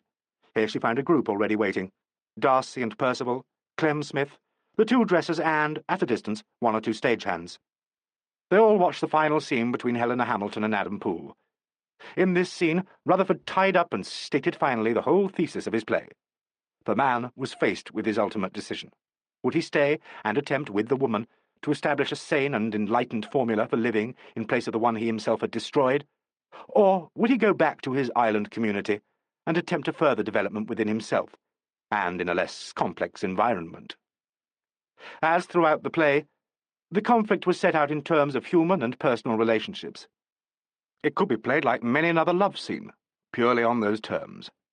Or it could be so handled that the wider implications could be felt by the audience, and in the hands of these 2 players, that was what happened. End of Disc 3. Disc 4. The play ended with them pledging themselves to each other and to an incredible task. As Poole spoke the last lines, the electrician, with one eye on Clem below, played madly over his switchboard. The entire set changed its aspect, seemed to dissolve, turn threadbare, a skeleton, a wraith, while beyond it a wide, stylized landscape was flooded with light and became, as Poole spoke the tag, the background upon which the curtain fell. "Might as well be back in panto," said the electrician, leaning on his dimmers. "We got the transformation scene. All we want's a bloody fairy queen." It was at this moment, when the applause seemed to surge forward and beat against the curtains, when Clem shouted, "All on!" and Dr. Rutherford plunged out of the OP pass door, when the players walked on and linked hands, that Poole, looking hurriedly along the line, said, "Where's Ben?" One of those panic-stricken crises peculiar to the theatre boiled up on the instant. From her position between Darcy and Percival on the stage, Martin saw the call-boy make some kind of protest to Clem Smith and disappear. Above the applause, they heard him hair down the passage, yelling, Mr. Bennington, please, you're on!" "We can't wait," Poole shouted. "Take it up, Clem." The curtain rose, and Martin looked into a sea of faces and hands. She felt herself led forward into the roaring swell, bowed with the others, felt Darcy's and Percival's hands tighten on hers, bowed again, and with them retreated a few steps upstage as the first curtain fell. "Well?" Poole shouted into the wings. The call-boy could be heard beating on the dressing-room door. Percival said, "What's the betting he comes on for a star call?" "He's passed out," said Darcy. "Had one or two more since he came off." "By God, I wouldn't cry if he never came to." "Go on, Clem," said Poole. The curtain rose and fell again, twice. Percival and Darcy took Martin off, and it went up again on Poole and Helena Hamilton, this time to those cries of "Bravo!" that reached the actors as a long, open sound like the voice of a singing wind. In the wings, Clem Smith, with his eyes on the stage, was saying repeatedly, "He doesn't answer. He's locked in. The bugger doesn't answer." Martin saw Poole coming towards her and stood aside. He seemed to tower over her as he took her hand. "Come along," he said. Darcy and Percival and the group off stage began to clap. Poole led her on. She felt herself resisting and heard him say, "Yes, it's all right." So bereft was Martin of her normal stage wiseness that he had to tell her to bow. She did so, and wondered why there was a warm sound of laughter in the applause. She looked at Poole, found he was bowing to her, and bent her head under his smile. He returned her to the wings. They were all on again. Dr. Rutherford came out from the OP corner. The cast joined in the applause. Martin's heart had begun to sing so loudly that it was like to deafen every emotion but a universal gratitude. She thought Rutherford looked like an old lion standing there in his out-of-date evening dress, his hair ruffled, his gloved hand touching his bulging shirt, bowing in an unwieldy manner to the audience and to the cast. He moved forward, and the theatre was abruptly silent. Silent, but for an obscure and intermittent thudding in the dressing-room passage. Clem Smith said something to the ASM and rushed away, jingling keys. "Hum," said Dr. Rutherford, with a preliminary bellow. "Hum. Thank you. I'm much obliged to you, ladies and gentlemen, and to the actors. The actors are much obliged, no doubt, to you, but not necessarily to me." Here the audience laughed, and the actors smiled. "I am not able to judge," the doctor continued with a rich roll in his voice, "whether you have extracted from this play the substance of its argument. If you have done so, we may all felicitate each other with the indiscriminate enthusiasm characteristic of these occasions. If you have not, I, for my part, am not prepared to say where the blame should rest." A solitary man laughed in the audience. The doctor rolled an eye at him, and with this clownish trick brought the house down. "The prettiest epilogue to a play that I am acquainted with," he went on, "is, as I need perhaps hardly mention to so intelligent an audience, that written for a boy actor by William Shakespeare. I am neither a boy nor an actor, but I beg leave to end by quoting to you. If it be true that good wine needs no bush—" "Gas," Paddy Percival said under his breath. Martin, who thought the doctor was going well, glanced indignantly at Parry, and was astonished to see that he looked frightened. "Therefore," the doctor was saying arrogantly, "to beg will not become me." "Gas," said an imperative voice off stage, and someone else ran noisily round the back of the set. And then Martin smelt it. Gas. To the actors, it seemed afterwards as if they had been fantastically slow to understand that disaster had come upon the theatre. The curtain went down on Dr. Rutherford's last word. There was a further outbreak of applause.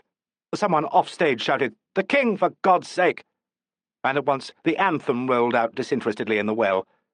Poole ran off stage and was met by Clem Smith, who had a bunch of keys in his hand. The rest followed him. The area backstage reeked of gas. It was extraordinary how little was said. The players stood together and looked about them with the question in their faces that they were unable to ask. Poole said, "Keep all visitors out, Clem. Send them to the foyer."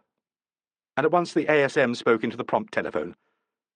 Bob Grantley burst through the pass door, beaming from ear to ear. "Stupendous!" he shouted. "John, Ella, Adam, my God, chaps, you've done it!" He stood stock still, his arms extended, the smile dying on his face. "Go back, Bob," Poole said. "Cope with the people. Ask our guests to go on and not wait for us. Ben's ill. Clem, get all available doors open. We want air." Grantley said, "Gas?" "Quick," Poole said. "Take them with you. Settle them down and explain. He's ill. Then ring me here. But quickly, Bob, quickly." Grantley went out without another word. "Where is he?" Dr. Rutherford demanded. Helena Hamilton suddenly said, "Adam?" "Go on to the stage, Ella. It's better you shouldn't be here, believe me. Kate will stay with you. I'll come in a moment." "Here you are, Doctor," said Clem Smith. There was a blundering sound in the direction of the passage. Rutherford said, "Open the dock doors," and went behind the set. Poole thrust Helena through the prompt entry and shut the door behind her. Draughts of cold air came through the side entrances. "Kate," Poole said, "go in and keep her there if you can, will you? And Kate." Rutherford reappeared, and with him 4 stagehands bearing with difficulty the inert body of Clark Bennington, the head swinging upside down between the 2 leaders, its mouth wide open.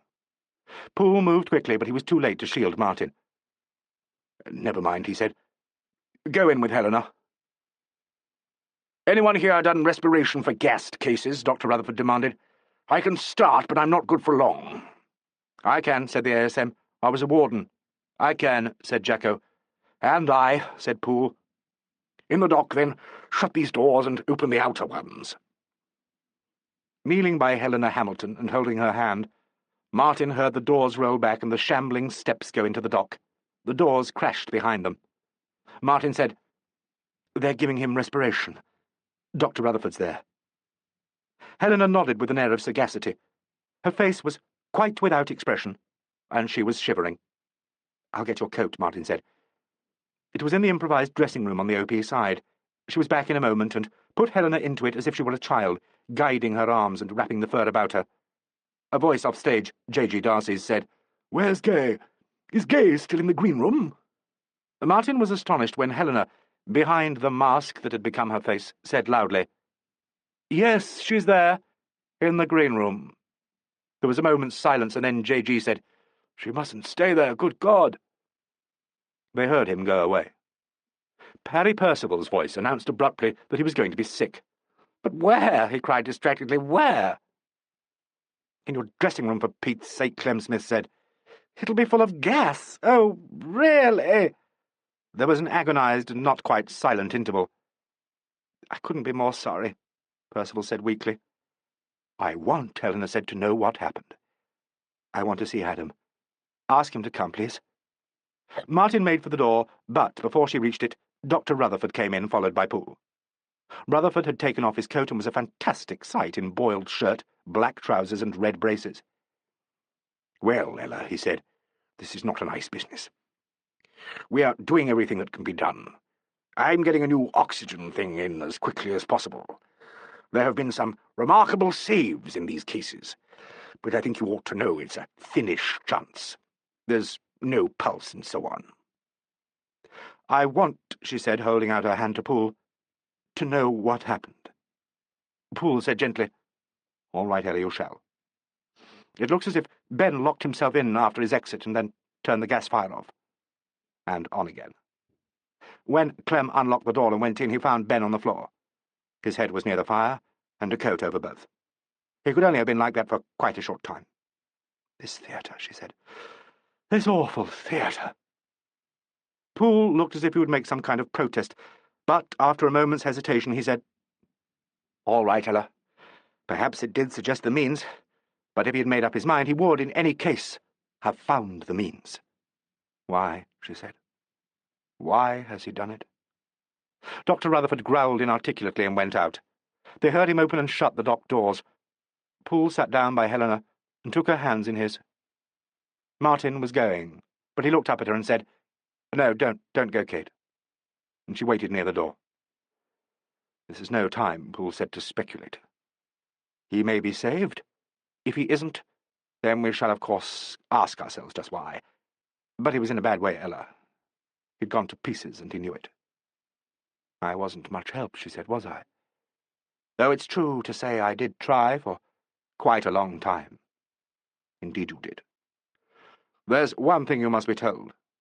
If it's no go with Ben, we'll have to inform the police." She put her hand to her forehead as if she was puzzled. "The police?" she repeated and stared at him. "No, darling, no," she cried, and after a moment whispered, "They might think— Oh, darling, darling, darling, the Lord knows what they think." The door upstage opened, and Gay Gainsford came in, followed by Darcy. She was in her street clothes, and at some time during the evening had made extensive repairs to her face, which wore, at the moment, an expression oddly compounded of triumph and distraction. Before she could speak, she was seized with a paroxysm of coughing. Darcy said, "Is it all right for Gay to wait here?" "Yes, of course," said Helena. He went out, and Poole followed him, saying he would return. "Darling," Miss Gainsford gasped, I knew as soon as I smelt it. There's a thing in this theatre. Everything pointed to it. I just sat there and knew." She coughed again. "Oh, I do feel so sick," she said. "Gay, for pity's sake, what are you talking about?" Helena said. "It was fate I felt. I wasn't a bit surprised. I just knew something had to happen tonight." "Do you mean to say," Helena murmured, and the wraith of her gift for irony was on her mouth, "that you just sat in the green room with your finger raised, telling yourself it was fate?" "Darling Auntie— I'm sorry, I forgot. Darling Ella, wasn't it amazing?" Helena made a little gesture of defeat. Miss Gainsford looked at her for a moment, and then, with the prettiest air of compassion, knelt at her feet. "Sweet," she said, "I'm so terribly, terribly sorry. We're together in this, aren't we? He was my uncle, and your husband." "True enough," said Helena. She looked at Martin over the head bent in devoted commiseration, and shook her own helplessly. Gay Gainsford sank into a sitting posture, and leant her cheek against Helena's hand. The hand, after a courteous interval, was withdrawn. There followed a very long silence. Martin sat at a distance, and wondered if there was anything in the world she could do to help. There was an intermittent murmur of voices somewhere off stage. Gay Gainsford, feeling perhaps that she had sustained her position long enough, moved by gradual degrees away from her aunt by marriage, rose and, sighing heavily, transferred herself to the sofa. Time dragged on, mostly in silence. Helena lit one cigarette from the butt of another. Gay sighed with infuriating punctuality, and Martin's thoughts drifted sadly about the evaporation of her small triumph. Presently there were sounds of arrival. One or two persons walked round the set from the outside entry to the dock, and were evidently admitted into it. "Who can that be, I wonder?" Helena Hamilton asked idly, and after a moment, "Is Jacko about?" "I'll see," said Martin. She found Jacko off stage with Darcy and Parry Percival. Percival was saying, "Well, naturally nobody wants to go to the party, but I must say that as one is quite evidently useless here, I don't see why one can't go home." Jacko said, "You would be recalled by the police, I dare say, if you went." He caught sight of Martin, who went up to him. His face was beaded with sweat. "What is it, my Small?" he asked. "This is a sad epilogue to your success story. Never mind. What is it?" "I think Miss Hamilton would like to see you." "Then I come. It is time, in any case." He took her by the elbow, and they went in together. When Helena saw him, she seemed to rouse herself. "Jacko," she said. He didn't answer, and she got up quickly and went to him. "Jacko, what is it? Has it happened?" Jacko's hands, so refined and delicate that they seemed like those of another man, touched her hair and her face. "It has happened," he said. "We've tried very hard, but nothing is any good at all, and there is no more to be done. He has taken wing." Gay Gainsford broke into a fit of sobbing, but Helena stooped her head to Jacko's shoulder, and when his arms had closed about her, said, "Help me to feel something, Jacko. I'm quite empty of feeling. Help me to be sorry." Above her head, Jacko's face, glistening with sweat, grotesque and primitive, had the fixed inscrutability of a classic mask. Chapter 7. Disaster. Clem Smith rang up the police as soon as Dr. Rutherford said that Bennington was beyond recovery, and within 5 minutes a constable and sergeant had appeared at the stage door. They went into the dock with Rutherford, and then to Bennington's dressing room, where they remained alone for some time. During this period, an aimless discussion developed among the members of the company about where they should go. Clem Smith suggested the green room as the warmest place, and added tactlessly that the fumes had probably dispersed, and if so, there was no reason why they shouldn't light the fire. Both Paddy Percival and Gay Gainsford had made an outcry against this suggestion on the grounds of delicacy and susceptibility. Darcy supported Gay, the ASM suggested the offices, and Jacko the auditorium. Dr. Rutherford, who appeared to be less upset than anyone else, merely remarked that all places that the eye of heaven visits are to a wise man ports and happy havens, which, as Percival said acidly, got them nowhere. Finally, Poole asked if the central heating couldn't be stoked up, and a stagehand was dispatched to the underworld to find out. Evidently he met with success, as presently the air became less chilled. With only a spatter of desultory conversation, the players sat about the stage and cleaned their faces. And they listened. They heard the two men come back along the passage and separate. Then the central door opened and the young constable came in. He was a tall, good-looking youth with a charming smile. "The sergeant," he said, "has asked me to explain that he's telephoning Scotland Yard. He couldn't be more sorry, but he's afraid he'll have to ask everybody to wait until he gets his instructions. He's sure you'll understand that it's just a matter of routine." He might have been apologising for his mother's late arrival at her own dinner party. He was about to withdraw when Dr. Rutherford said, "Hi, Sonny." "Yes, sir?" said the young constable obligingly. "You intrigue me. You talk, as they say, like a book. Non sine dis animusus infans. You swear with a good grace and wear your boots very smooth, do you not?" The young constable was, it seemed, only momentarily taken aback. He said, "Well, sir, for my boots, they are after the Dogberry fashion, and for my swearing, sir, it goes by the book." The doctor, who, until now, had seemed to share the general feeling of oppression and shock, appeared to cheer up with indecent haste. He was, in fact, clearly enchanted. Definite, well-educated infant," he quoted exultantly. "I mean that in court, sir, we swear by the book. But I'm afraid, sir," added the young constable apologetically, "that I'm not much of a hand at badinage. My purse is empty already. If you'll excuse me," he concluded with a civil glance round the company, "I'll just—" He was again about to withdraw when his sergeant came in at the OP entrance. "Good evening, ladies and gentlemen," the sergeant said in what Martin for one felt was the regulation manner. "Very sorry to keep you, I'm sure. Sad business. In these cases we have to do a routine check-up, as you might say. My superior officers will be here in a moment, and then I hope we shan't be long. Thank you." He tramped across the stage, said something inaudible to the constable, and was heard to go into the dock. The constable took a chair from the prompt corner, placed it in the proscenium entrance, and, with a modest air, sat on it. His glance fell upon Martin, and he smiled at her. They were the youngest persons there, and it was as if they signalled in a friendly manner to each other. In turning away from this pleasant exchange, Martin found that Poole was watching her with fixed, and, it seemed, angry glare. To her fury, she found that she was very much disturbed by this circumstance. They had by this time all cleaned their faces. Helena Hamilton, with an unsteady hand, put on a light street make-up. The men looked ghastly in the cold working lights that bleakly illuminated the stage. Paddy Percival said fretfully, "Well, I must say I do not see the smallest point in our hanging about like this." The constable was about to answer when they all heard sounds of arrival at the stage door.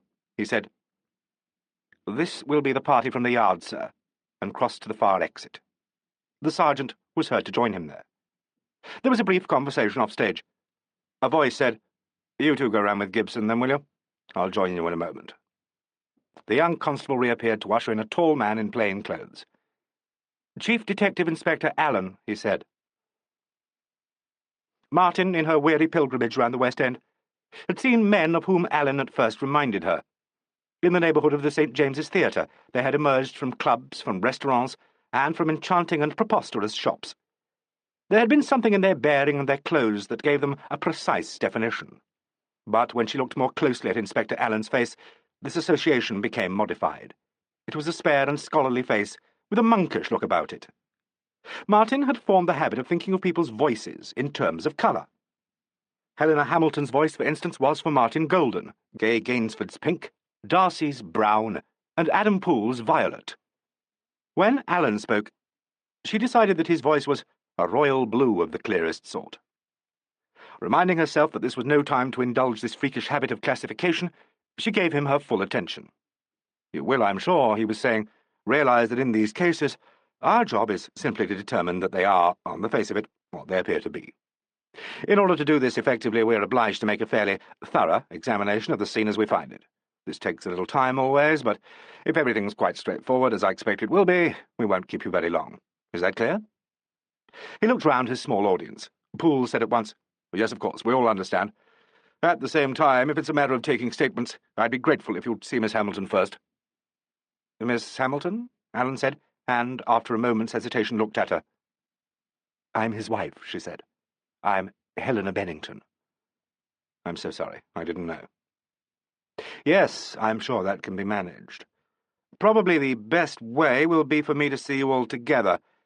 If everything seems quite clear, there may be no excuse for further interviews. And now, if you'll excuse me, I'll have a look round and then rejoin you. There is a doctor among you, isn't there? Dr. Rutherford?" Dr. Rutherford cleared his throat portentously. "Are you he, sir? Perhaps you'll join us." "Indubitably," said the doctor. "I had so concluded." "Good," Alleyn said, and looked faintly amused. "Will you lead the way?" They were at the door when Jacko suddenly said, "A moment, if you please, Chief Inspector." "Yes?" "I would like permission to make soup. There is a filthy small kitchen place, inhabited only by the night watchman, where I have a can of prepared soup. Everyone is very cold and fatigued and entirely empty. My name is Jacques Doré. I am dog's body in waiting in this theatre, and there is much virtue in my soup." Alleyn said, "By all means. Is the kitchen place that small sink room near the dock with the gas jet in it?" "But you haven't looked at the place yet," Parry Percival ejaculated. "I've been here before," said Alleyn. "I remember the theatre." "Shall we get on, Dr. Rutherford?" They went out. Gay Gainsford, whose particular talent from now onwards was to lie in the voicing of disquieting thoughts which her companions shared but decided to leave unspoken, said in a distracted manner, "When was he here before?" And when nobody answered, she said dramatically, "I can see it all.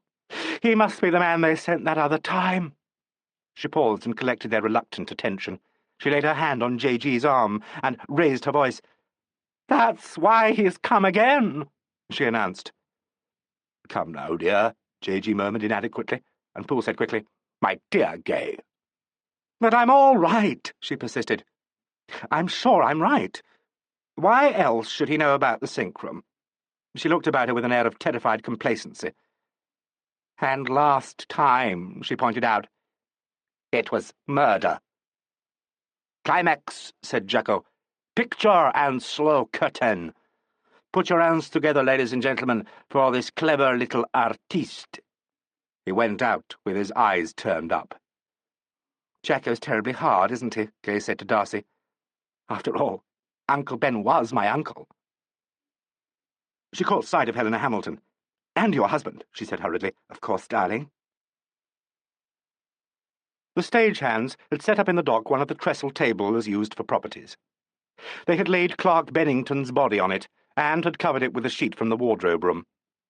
The dock was a tall, echoing place, concrete-floored with stacks of old flats leaning against the walls.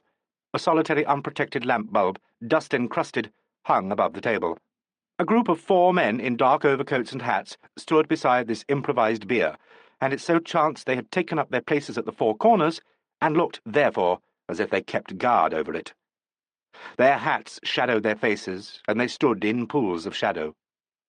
A 5th man, bareheaded, stood at the foot of the bier, and a little removed from it. When the tallest of the men reached out to the margin of the sheet, his arm cast a black bar over its white and eloquent form. His gloved hand dragged down the sheet, and exposed a rigid, gaping face encrusted with grease paint. He uncovered his head, and the other 3, a little awkwardly, followed his example. "Well, Curtis?" he asked. Dr. Curtis, the police surgeon, bent over the head, blotting it out with his shadow. He took a flash-lamp from his pocket, and the face, in this changed light, started out with an altered look, as if it had secretly rearranged its expression. "God," Curtis muttered. "He looks pretty ghastly, doesn't he? What atrocious make-up." From his removed position, Dr. Rutherford said loudly, "My dear man, the make-up was required for my play. It should, in point of fact, be a damn sight more repellent. But vanitas vanitatum. Also, mit der Dummheit kämpfen Goethe selbst vergebens. I didn't let them fix him up at all. Thought you'd prefer not." His voice echoed coldly round the dock. "Quite so," Curtis murmured. "Much better not." "Smell very noticeable still," a thick-set, grizzled man observed. "Always hangs about in these cases," rejoined the sergeant, "doesn't it, Mr. Fox?" "We worked damn hard on him," Dr. Rutherford said. "Never looked like it from the start. Not a hope." "Well," said Curtis, drawing back, "it all seems straightforward enough, Allen. Doesn't call for a very extensive autopsy, but of course we'll do the usual things." "Lend me your torch a moment," Allen said, and, after a moment, "Very heavy make-up, isn't it? He's so thickly powdered." "He needed it. He sweated," Dr. Rutherford said, "like a pig. Alcohol and a dicky heart." "Did you look after him, sir?" "Not I. I don't practice nowadays. The alcohol declared itself, and he used to talk about a heart condition. Valvular trouble, I should imagine. I don't know who his medical man was. His wife can tell you." Dr. Curtis replaced the sheet. "That," he said to Rutherford, "might account for him going quickly." "Certainly." "There's a mark under the jaw," Allen said. "Did either of you notice it? The make-up is thinner there. Is it a bruise?" Curtis said, "I saw it, yes. It might be a bruise. We'll see better when we clean him up." "Right. I'll look at the room," Allen said. "Who found him?" "The stage manager," said Rutherford. "Then perhaps you wouldn't mind asking him to come along when you rejoin the others. Thank you so much, Dr. Rutherford. We're glad to have had your report. You'll be called for the inquest, I'm afraid." "Hell's teeth, I suppose I shall. So be it." He moved to the doors. The sergeant obligingly rolled them open, and he muttered, "Thank you," and, with an air of dissatisfaction, went out. Dr. Curtis said, "I'd better go and make professional noises at him." "Yes, do," Allen said. On their way to Bennington's room, they passed Jacko and a stagehand bearing a fragrant steaming can and a number of cups to the stage. In his cubbyhole, Fred Badger was entertaining a group of stagehands and dressers. They had steaming pannikins in their hands, and they eyed the police party in silence. "Smells very tasty, doesn't it?" Detective Inspector Fox observed rather wistfully. The young constable, who was stationed by the door through which Martin had made her entrance, opened it for the soup party and shut it after them. Fox growled, "Keep your wits about you." "Yes, sir," said the young constable, and exhibited his notebook. Clem Smith was waiting for them in Bennington's room. The lights were full on, and a white glare beat on the dressing shelf and walls. Bennington's street clothes and his suit for the first act hung on coat-hangers along the walls. His make-up was laid out on a towel, and the shelf was littered with small objects that, in their casual air of usage, suggested that he had merely left the room for a moment, and would return to take them up again. On the floor, hard by the dead gas fire, lay an overcoat from which the reek of gas, which still hung about the room, seemed to arise. The worn rug was drawn up into wrinkles. Clem Smith's face was white and anxious under his shock of dark hair. He shook hands jerkily with Allen, and then looked as if he wondered if he ought to have done so. "This is a pretty ghastly sort of party," he muttered, "isn't it?" Alleyn said, "It seems that you came in for the worst part of it. Do you mind telling us what happened?" Fox moved behind Clem and produced his notebook. Sergeant Gibson began to make a list of the objects in the room. Clem watched him with an air of distaste. "Easy enough to tell you," he said. "He came off about 8 minutes before the final curtain, and I suppose went straight to this room. When the boy came round for the curtain call, Ben didn't appear with the others. I didn't notice. There's an important light cue at the end, and I was watching for it. Then, when they all went on, he just wasn't there. We couldn't hold the curtain for long. I sent it up for the first call, and the boy went back and hammered on this door. It was locked. He smelt gas and began to yell for Ben, and then ran back to tell me what was wrong. I'd got the doctor on for his speech by that time. I left my ASM in charge, took the bunch of extra keys from the prompt corner, and tore around here." He wetted his lips and fumbled in his pocket. "Is it safe to smoke?" he asked. "I'm afraid we'd better wait a little longer," Alleyn said. "Sorry." "OK. Well, I unlocked the door. As soon as it opened, the stink hit me in the face. Don't know why, but I expected him to be sitting at the shelf. I don't suppose, really, it was long before I saw him, but it seemed fantastically long. He was lying there by the heater. I could only see his legs and the lower half of his body. The rest was hidden by that coat. It was tucked in behind the heater and over his head and shoulders. It looked like a tent. I heard the hiss going on underneath it." Clem rubbed his mouth. "I don't think," he said, "I was as idiotically slow as all this makes me out to be. I don't think, honestly, it was more than seconds before I went in. Honestly, I don't think so." "I expect you're right about that. Time goes all relative in a crisis." "Does it? Good. Well, then, I ran in and hauled the coat away. He was on his left side. His mouth, it was, the lead-in had been disconnected and it was by his mouth, hissing. I turned it off and dragged him by the heels. He sort of stuck on the carpet. Jack Doré, belted in and helped." "One moment," Alleyn said. "Did you knock over that box of powder on the dressing table, either of you?" Clem Smith stared at it. "That? No, I didn't go near it, and I got him halfway to the door when Jacko came in. He must have done it himself." "Right. Sorry, go on." "We lifted Ben into the passage and shut his door. At the far end of the passage is a window, the only one near. We got it open and carried him to it. I think he was dead even then. I'm sure he was. I've seen gassed cases before, in the Blitz." Alleyn said, "You seem to have tackled this one like an old hand, at all events." "I'm damn glad you think so," said Clem, and sounded it. Alleyn looked at the Yale lock on the door. "This seems in good enough shape," he said absently. "It's new," Clem said. "There were pretty extensive renovations and a sort of general clean-up when Mr. Poole took the theatre over. It's useful for the artists to be able to lock up valuables in their rooms, and the old locks were clumsy and rusted up. In any case," he stopped and then said uncomfortably, "the whole place has been repainted and modernised." "Including the gas installations?" "Yes," said Clem, not looking at Alleyn. "That's all new too." "Two of the old dressing rooms have been knocked together to form the green room." "Yes. And there are new dividing walls, and ventilators now in the dressing rooms." "Yes," said Clem unhappily, and added, "I suppose that's why I used his coat." "It does look," Alleyn said without stressing it, "as if the general idea was to speed things up, doesn't it? All right, Mr. Smith, thank you. Would you explain to the people on the stage that I'll come as soon as we've finished our job here? It won't be very long. We'll probably ask you to sign a statement of the actual discovery as you've described it to us. You'll be glad to get away from this room, I expect." Inspector Fox had secreted his notebook and now ushered Clem Smith out. Clem appeared to go thankfully. "Plain sailing, wouldn't you say, Mr. Alleyn?" said Fox, looking along the passage. "Nobody about," he added. "I'll leave the door open." Alleyn rubbed his nose. "It looks like plain sailing, Fox, certainly. But, in view of the other blasted affair, we can't take a damn thing for granted.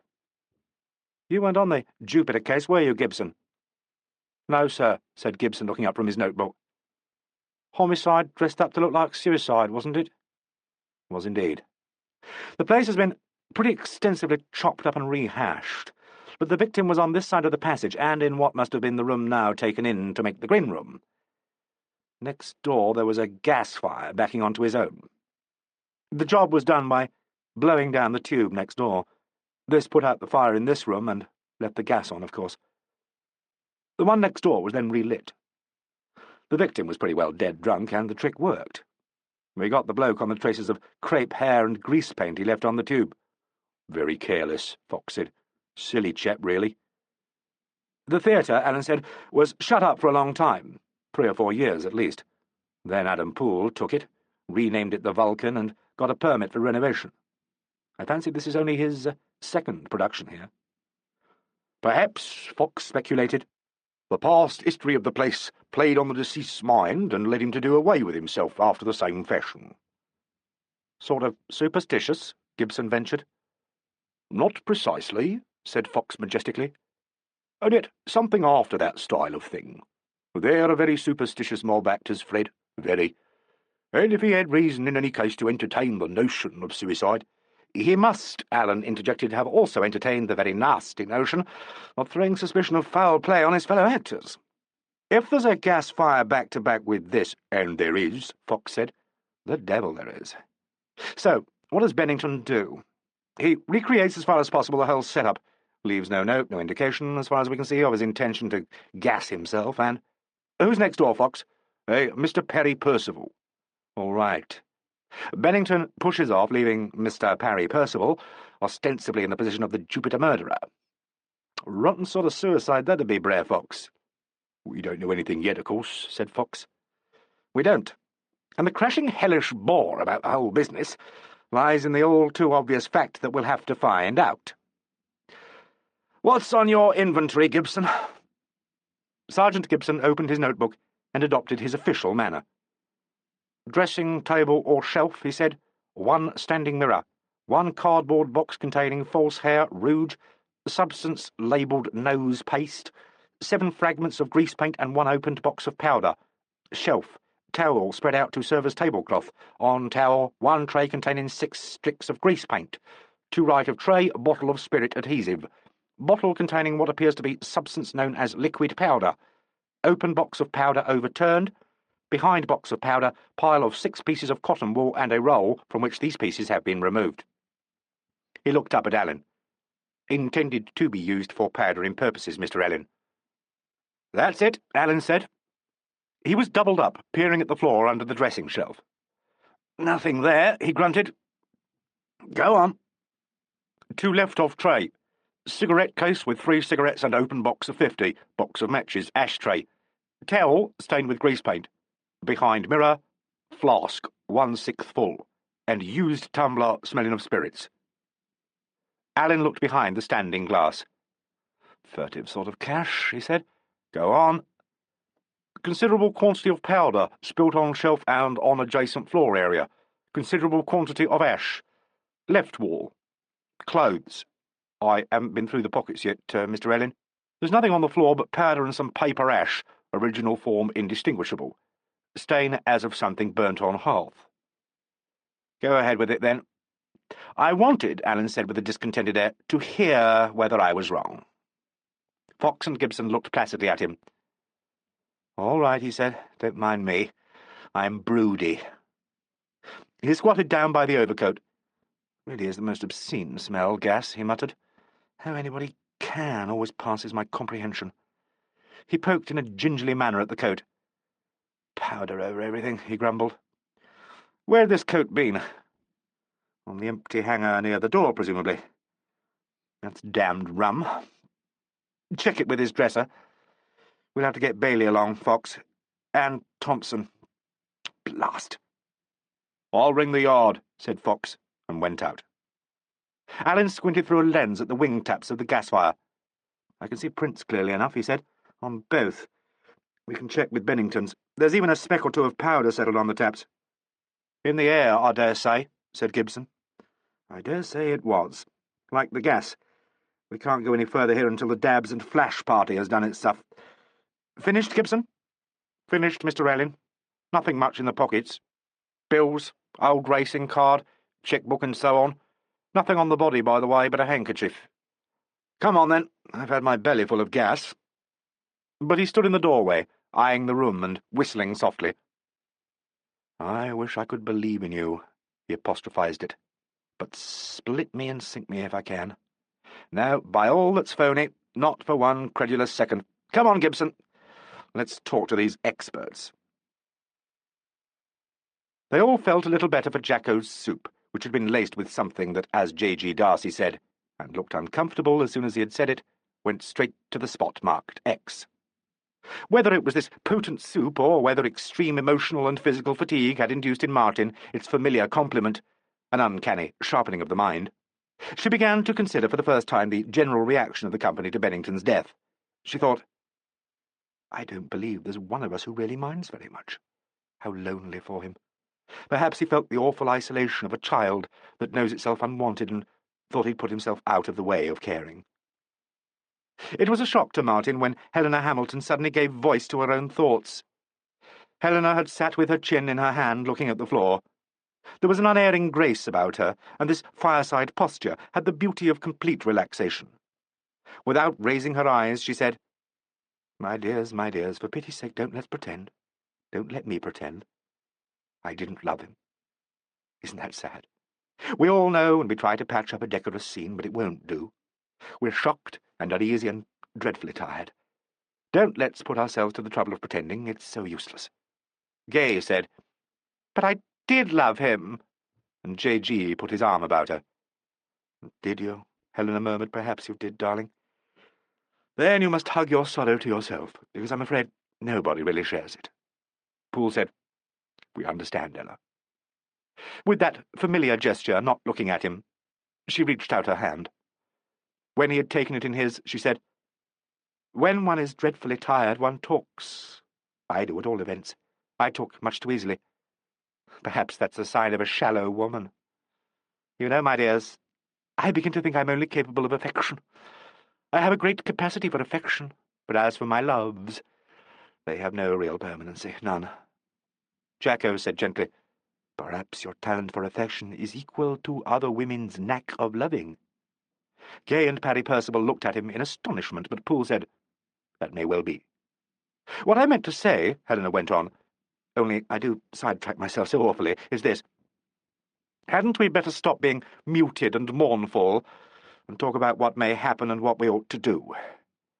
Adam, darling, I thought perhaps they might all be respecting my sorrow or something.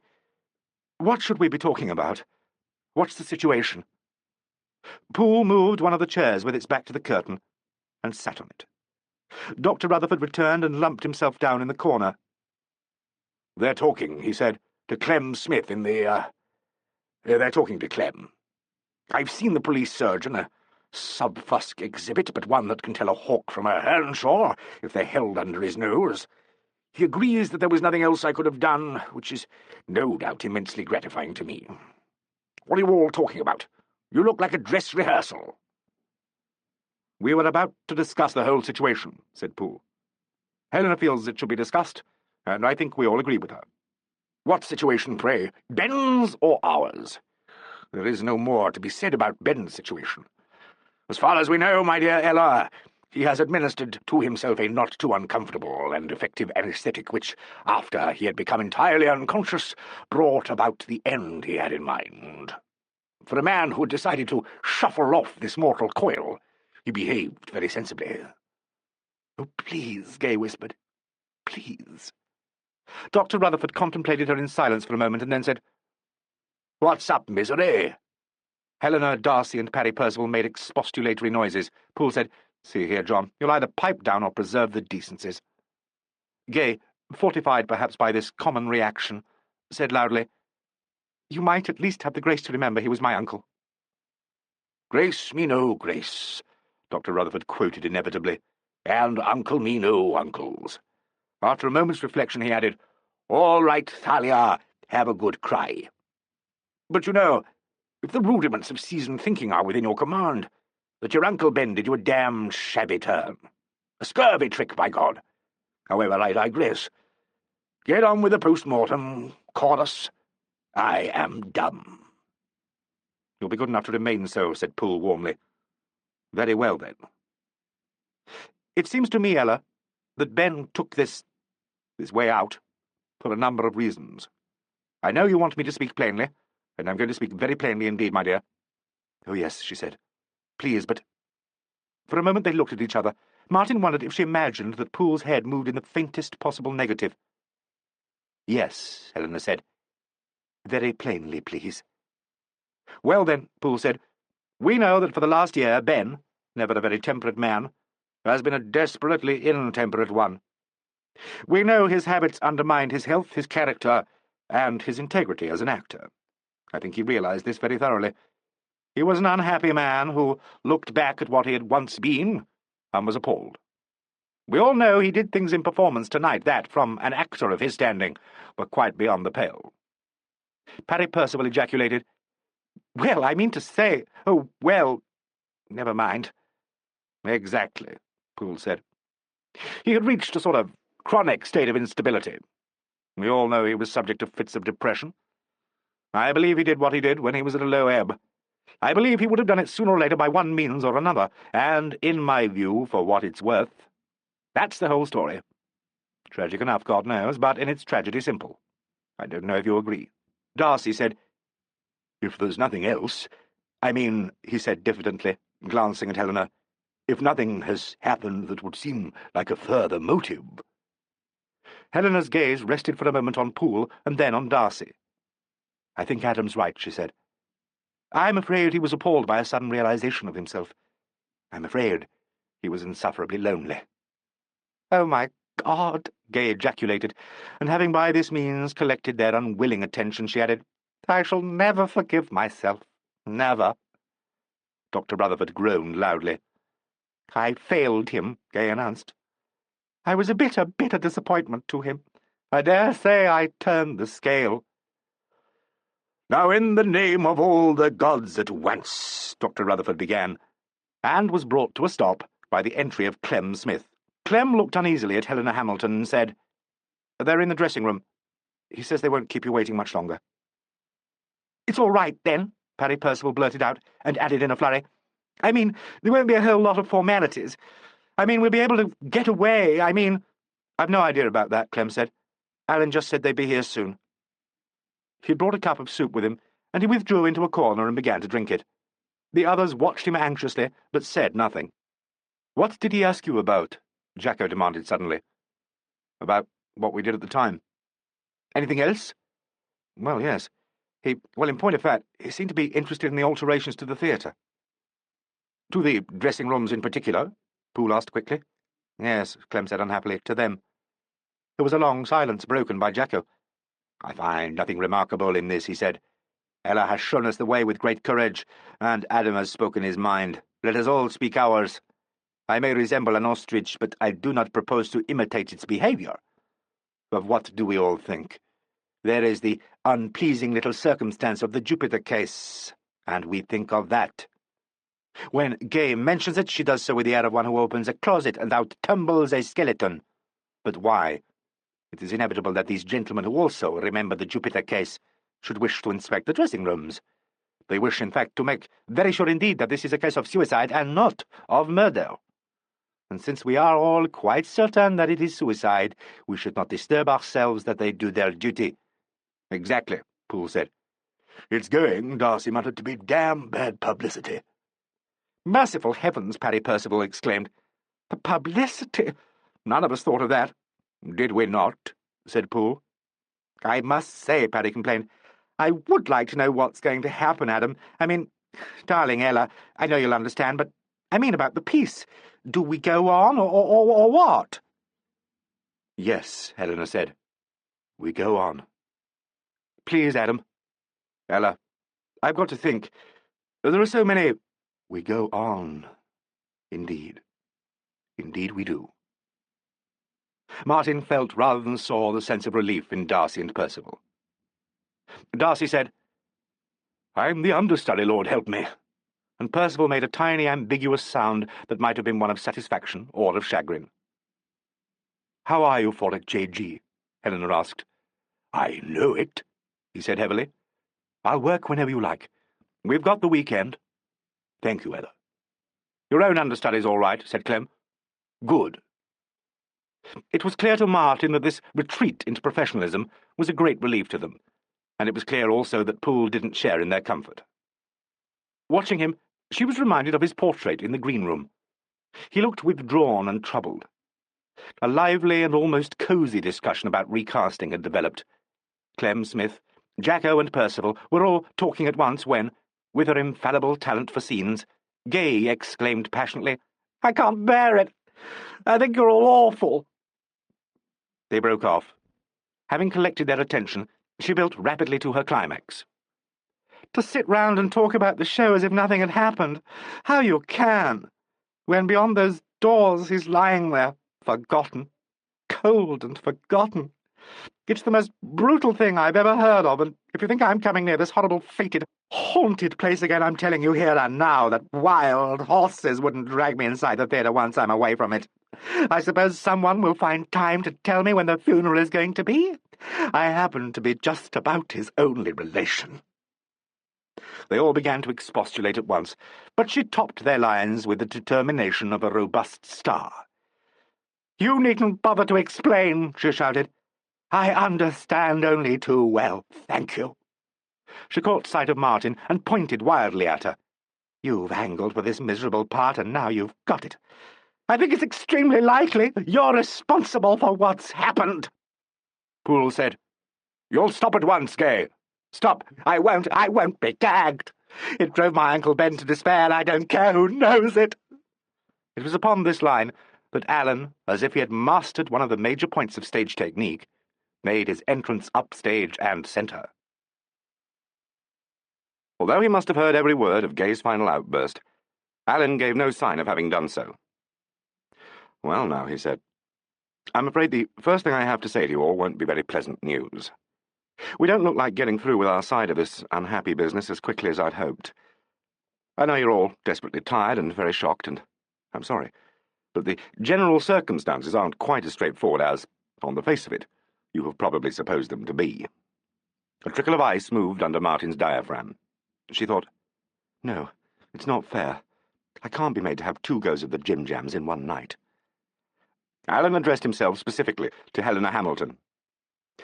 "You'll have guessed, of course you will, but one can't overlook the other case of gas poisoning that is associated with this theatre.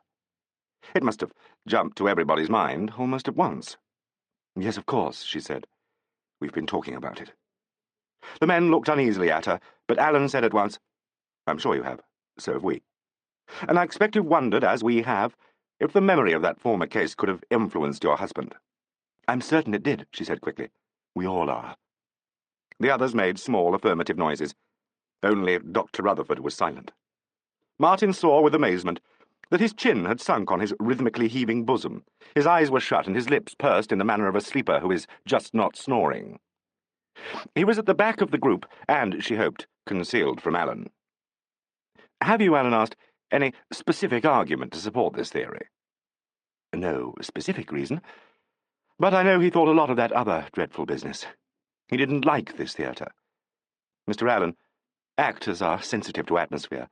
We talk a lot about the theatres we play in, and we get very vivid, you would probably think absurdly vivid, impressions of their personalities. My husband felt there was an unpleasant atmosphere in this place. He often said so. In a way, I think it had a rather horrible fascination for him.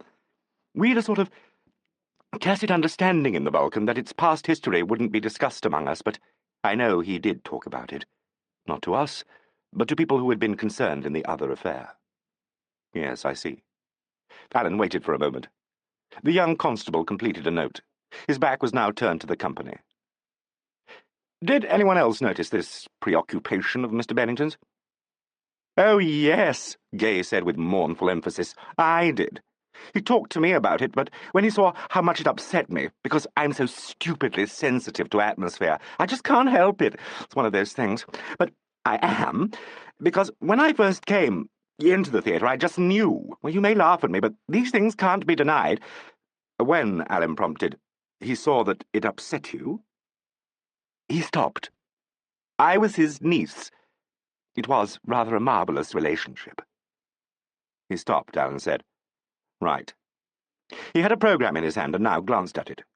"You must be Miss Gainsford, I think. Is that right?" "Yes, I am. But my name's really Bennington. I'm his only brother's daughter. My father died in the war, and Uncle Ben really felt we were awfully near to each other, do you know? That's why it's so devastating for me, because I sensed how wretchedly unhappy he was. Do you mind telling us why you thought him so unhappy? J.G. Darcy interposed quickly. I don't think it was more than a general intuitive sort of thing, was it, Gay? Nothing special.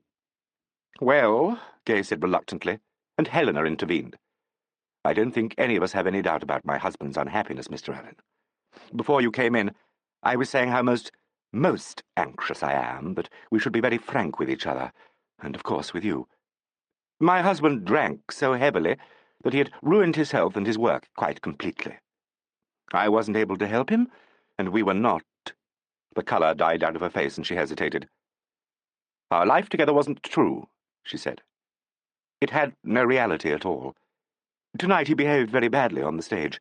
He coloured his part at the expense of the other actors, and I think he was horrified at what he'd done. He was very drunk indeed tonight. I feel he suddenly looked at himself and couldn't face what he saw. I feel that very strongly. One does sense these things, Gay interjected eagerly. Or I do, at any rate. I'm sure you do, Alleyn agreed politely.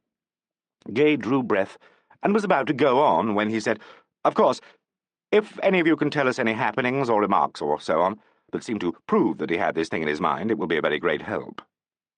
Martin heard her voice, acting, it seemed, of its own volition. I think perhaps... Alleyn turned to her, and his smile reassured her. Yes, he said. Forgive me, but I don't yet know all your names. He looked again at his programme and then at her. Gay gave a small laugh. Darcy put his hand over hers and said something undistinguishable. Poole said quickly, Miss Martin Tarn. She is, or should be, our heroine tonight. Miss Gainsford was ill, and Miss Tarn, who was the understudy, took her part at half an hour's notice. We'd all be extremely proud of her if we had the wits to be anything but worried and exhausted. Martin's heart seemed to perform some eccentric gyration in the direction of her throat, and she thought, That's done it. Now my voice is going to be ungainly with emotion. Alleyn said, That must have been a most terrifying and exciting adventure, and she gulped and nodded. What had you remembered, he went on after a moment, that might help us? It was something he said when he came off in the last act. For his final exit in the play? Yes. I'd be very glad to hear it. I'll try to remember exactly what it was, Martin said carefully. I was in the dressing-room passage on my way to Miss Gainsford's room, and he caught me up. He spoke very disjointedly and strangely, not finishing his sentences. But one thing he said, I think it was the last, I do remember quite distinctly because it puzzled me very much. He said, I just wanted to tell you that you needn't suppose what I'm going to do. And then he stopped, as if he was confused, and added, I think, You needn't suppose, and broke off again. And then Jacko, Mr. Dore, came and told me to go into the dressing-room to have my makeup attended to, and I think said something to Mr. Bennington about his. I told him he was shining with sweat, said Jacko, and he went into his room. Alone? Alleyn asked. I just looked in to make sure he had heard me. I told him again he needed powder, and then went at once to this infant. Miss Tarn, can you remember anything else Mr. Bennington said? Not really. I'm afraid I was rather in a haze myself just then. The great adventure. Yes, said Martin gratefully. I've an idea he said something about my performance. Perhaps I should explain that I knew he must be very disappointed and upset about my going on instead of Miss Gainsford, but his manner was not unfriendly, and I have the impression that he meant to say he didn't bear, for me personally, any kind of resentment. But that's putting it too definitely. I'm not at all sure what he said, except for that one sentence. Of that I'm quite positive. Good, Alleyn said. Thank you. Did you hear this remark, Mr. Dore? Jacko said promptly. But certainly. I was already in the passage, and he spoke loudly as I came up. Did you form any opinion as to what he meant? I was busy and very pleased with this infant, and I did not concern myself. If I thought at all, it was to wonder if he was going to make a scene, because the niece had not played. He had a talent for scenes. It appears to be a family trait. I thought perhaps he meant that this infant would not be included in some scene he planned to make, or be scolded for her success. Did he seem to you to be upset? Oh, yes, yes. Upset? Yes. Very much distressed, would you say? All his visage wanned? Inquired a voice in the background. Tears in his eyes, distraction in his aspect? Alleyn moved his position until he could look past Gay and Darcy at the recumbent doctor. Or even, he said, his whole function suiting with forms to his conceit. Ha! The doctor ejaculated, and sat up. Upon my soul, the whirligig of time brings in his revenges, even to the point where the dull detection apes at artifice. Inspectors echo with informed breath their pasteboard prototypes of fancy wrought. I am amazed, and know not what to say.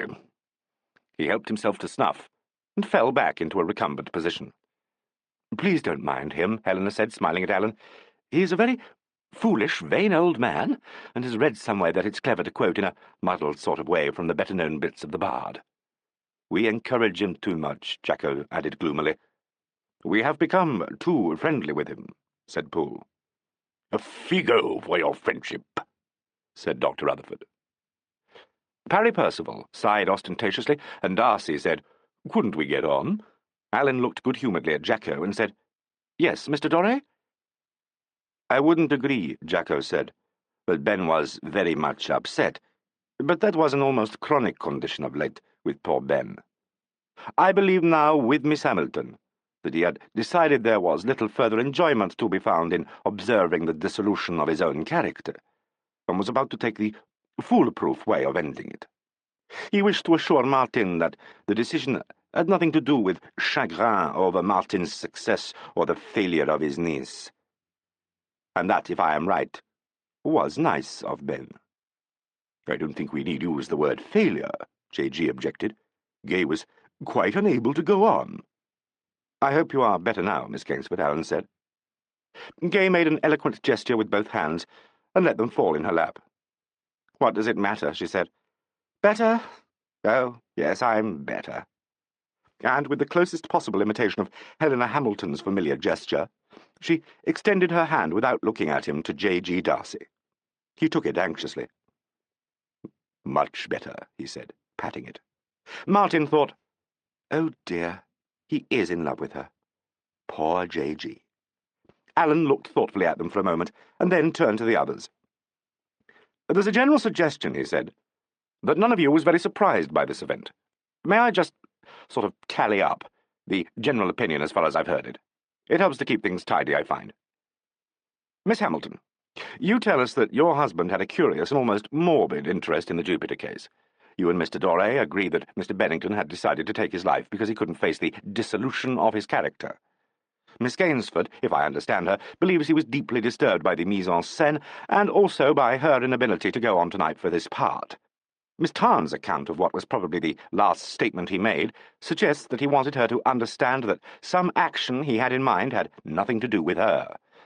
Mr. Doré supports this interpretation and confirms the actual words that were used. This, as far as it goes, is the only tangible bit of evidence as to intention that we have. Poole lifted his head. His face was very white, and a lock of black hair had fallen over his forehead, turning him momentarily into the likeness, Martin thought inconsequently, of Michelangelo's Adam. He said, There's the fact itself, Alleyn. There's what he did. Alleyn said carefully, There's an interval of perhaps 8 minutes between what he said and when he was found. Look here, Parry Percival began and then relapsed. Let it pass, he said. I wouldn't know. Pipe up, Narcissus, Dr. Rutherford adjured him. The inspector won't bite you. Oh, shut up, Parry shouted, and was awarded a complete and astonished silence. He rose and addressed himself to the players. You're all being so bloody frank and sensible about this suicide, he said. You're so anxious to show everybody how honest you are. The doctor's so unconcerned he can even spare a moment to indulge in his favourite pastime of me-baiting. I know what the doctor thinks of me, and it doesn't say much for his talents as a diagnostician. But if it's queer to feel desperately sorry for a man who was miserable enough to choke himself to death at a gas jet, if it's queer to be physically and mentally sick at the thought of it, then, by God, I'd rather be queer than normal. Now. There followed a silence, broken only by the faint whisper of the young constable's pencil. Dr. Rutherford struggled to his feet and lumbered down to parry. "Your argument, my young coxcomb," he said thoughtfully, "is as seaworthy as a sieve. As for my diagnosis, if you are the normal man you'd have me believe, why the hell don't you show like one? You exhibit the stigmata of that waterfly whom it is a vice to know, and fly into a fit when the inevitable conclusion is drawn." He took Parry by the elbow and addressed himself to the company in the manner of a lecturer. "A phenomenon," he said, "that is not without its dim interest. I invite your attention. Here is an alleged actor who, an hour or two since, was made a public and egregious figure of fun by the deceased. Who was roasted by the deceased before an audience of 1,000 whinnying nincompoops? Who allowed his performance to be prostituted by the deceased before this audience? Who, before his final and most welcome exit, suffered himself to be tripped up contemptuously by the deceased, and who fell on his painted face before this audience? Here is this phenomenon, ladies and gents, who now proposes himself as Exhibit A in the Compassion Stakes. I invite your—" Poole said, "Quiet!" And when Dr. Rutherford grinned at him, added, "I meant it, John. You will be quiet, if you please." Parry wrenched himself free from the doctor and turned on Alleyn. "You're supposed to be in charge here," he began, and Poole said quickly, "Yes, Alleyn, I really do think that this discussion is getting quite fantastically out of hand. If we're all satisfied that this is a case of suicide, which," Alleyn said, "we are not." They were all talking at once. Helena, the doctor, Parry, Gay, and Darcy. They were like a disorderly chorus in a verse play. Martin, who had been watching Alleyn, was terrified. She saw him glance at the constable. Then he stood up. "One moment," he said. The chorus broke off inconsequently as it had begun.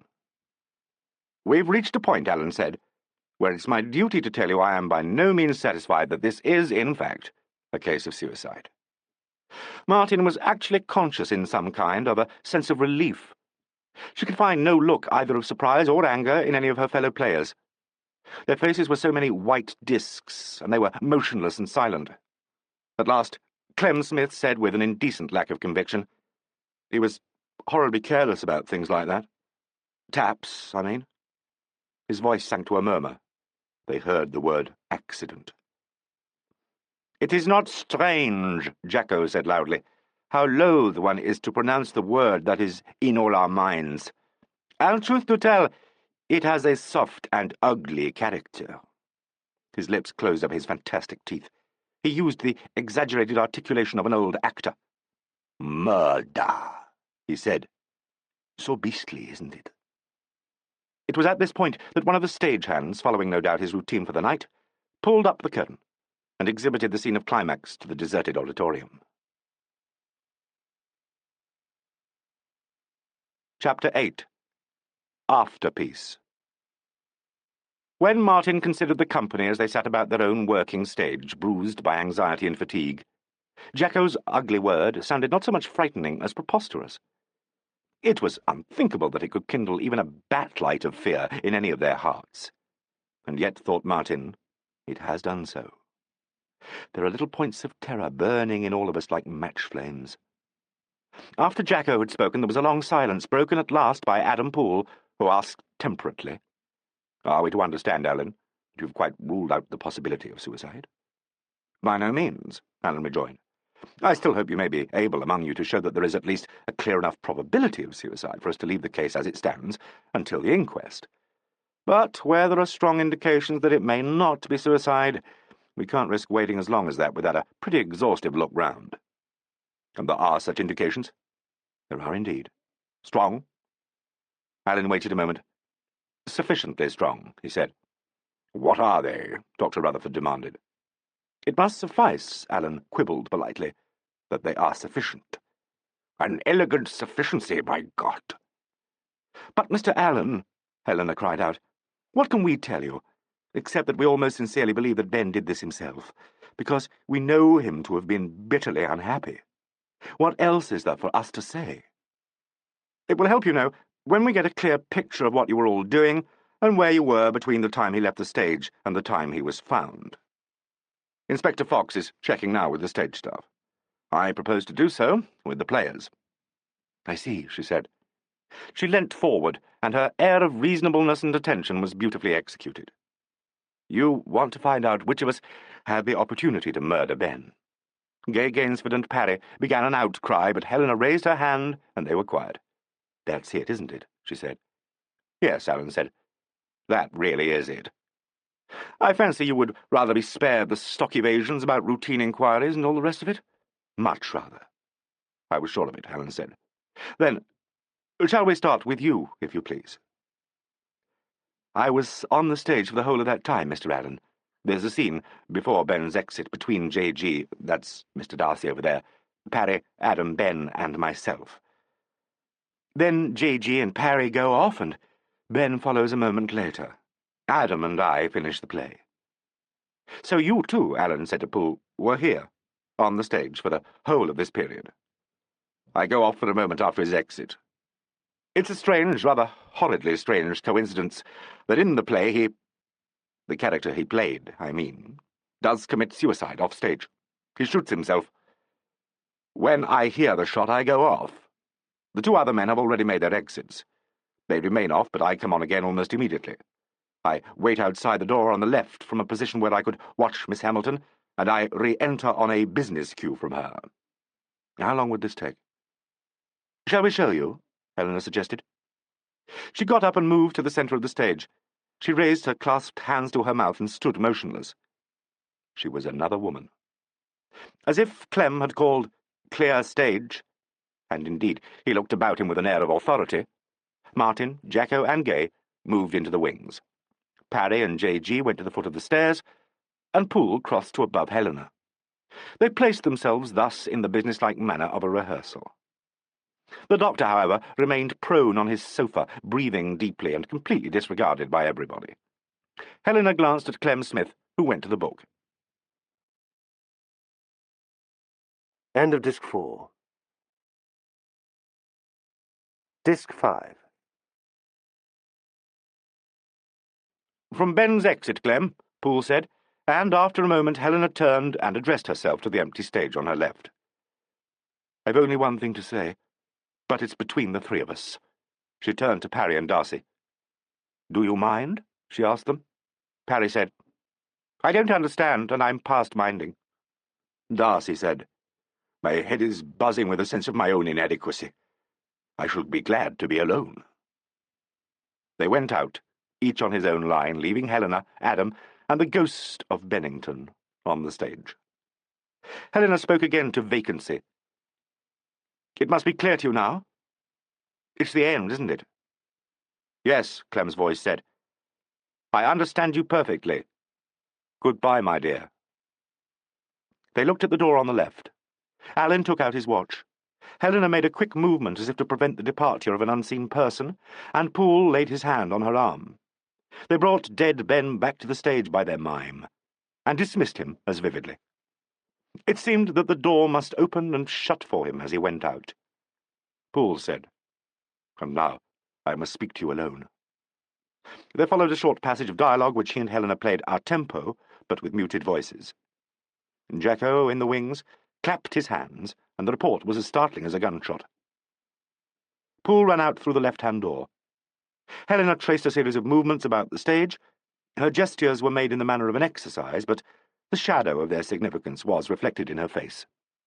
Finally, she moved into the window and seemed to compel herself to look out. Poole re-entered. Thank you, Alan said, shutting his watch. 50 seconds. Will you all come on again, if you please? When they had assembled in their old positions, he said, Did anyone notice Mr. Poole as he waited by the door for his re-entry? The door's recessed, Poole said. I was more or less screened.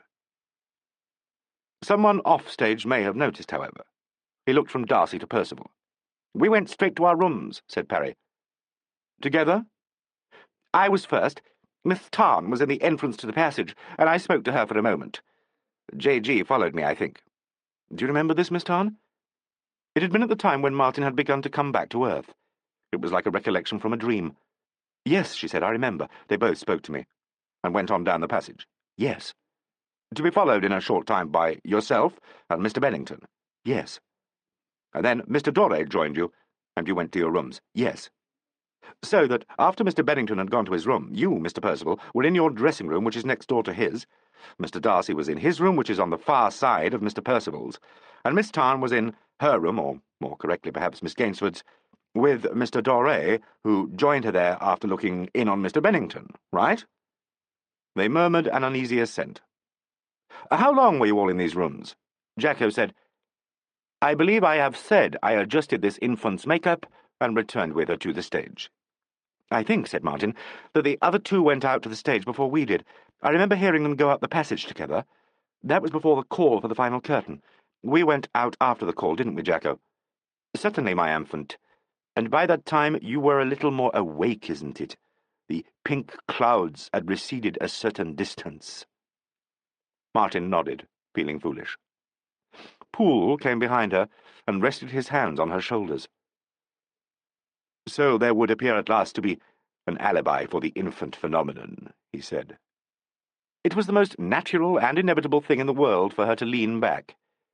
His hands moved to her arms, and he held her to him for an uncharted second, while a spring of well-being broke over her astounded heart. Alan looked from her face to Poole's, and she guessed that he wondered about their likeness to each other. Poole, answering her thoughts and Alan's unspoken question, said, We are remotely related, but I'm not allowed to mention it. She's ashamed of the connection. That's unlucky, Alan said with a smile, since it declares itself so unequivocally. Gay Gainsford said loudly to Darcy, Do you suppose, darling, they'd let me get my cigarettes? Helena said, Here you are, Gay. Darcy had already opened his case and held it out to her in his right hand. His left hand was in his trouser pocket. His posture was elegant and modish, out of keeping with his look of anxiety and watchfulness. Where are your cigarettes? Alan asked. Gay said quickly, It doesn't matter, thank you. I've got one. I won't bother. I'm sorry I interrupted. But where are they? I don't really know what I've done with them. Where were you during the performance? She said impatiently, It really doesn't matter.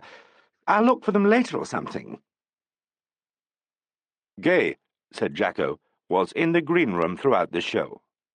A lamprey will see if he can find them. The young constable said, Yes, of course, sir, and went out. In the green room, Alan said, Were you there all the time, Miss Gainsford? Standing in front of her with his back to Alan, Darcy held a light to her cigarette. She inhaled and coughed violently. He said, Gay didn't feel fit enough to move. She curled up in a chair in the green room. I was to take her home after the show. When did you leave the green room, Miss Gainsford? But it seemed that Gay had half asphyxiated herself with her cigarette. She handed it wildly to Darcy, buried her face in her handkerchief, and was madly convulsed. P.C. Lamprey returned with a packet of cigarettes, was waved away with vehemence, gave them to Darcy, and on his own initiative fetched a cup of water. If the face is congested, Dr. Rutherford advised from the sofa, hold her up by the heels. His eyes remained closed. Whether it was the possibility of being subjected to this treatment, or the sip of water that Darcy persuaded her to take, or the generous thumps on her back, administered by Jacko, that effected a cure, the paroxysm abated. Alan, who had watched this scene thoughtfully, said, If you are quite yourself again, Miss Gainsford, will you try to remember when you left the green room? She shook her head weakly and said, in an invalid's voice, Please, I honestly don't remember. Is it very important? Oh, for pity's sake, Gay, cried Helena with every sign of the liveliest irritation. Do stop being such an unmitigated ass. You're not choking. If you were, your eyes would water and you'd probably dribble. Of course it's important. You were in the green room and next door to Ben. Think. But you can't imagine, Gay said wildly. Oh, Auntie!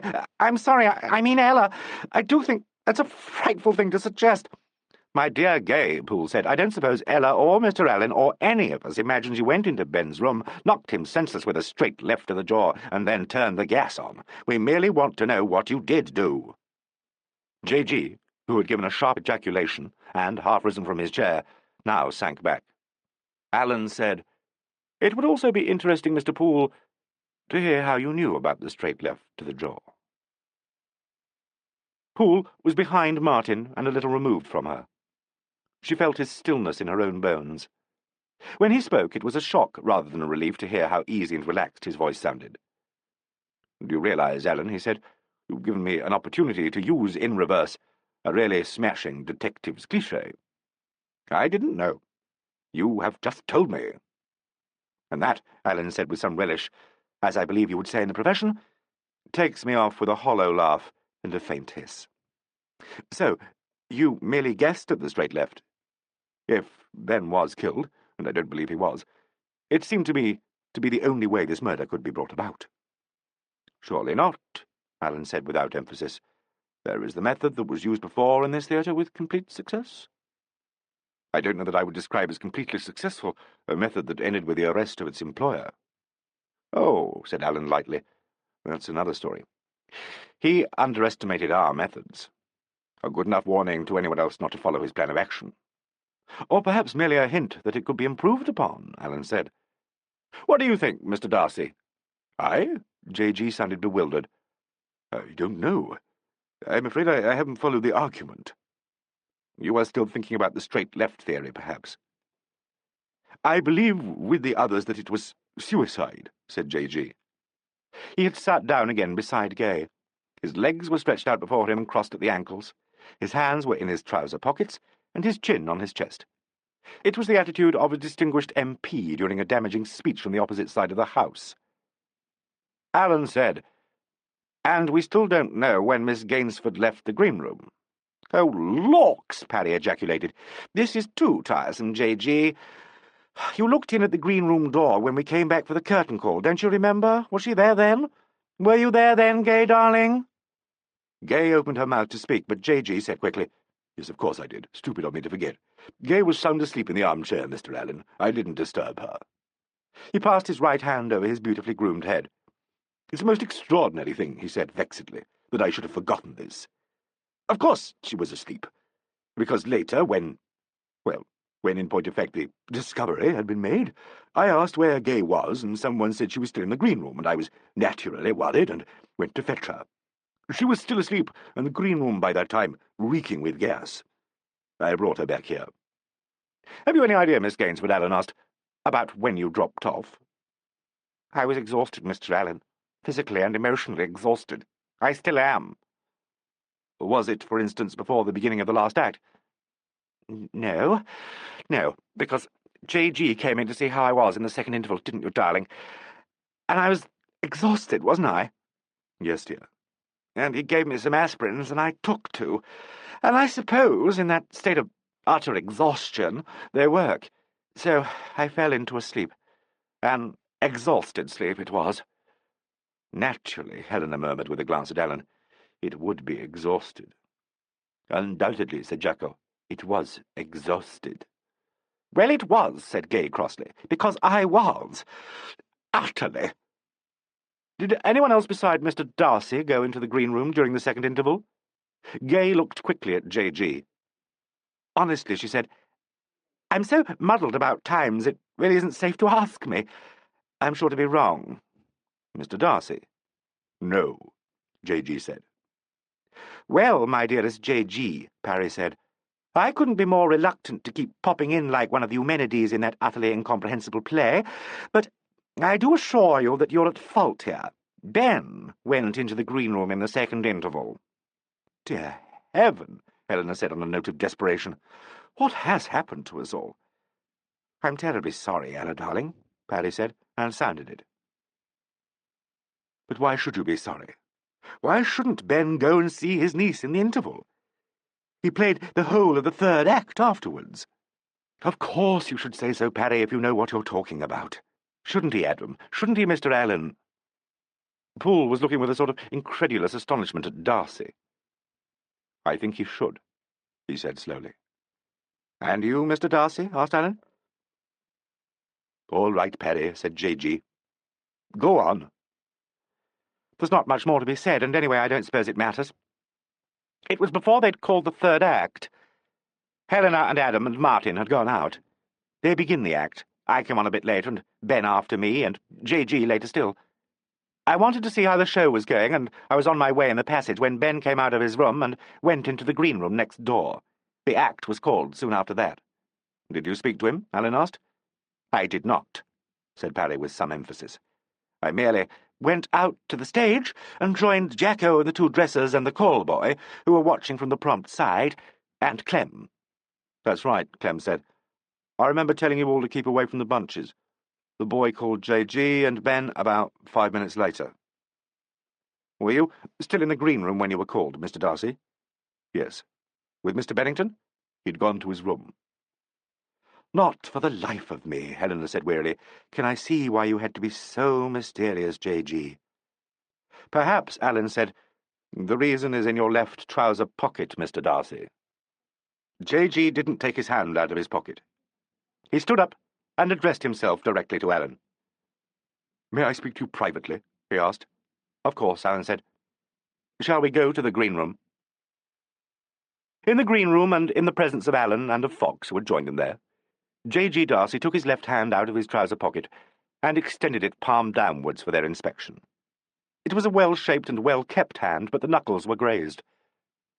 A trace of blood had seeped out round the grease paint and powder which had been daubed over the raw skin.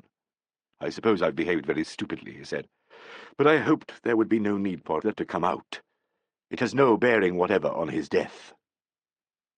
"In that case," Alleyn said, "it will not be brought out. But you'll do well to be frank." "I dare say," said J.G. wryly. "There's a bruise under the deceased's jaw on the right side that could well have been caused by that straight left Mr. Poole talked about. Now, we could ask you to hold your left fist to this bruise and see if there's any correspondence. If you tell me you didn't let drive at him, we'll ask you if you are willing to make this experiment." "I assure you that rather than do any such thing, I'd willingly admit that I hit him," J.G. said with a shudder. "And also why you hit him?" "Oh, yes, if I can." "If I can," he repeated, and pressed his hand to his eyes. "Do you mind if we sit down, Ellen? I'm a bit tired." "Do." J.G. sat in the leather armchair where Martin and, in her turn, Gay Gainsford had slept. In the dim light of the green room, his face looked wan and shadowed. "Not the chicken I was," he said, and it was an admission actors do not love to make. Alleyn faced him. Fox sat down behind him, flattened his notebook on the table, and placed his spectacles across his nose. There was something cosy about Fox when he took notes. Alleyn remembered absently that his wife had once observed that Mr. Fox was a cross between a bear and a baby, and exhibited the most pleasing traits of both creatures. The masked light above Jacko's sketch of Adam Poole shone down upon it, and it thus was given a considerable emphasis in an otherwise shadowed room. "If you want a short statement," J.G. said, "I can give it to you in a sentence. I hit Ben under the jaw in this room during the second act wait. I didn't knock him out, but he was so astonished he took himself off. I was a handy amateur welterweight in my young days, but it must be 20 years or more since I put up my hands. I must say I rather enjoyed it." "What sort of condition was he in?" "Damned unpleasant." "Oh, you mean drunk or sober?" "I should say ugly drunk. Ben was a soak. I've never seen him incapacitated, but really, I've hardly ever seen him stone cold either. He was in his second degree of drunkenness. Offensive, outrageous, and incalculable. He'd behaved atrociously throughout the first and second acts." "In what way?" "As only a clever actor with too much drink in him can behave. Scoring off other people, playing for cheap laughs, doing unrehearsed bits of business that made nonsense of the production." "Upon my word," said J.G. thoughtfully, "I wonder Adam or the doctor, or poor little Perry, if he had the guts, didn't get in first and give him what he deserved. A perfectly bloody fellow." "Was it because of his performance that you hit him?" J.G. looked at his fingernails and seemed to ponder. "No," he said at last. "Or not directly. If I thought you'd believe me, I'd say yes, but no doubt you'll talk to her, and she's so upset anyway." "You mean Miss Gainsford?" "Yes," said J.G., with the oddest air of pride and embarrassment. "I mean Gay." "Was it on her account you dotted him one?" "It was. He was damned offensive." "I'm sorry," Alleyn said, "but you realize that we do want to be told a little more than that about it." "I suppose so." He clasped his hands and examined his bruised knuckles. "Although I find it extremely difficult and unpleasant to go into the wretched business. It's only because I hope you'll let Gay off as far as possible if you know the whole story. That's why I asked to see you alone." He slewed round and looked discontentedly at Fox. "Inspector Fox," Alleyn said, "is almost pathologically discreet." "Glad to hear it. Well, as you've heard, I'd managed to get hold of a bottle of aspirins, and I brought them to her here, in the second interval. Gay was sitting in this chair. She was still terribly upset, crying. I don't know if you realized why she didn't go on for the part." "No. I'd be glad to have the whole story." J.G. embarked on it with obvious reluctance, but as he talked his hesitancy lessened, and he even seemed to find some kind of ease in speaking. He described Gay's part and her struggle at rehearsals. It was clear that, however unwillingly, he shared the general opinion of her limited talent. "She'd have given a reasonable show," he said, "if she'd been given a reasonable chance. But from the beginning the part got her down. She's a natural ingenue, and this thing's really character. It was bad casting. Adam kept the doctor at bay as much as possible, but she knew what he thought. She didn't want the part. She was happy where she was in repertory, but Ben dragged her in. He saw himself as a sort of fairy godfather uncle, and when she found the part difficult he turned obstinate and wouldn't let her throw it in. Out of vanity, really, he was very vain. She's a frail little thing, you know, all heart and sensitivity, and between them they've brought her to the edge of a breakdown. It didn't help matters when Miss Martin Tarn appeared out of a clear sky, first as Helena Hamilton's dresser and then as Gay's understudy, and then, mysteriously, as some of the cast, Ben in particular, thought, as Adam's distant cousin. You notice the uncanny resemblance, but you may not know the part in the play requires it. That was the last straw for Gay. She'd been ill with nerves and fright, and tonight she cracked up completely and couldn't go on. When I saw her in the first interval, she was a bit quieter, but in the second act, little Miss Tarn did very well indeed. Quite startling it was. Incidentally, I suppose her success infuriated Ben. And Gay heard everybody raving about her as they came off. Naturally, that upset her again. So she was in tears when I came in." He leant forward and rested his head in his hands. His voice was less distinct. "I'm fond of her," he said. "She's got used to me being about. When I came in, she ran to me, and I needn't go into the way I felt. There's no explaining these things. She was sobbing in my arms, poor bird, and God knows my heart had turned over. Ben came in. He went for her like a pickpocket. He was crazy. I tried to shut him up. He didn't make a noise, I don't mean that. Matter of fact, what he said streamed out of him in a whisper. He was quite off his head and began talking about Helena, about his wife. He used straight-out obscenities. There'd been an episode that afternoon, and, well, he used the sort of generalization that Lear and Othello and Leontes use, if you remember your Shakespeare. Yes. Gay was still clinging to me, and he began to talk the same sort of stuff about her. I'm not going into details. I put her away from me and, quite deliberately, gave him what was coming to him. I don't remember what I said.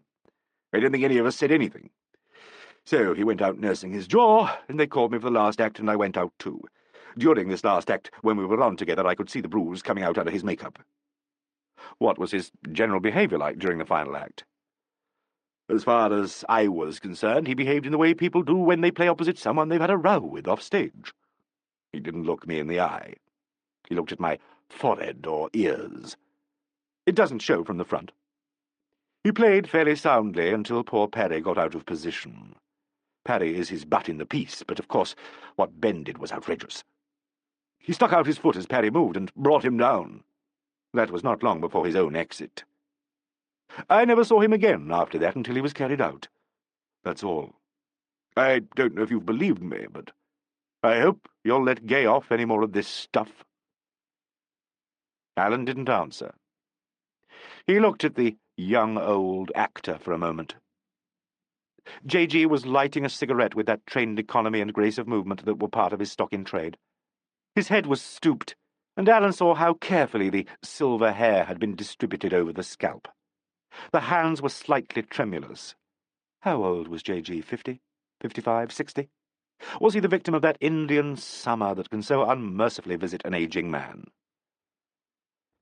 It's the very devil in these cases, Alleyn said. How one has to plug away at everyone in turn. Not that it helps to say so. There's one more question that I'm afraid you won't enjoy at all. Can you tell me more specifically what Bennington said about, I think you called it an episode, of the afternoon in which his wife was concerned? No, by God, I can't, said J.G. hotly. He spoke about it in front of Miss Gainsford, didn't he? You can't possibly ask Gay about it. It's out of the question. Not, I'm afraid, for an investigating officer, said Alleyn, who thought that J.G.'s sense of delicacy, if delicacy was in question, was possibly a good deal more sensitive than Miss Gainsford's. Do you suppose Bennington talked about this episode to other people? In the condition he was in, I should think it possible. Well, Alleyn said, we shall have to find out. See here, Alleyn. What happened, if he spoke the truth, was something entirely between himself and his wife, and it's on her account that I can't repeat what he said. You know she and Poole were on stage at the crucial time, and that there's no sense in thinking of motive, if that's what you're after, where they are concerned. Alleyn said, this episode might constitute a motive for suicide, however. J.G. looked up quickly. Suicide? But why? Shame? Alleyn suggested. Self-loathing, if he sobered up after you hit him and took stock of himself? I imagine they've been virtually separated for some time. I see you have a talent, said J.G., for reading between the lines. Let us rather call it an ugly little knack. Thank you, Mr. Darcy. I don't think I need bother you any more for the moment. J.G. went slowly to the door. He hesitated for a moment and then said, If you're looking for a motive, Alleyn, you'll find it, in a sort of way, all over the place. He wasn't a likeable chap, and he'd antagonized everyone. Even poor little Paddy came off breathing revenge after the way he'd been handled, but, my God, actors do that kind of thing only too often. Feeling runs high, you know, on first nights. So it would seem. Can I take that child home? I'm sorry, Alleyn said, not yet. Not just yet. Well, Alleyn said when J.G. had gone, what have you got at your end of the table, Brer Fox? Fox turned back the pages of his notebook. What you might call negative evidence on the whole, Mr. Alleyn. Clearance for the understudies, who watched the show from the back of the circle and then went home. Clearance for the two dressers, male, the stage manager and his assistant, and the stagehands. They were all watching the play or on their jobs. On statements taken independently, they clear each other. That's something. No female dresser, Mr. Fox observed, which seems odd. Miss Tarn was the sole female dresser, and she'd been promoted overnight to what I believe I should call starletdom, which in itself seems to me a rum go. I've always imagined female dressers to be cups of tea in alpaca aprons, and not embryo actresses.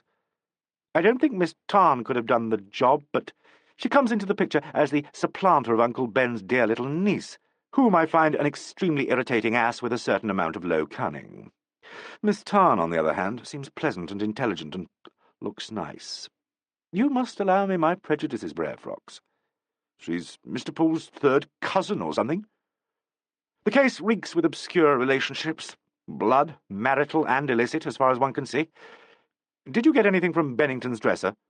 Nothing much, said Fox, sighing. It seems the deceased didn't like him to hang about on account of being a silent drinker. He was in the dressing-room up to about 7 p.m., and was then told to go and see if he could be of any use to the other gentlemen, and not to come back till the first interval when the deceased changed his clothes. I must say that chap earns his wages pretty easily. As far as I could make out, the rest of his duties for the night consisted in tearing off chunks of cotton wool for the deceased to do up his face with. I checked his visits to the dressing-room by that. The last time he looked in was after the deceased went on the stage in the third act. He cleared away the used cotton wool and powdered a clean bit. In the normal course of events, I suppose he'd have put Mr. Bennington into the fancy dress he was going to wear to the ball, and then gone home quite worn out. Was he at all talkative? Not got enough energy, Mr. Alleyn. Nothing to say for himself, barring the opinion that the deceased was almost on the DT mark. The other dresser, Kringle, seems a bright little chap. He just works for Mr. Poole. Have you let him go? Yes, sir, I have. And the stagehands. We can lock them out again if we want them, but for the moment I think we've just about cleaned them up. I've let the assistant stage manager, ASM they call him, get away too. Wife's expecting any time, and he never left the prompting book. That reduces the mixed bag a bit. You've been through all the rooms, of course, but before we do anything else, Brer Fox, let's have a prowl. They went into the passage. Fox jerked his thumb at Bennington's room. Gibson's doing a fly-crawl in there, he said. If there's anything, he'll find it. That dresser chap didn't clear anything up except his used powder puffs. They passed Bennington's room and went into Paddy Percival's next door. Here they found Detective Sergeants Thompson and Bailey, the one a photographic and the other a fingerprint expert. They were packing up their gear. "Well, Bailey?" Allen asked. Bailey looked morosely at his superior. "It's there all right, sir," he said grudgingly. "Complete prints very near, and a check-up all over the shop." "What about next door?" "Deceased room, sir? Here's prints on the wing tap and the tube. Trace of red grease paint on the rubber connection at the end of the tube. Matches paint on deceased's lips." "Very painstaking," said Allen. "Have you tried the experiment?" "Seen the fires a back-to-back, sir," Fox said. "We have. Sergeant Gibson blew down this tube, and deceased's fire went out, as in former case." "Well," Allen said, "there you are. Personally, I don't believe a word of it either way." He looked without interest at the telegrams stuck round the frame of Paddy's looking-glass and at his costume for the ball. "Very fancy," he muttered. "Who's in the next room?" "Mr. J.G. Darcy," said Thompson. They went into J.G.'s room, which was neat and impersonal in character, and contained nothing it seemed of interest, unless a photograph of Miss Gainsford looking insouciante could be so regarded. In the last room on this side of the passage, they saw the electric machine, some rough sketches, scraps of material, and other evidences of Martin's sewing party for Jacko. Allen glanced round it, crossed the passage, and looked into the empty room opposite. "Dismal little cells when they're unoccupied, aren't they?" he said, and moved on to Gay Gainsford's room. He stood there, his hands in his pockets, with Fox at his elbow. "This one suffers from the fashionable complaint, Fox," he said. "Schizophrenia. It's got a split personality.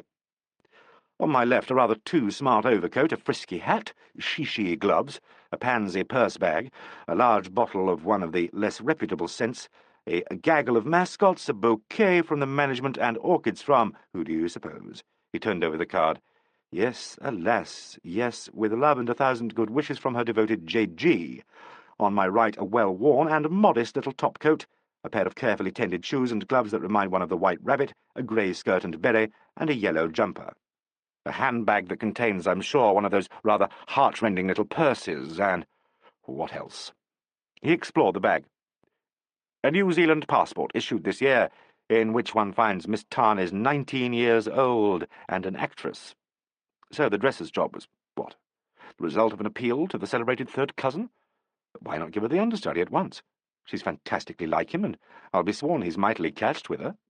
What's more, even old Darcy says she's a damn good actress." He turned the leaves of the passport. "She only arrived in England 17 days ago. Can that account for the oddness of the setup? Anyway, I don't suppose it matters. Let's go next door, shall we?" Kringle had left Poole's room in exquisite order. Telegrams were pinned in rows on the wall. A towel was spread over the makeup. A cigarette had been half extracted from a packet and a match left ready on the top of its box. A framed photograph of Helena Hamilton stood near the glass. Beside it, a tiny clock with a gay face ticked feverishly. It stood on a card. Allen moved it delicately and read the inscription. "From Helena. Tonight and tomorrow and always. Bless you."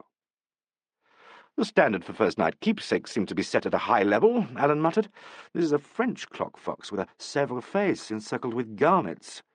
What do you suppose the gentleman gave the lady?" "Would a tiara be common?" asked Fox. "Let's go next door and see." Helena's room smelt and looked like a conservatory. A table had been brought in to carry the flowers. Jacko had set out the inevitable telegrams and had hung up the dresses under their dust sheets. "Here we are," Allen said, "a sort of Jeroboam of the most expensive scent on the market. Price, I should say, around about £30. From Adam. Why don't you give me presents when we solve a petty larceny, Foxkin? Now, I may be fanciful, but this looks to me like the gift of a man who's at his wit's end and plumps for the expensive, the easy, and the obvious. Here's something entirely different. Look at this, Fox." It was a necklace of 6 wooden medallions strung between jade rings. Each plaque was most delicately carved in the likeness of a head in profile, and each head was a portrait of one of the company of players. The card bore the date and the inscription, "From J." "Must have taken a long time to do," observed Fox. "That'll be the foreign gentleman's work, no doubt, Mr. Doré." "No doubt. I wonder if Love's labour has been altogether lost," said Alleyn. "I hope she appreciates it." He took up the leather case with its 2 photographs of Poole. "He's a remarkable-looking chap," he said. "If there's anything to be made of faces in terms of character, and I still like to pretend there is, what's to be made of this one? It's what they call a heart-shaped face, broad across the eyes with a firmly moulded chin, and a generous but delicate mouth. Reminds one of a Holbein drawing. Doré's sketch in the green room is damn good. Doré crops up all over the place, doesn't he? Designs their fancy dresses, paints their faces in a double sense, does their decor, and, with complete self-effacement, loves their leading lady. You reckon? I do indeed, Brer Fox, Alleyn said, and rubbed his nose vexedly. However, Gibson's done all the usual things in these rooms, I suppose? Yes, Mr. Alleyn, pockets, suitcases, and boxes. Nothing to show for it. We may as well let them come home to roost, then. We'll see them separately. They can change into their day clothes. The Gainsford has already, of course, done so. Blast! I suppose I'll have to check Darcy's statement with the Gainsford. She gives me the horrors, that young woman. Shall I see her, Mr. Alleyn? You can stay and take your notes. I'll see her in the green room. No, wait a bit. You stay with the others, Fox, and send young Lamprey along with her. Tell them they can change in their rooms, fan them before they go, and make sure they go singly. I don't want them talking together. And you might try again, if you can, dig up anything that sounds at all off-key with Bennington over the last few days. Anything that distressed or excited him. He seems to have been rather easily excited. He does, doesn't he? But you never know. I don't believe it was suicide, Fox, and I'm not yet satisfied we've unearthed anything that's good enough for a motive for murder. Trip away, Foxskin. Ply your craft. Fox went out sedately. Alleyn crossed the passage and opened the door of Bennington's room. Sergeant Gibson was discovered squatting on his haunches before the dead gas fire. "Anything?" Alleyn said. "There's this bit of a stain that looks like a scorch on the hearth, sir." "Yes, I saw that. Any deposit?" "Well, we may have to try." "The powder pads the deceased dresser cleared away were in the rubbish bin on the stage, where he said he put them. Nothing else in the bin. There's this burnt paper on the floor, but it's in small flakes, powder almost." "All right. Seal the room when you've finished. And, Gibson, don't let the mortuary van go without telling me." "Very good, sir." Alleyn returned to the green room. He heard Miss Gainsford approaching under the wing of P.C. Lamprey.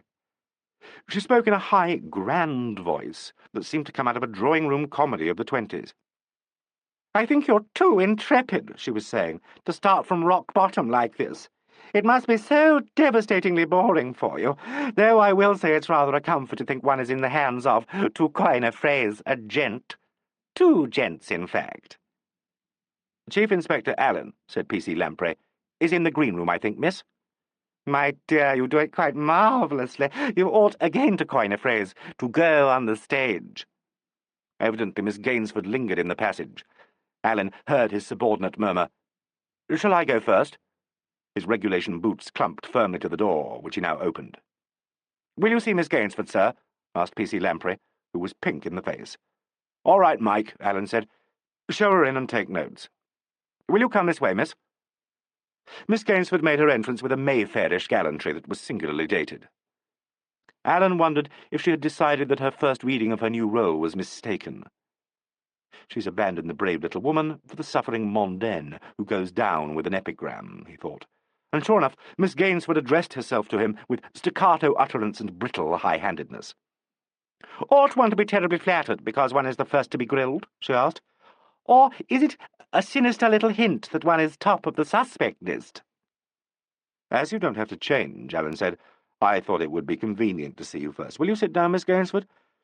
She did so elaborately, gave herself a cigarette, and turned to P.C. Lamprey. "May one ask the force for a light?" she asked. "Or would that be against the rules?" Alleyn lit her cigarette, while his unhappy subordinate retired to the table. She turned in her chair to watch him. Is he going to take me down and use it all in evidence against me? She asked. Her nostrils dilated. She raised her chin and added jerkily, That's what's called the usual warning, isn't it? A warning is given in police practice, Alleyn said as woodenly as possible, if there is any chance that the person under interrogation will make a statement that is damaging to himself. Lamprey will note down this interview, and if it seems advisable, you will be asked later on to give a signed statement. If that was meant to be reassuring, said Miss Gainsford, I can't have heard it properly. Could we get cracking? Certainly. Miss Gainsford, you were in the green room throughout the performance. During the last interval, you were visited by Mr. J.G. Darcy and by your uncle. Do you agree that as the result of something the deceased said, Mr. Darcy hit him on the jaw? She said, Wasn't it too embarrassing? I mean, the gorgeous primitive beast is one thing, but one old gentleman banging another about is so utterly another. I'm afraid I didn't put that very clearly. You agree that Mr. Darcy hit Mr. Bennington? But madly, like a sledgehammer. I found it so difficult to know what to say. There just seemed to be no clue to further conversation. It is the conversation before, rather than after the blow, that I should like to hear about, if you please. Alleyn had turned away from her and was looking at Jacko's portrait of Poole. He waited for some moments before she said sharply, I suppose you think because I talk like this about it I've got no feeling. You couldn't be more at fault. It was as if she called his attention to her performance. He said without turning, I assure you I hadn't given it a thought. What did your uncle say that angered Mr. Darcy? He was upset, she said sulkily, because I was ill and couldn't play. Hardly an occasion for hitting him. J.G. is very sensitive about me. He treats me like a piece of china. Which is more than he did for your uncle, it seems. Uncle Ben talked rather wildly. Miss Gainsford seemed to grope for her poise and made a half-hearted return to her brittle manner. Let's face it, she said. He was stinking, poor pet. You mean he was drunk? Yes, I do. And abusive. I didn't care. I understood him. Did he talk about Miss Hamilton? Obviously, J.G.'s already told you who did, so why ask me? We like to get confirmation of statements. Well, you tell me what he said, and I'll see about confirming it. For the first time, Alleyn looked at her. She wore an expression of rather frightened impertinence. I'm afraid, he said, that won't quite do. I'm sure you're very anxious to get away from the theatre, Miss Gainsford, and we've still a lot of work before us. If you will give me your account of this conversation, I shall be glad to hear it. If you prefer to do so, I'll take note of your refusal and keep you no longer. She gaped slightly, attempted a laugh, and seemed to gather up the rags of her impersonation. Oh, but I'll tell you, she said. Why not? It's only that there's so pathetically little to tell. I can't help feeling darling Auntie, she likes me to call her Ella, was too Pinero and Galsworthy about it. It appears that poorest Uncle Ben came in from his club and found her in a suitable setting, and, well, there you are, and, well, really, even after all these years of segregation, you couldn't call it a seduction. Or could you? Anyway, she chose to treat it as such, and raised the most piercing hue and cry, and he went all primitive, and when he came in here, he was evidently in the throes of a sort of hangover, and seeing J.G. was being rather sweet to me, he put a sinister interpretation on it, and described the whole incident, and was rather rude about women generally, and me and Auntie in particular. And J.G. took a gloomy view of his attitude and hit him. And I mean, taking it by and large, one couldn't help feeling, what a song and dance about nothing in particular. Is that all you wanted to know? Do you think any other members of the company know of all this? She looked genuinely surprised.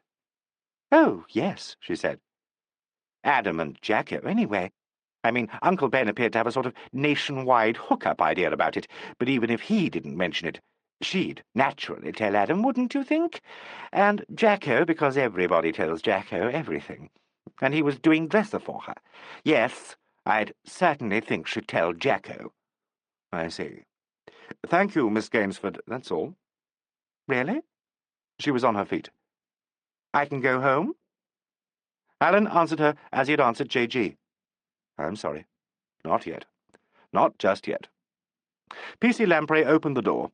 Inevitably, she paused on the threshold. Never tell me there's nothing in atmosphere, she said. I knew when I came into this theatre, as if the very walls screamed it at me. I knew. She went out. "Tell me, Mike," Alan said, "are many young women of your generation like that?" "Well, no, sir. She's what one might call a composite picture, don't you think?" "I do indeed, and I fancy she's got her genres a bit confused. She tells me she's been playing in Private Lives, The Second Mrs. Tanqueray, and Sleeping Partners in the Provinces." "That may account for it," said Alan. An agitated voice, Parry Percival's, was raised in the passage to be answered in a more subdued manner by Sergeant Gibson's. "Go and see what it is, Mike," Alan said. But before Lamprey could reach the door, it was flung open and Parry burst in, slamming it in Gibson's affronted face. He addressed himself instantly and breathlessly to Alan. "I'm sorry," he said, "but I've just remembered something. I've been so hideously upset, I just simply never gave it a thought. It was when I smelt gas. When I went back to my room, I smelt gas and I turned off my fire. I ought to have told you. I've just realized." "I think perhaps what you have just realized," Alan said, "is the probability of our testing your gas fire for fingerprints and finding your own." Chapter 9. The Shadow of Otto Broad. Parry stood inside the door and pinched his lips, as if he realized they were white and hoped to restore their colour. "I don't know anything about fingerprints," he said. "I never read about crime. I don't know anything about it. When I came off after my final exit, I went to my room. I was just going back for the call when I smelt gas. We're all nervous about gas in this theatre, and anyway, the room was frightfully hot. I turned the thing off, that's all." "This was after Bennington tripped you up." "I've told you. It was after my last exit and before the call. It wasn't—" He walked forward very slowly and sat down in front of Alan. "You can't think that sort of thing about me," he said, and sounded as if he was moved more by astonishment than by any other emotion. "My God! Look at me! I'm so hopelessly harmless. I'm not vicious. I'm not even odd. I'm just harmless. Why didn't you tell me at once that you noticed the smell of gas?" "Because, as I've tried to suggest, I'm no good at this sort of thing. The doctor got me all upset, and in any case the whole show was so unspeakable." He stared at Alan and, as if that explained everything, said, I saw him. I saw him when they carried him out. I've never been much good about dead people. In the Blitz I sort of managed, but I never got used to it." "Was the smell of gas very strong in your room?" "No, not strong at all. But in this theatre, we were all thinking about that other time, and I just thought it was too bad of the management to have anything faulty in the system, considering the history of the place. I don't know that I thought anything more than that. I smelt it and remembered, and got a spasm of the horrors. And then I felt angry at being given a shock, and then I turned my fire off and went out. It was rather like not looking at the new moon through glass. You don't really believe it can do anything, but you avoid it.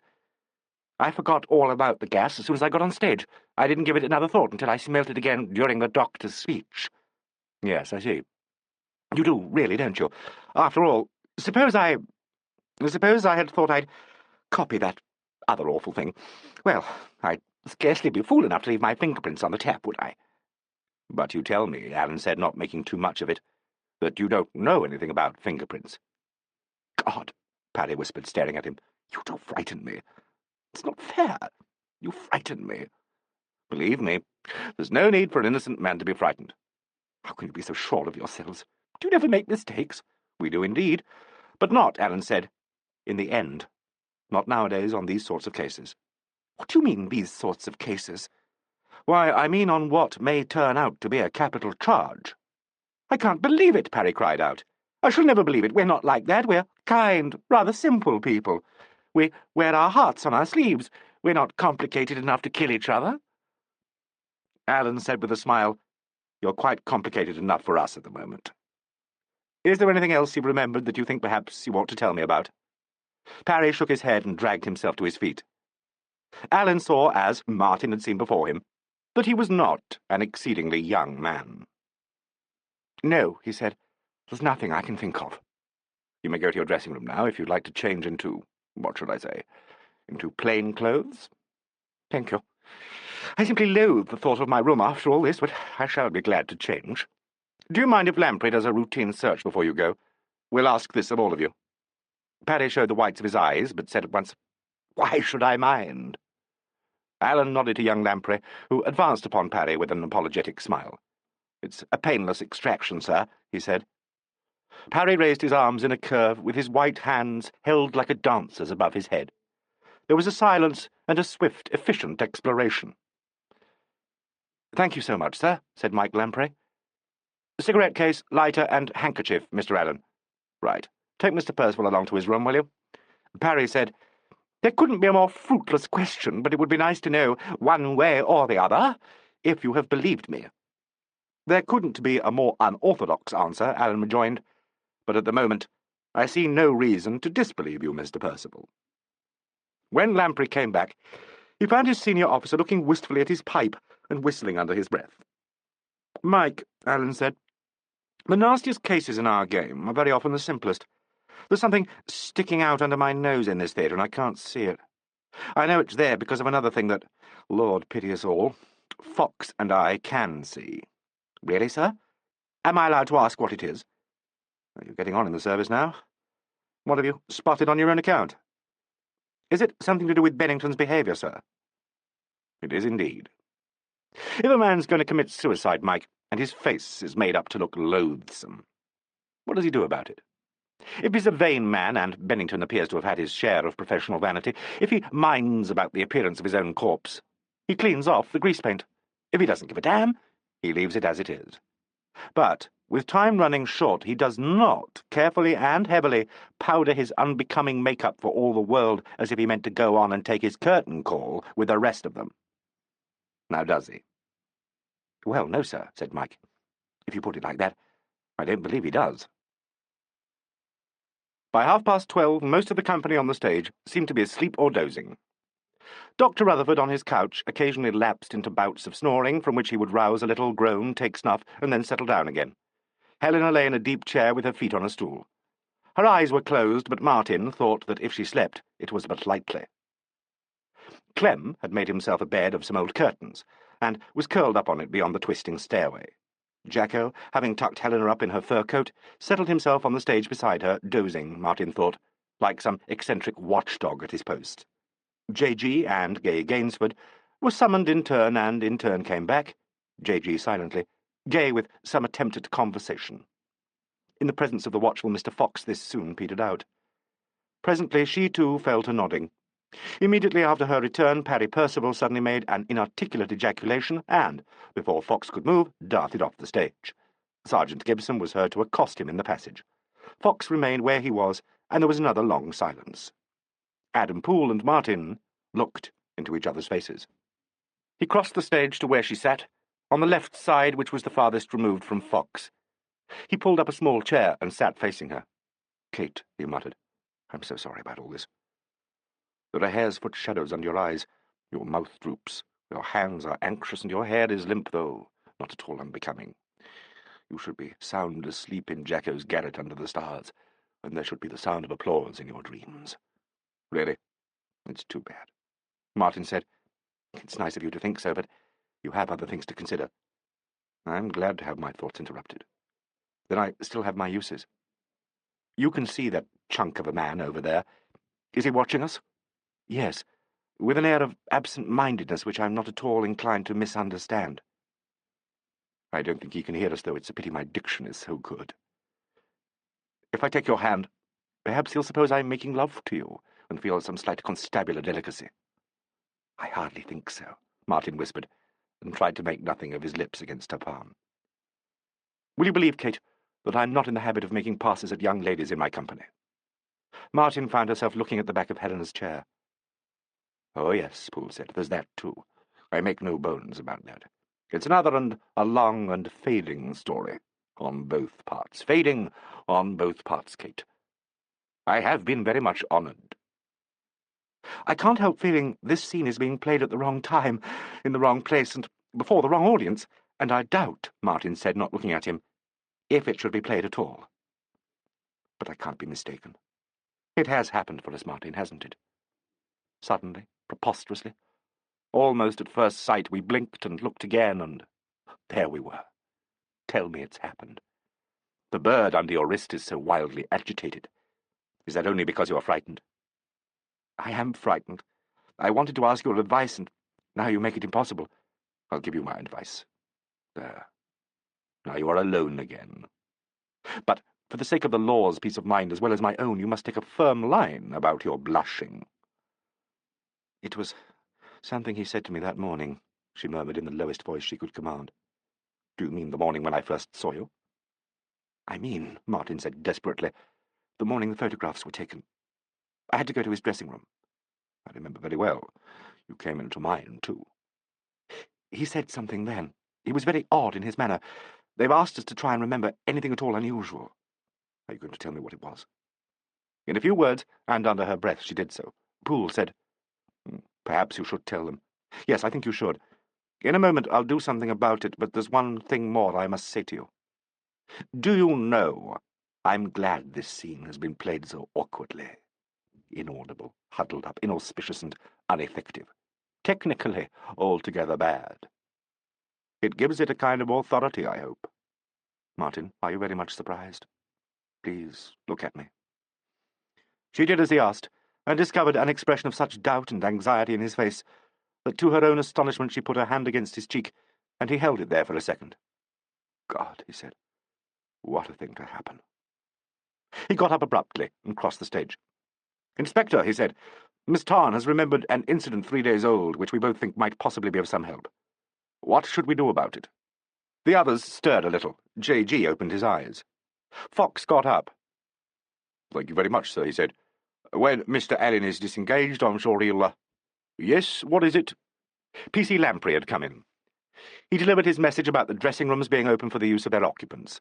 At the sound of his brisk and loudish voice, they all stirred. Helena and Darcy got to their feet. Jacko sat up. Clem, Gay, and Dr. Rutherford opened their eyes, listened to the announcement, and went to sleep again. Fox said, You can take this young lady along to the chief in 3 minutes, Lamprey. Now, ladies and gentlemen, if you'd care to go to your rooms. He shepherded Helena and the two men through the door and looked back at Poole. What about you, sir?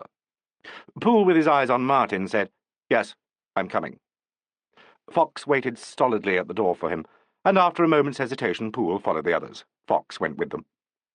Mike Lamprey said, We'll let them get settled, Miss Tarn, and then I'll take you along to Mr. Alleyn. You must be getting very bored with all this hanging about. Martin, whose emotional processes were in a state of chaos, replied with a vague smile.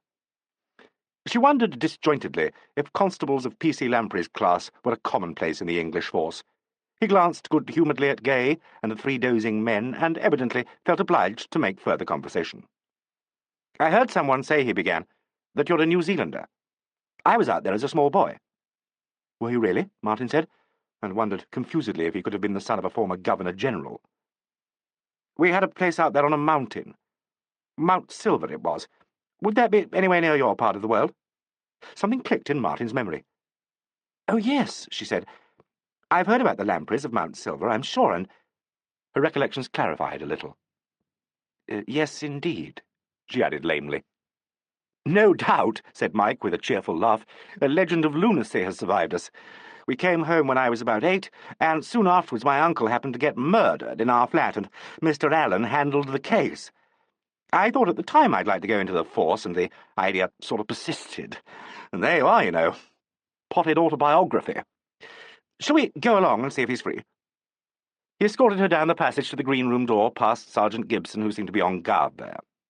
Mike chatted freely as they went, rather as if he was taking her into supper after a successful dance. The star-bemused Martin found herself brightly chatting back at him. This social atmosphere was not entirely dispelled, she felt, by Alleyn himself, who received her rather as a distinguished surgeon might greet a patient. "Come in, Miss Tarn," he said cordially. "I hear you've thought of something to tell us about this wretched business. Do sit down." She sat in her old chair, facing the gas fire and with her back to the table. Only when she looked up involuntarily at the sketch of Adam Poole did she realise that young Lamprey had settled himself at the table and taken out a notebook. She could see his image reflected in the glass. Inspector Fox came in and went quietly to the far end of the room, where he sat in a shadowed corner and appeared to consult his own notebook. "Well," Alleyn said, "what's it all about?"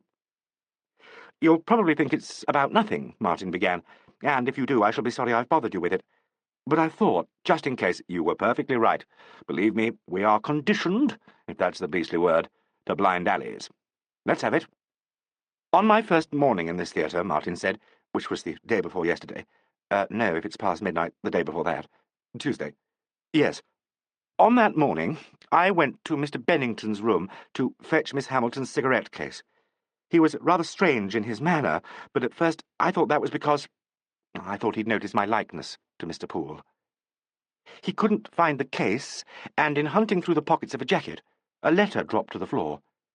I picked it up, and he drew my attention to it in the oddest sort of way. I'd describe his manner almost as triumphant. He said something about autographs. I think he asked me if I collected autographs or autograph letters. He pointed to the envelope which I still had in my hand and said there was somebody who'd give a hell of a lot for that one. Those, I'm almost sure, were his exact words. Did you look at the letter? Yes, I did, because of what he said. It was addressed to him, and it had a foreign stamp on it. The writing was very bold, and it seemed to me foreign-looking. I put it on the shelf face downwards, and he drew my attention to it again by stabbing at it with his finger. The name of the sender was written on the back. Do you remember it? Yes, I do, because of his insistence. Good girl, said Alleyn quietly. It was Otto Broad, and the address was a theatre in Prague. I'm afraid I don't remember the name of the theatre or the street. I ought to remember the theatre. It was a French name. Théâtre de... something. Why can't I remember? You haven't done badly. Was there something in the envelope? Yes, it wasn't anything fat. One sheet of paper, I should think. And his manner was triumphant. I thought so. He was just rather odd about it. He'd been drinking. Brandy, I thought. The tumbler was on the dressing shelf, and he made as if to put the flask behind his looking-glass. Did you think he was at all the worse for wear? I wondered if it accounted for his queer behaviour. Can you tell me anything else he said? The whole conversation, if you remember it. Martin thought back, and it seemed she had journeyed half a lifetime in 3 days. There was the room. There was J.G. going out and leaving her with Bennington, and there was Bennington staring at her and talking about the cigarette case. There was also something else buried away behind her thoughts, of which the memory now returned. She was made miserable by it. He said, I think, something about the cigarette case, that he himself hadn't given it to Miss Hamilton. Did he say who gave it to her? No, Martin said. I don't think he said that, just that he didn't. And was his manner of saying this strange? I thought his manner throughout was uncomfortable and odd. He seemed to me to be a very unhappy man. Yet you used the word triumphant. There can be unhappy victories. True for you. There can indeed. Tell me one thing more. Do you connect the two conversations? I mean, do you think what he said about the cigarette case had anything to do with what he said about the letter? I should say nothing. Nothing at all. Oh, Lord, Alleyn said resignedly and called out, You got all that, Mike? Coming up the street, sir. Put it into longhand now, will you, and we'll ask Miss Tarn to have a look at it and see if she's been misrepresented. Do you mind waiting a minute or two, Miss Tarn? It'll save you coming back. No, of course not, said Martin, whose ideas of police investigation were undergoing a private revolution. Alleyn offered her a cigarette and lit it for her. The consultation, she felt, was over, and the famous surgeon was putting his patient at her ease.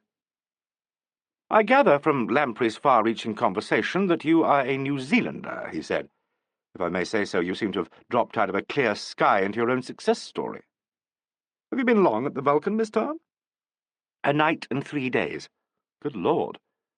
And in that time you've migrated from dresser to what sounds like minor stardom. Success story indeed. Yes, but... Martin hesitated. For the first time since she walked into the Vulcan, she felt able to talk about herself. It didn't occur to her that it was odd for her confidant to be a police officer. It's all been very eccentric, she said. I only reached England a little over a fortnight ago, and my money was stolen in the ship, so I had to get some sort of job rather quickly. Did you report the theft to the police? No. The purser said he didn't think it would do any good. So much, said Alleyn with a wry look, for the police. I'm sorry, Martin began, and he said, Never mind. It's not an uncommon attitude, I'm afraid. So, you had a rather unhappy arrival.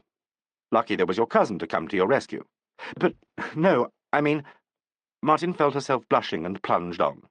That's just what I didn't want to do. I mean, I didn't want to go to him at all. He didn't know of my existence. You see, it was part of Alan's professional equipment that something in his make-up invited confidence. Mr. Fox once said of his superior that he would be able to get himself worked up over the life story of a mollusk, provided the narrative was obtained first-hand. He heard Martin's story with the liveliest interest up to the point where she entered the theatre. He didn't seem to think it queer that she should have been anxious to conceal her relationship to Poole, or that she was stupid to avoid the Vulcan in her search for a job. She was describing her interview with Bob Grantley on Wednesday night when Sergeant Gibson's voice sounded in the passage. He tapped on the door and came in. "Excuse me, sir," he said, "but could you see the night watchman? He seems to think it's important." He had got as far as this when he was elbowed aside by Fred Badger, who came angrily into the room. "Here," he said. "Are you the governor of this outfit too?" "Yes," said Allen. "Well, look, you can lay off this young lady, see? No call to get nosy on account of what she done, see? I don't know nothing about the law, see, but I'm in charge here of a night, and what she done with my permission. Now." "Just a moment," Allen began, and was roared down. "Suppose it was an offence, what about it? She never done no harm. No offence taken where none was intended, that's correct, ain't it? Now then." "What," Allen said, turning to Martin, "is this about?" "I'm afraid it's about me sleeping in the theatre that first night. I'd nowhere to go, and it was very late. Mr. Badger very kindly didn't turn me out." "I see. Where did you sleep?" "Here, in this chair." "Like a child," Fred Badger interposed. "Slept like a child all night. I looked in on me rounds and seen her laying safe in the arms of Morpus. Innocent. And if anyone tells you different, you can refer him to me. Badger's the name." "All right, Badger. "If you put me pot on with the management for what I done, leaving her to lay, all right. Out. Finish. There's better jobs round the corner." "Yes, all right. I don't think we'll take it up." "All right. Fair enough." He addressed himself to Martin. "And what was mentioned between you and me in a friendly manner needn't be mentioned no more. Let bygones be bygones." He returned to Allen. "She's as innocent as a babe. Ask his nibs." Allen waited for a moment and then said, "Thank you." Gibson succeeded in removing Fred Badger, but not before he had directed at Martin that peculiar clicking sound of approval, which is accompanied by a significant jerk of the head. When he had gone, Allen said, "I think I'd better ask you to interpret. What was his exquisite meaning?" Martin felt a dryness in her mouth. "I think," she said, "he's afraid he'll get into trouble for letting me sleep in here that night, and I think he's afraid I'll get into trouble if I tell you that he showed me how the murder in the Jupiter case was accomplished." "That seems a little far-fetched." Martin said rapidly, "I suppose it's idiotic of me to say this, but I'd rather say it. Mr. Bennington very naturally resented my luck in this theatre. He tackled me about it, and he was pretty truculent. I expect the stagehands have gossiped to Badger, and he thinks you might smell a motive?" "Yes," said Martin. "Did Bennington threaten you?" "I don't remember exactly what he said. His manner was threatening. He frightened me." "Where did this happen?" "Off stage, during the first dress rehearsal." "Was anyone present when he tackled you?" The image of Poole rose in Martin's memory. She saw him take Bennington by the arm and twist him away from her. "There were people about," she said. "They were changing the set. I should think it very likely. I mean, it was a very public sort of encounter."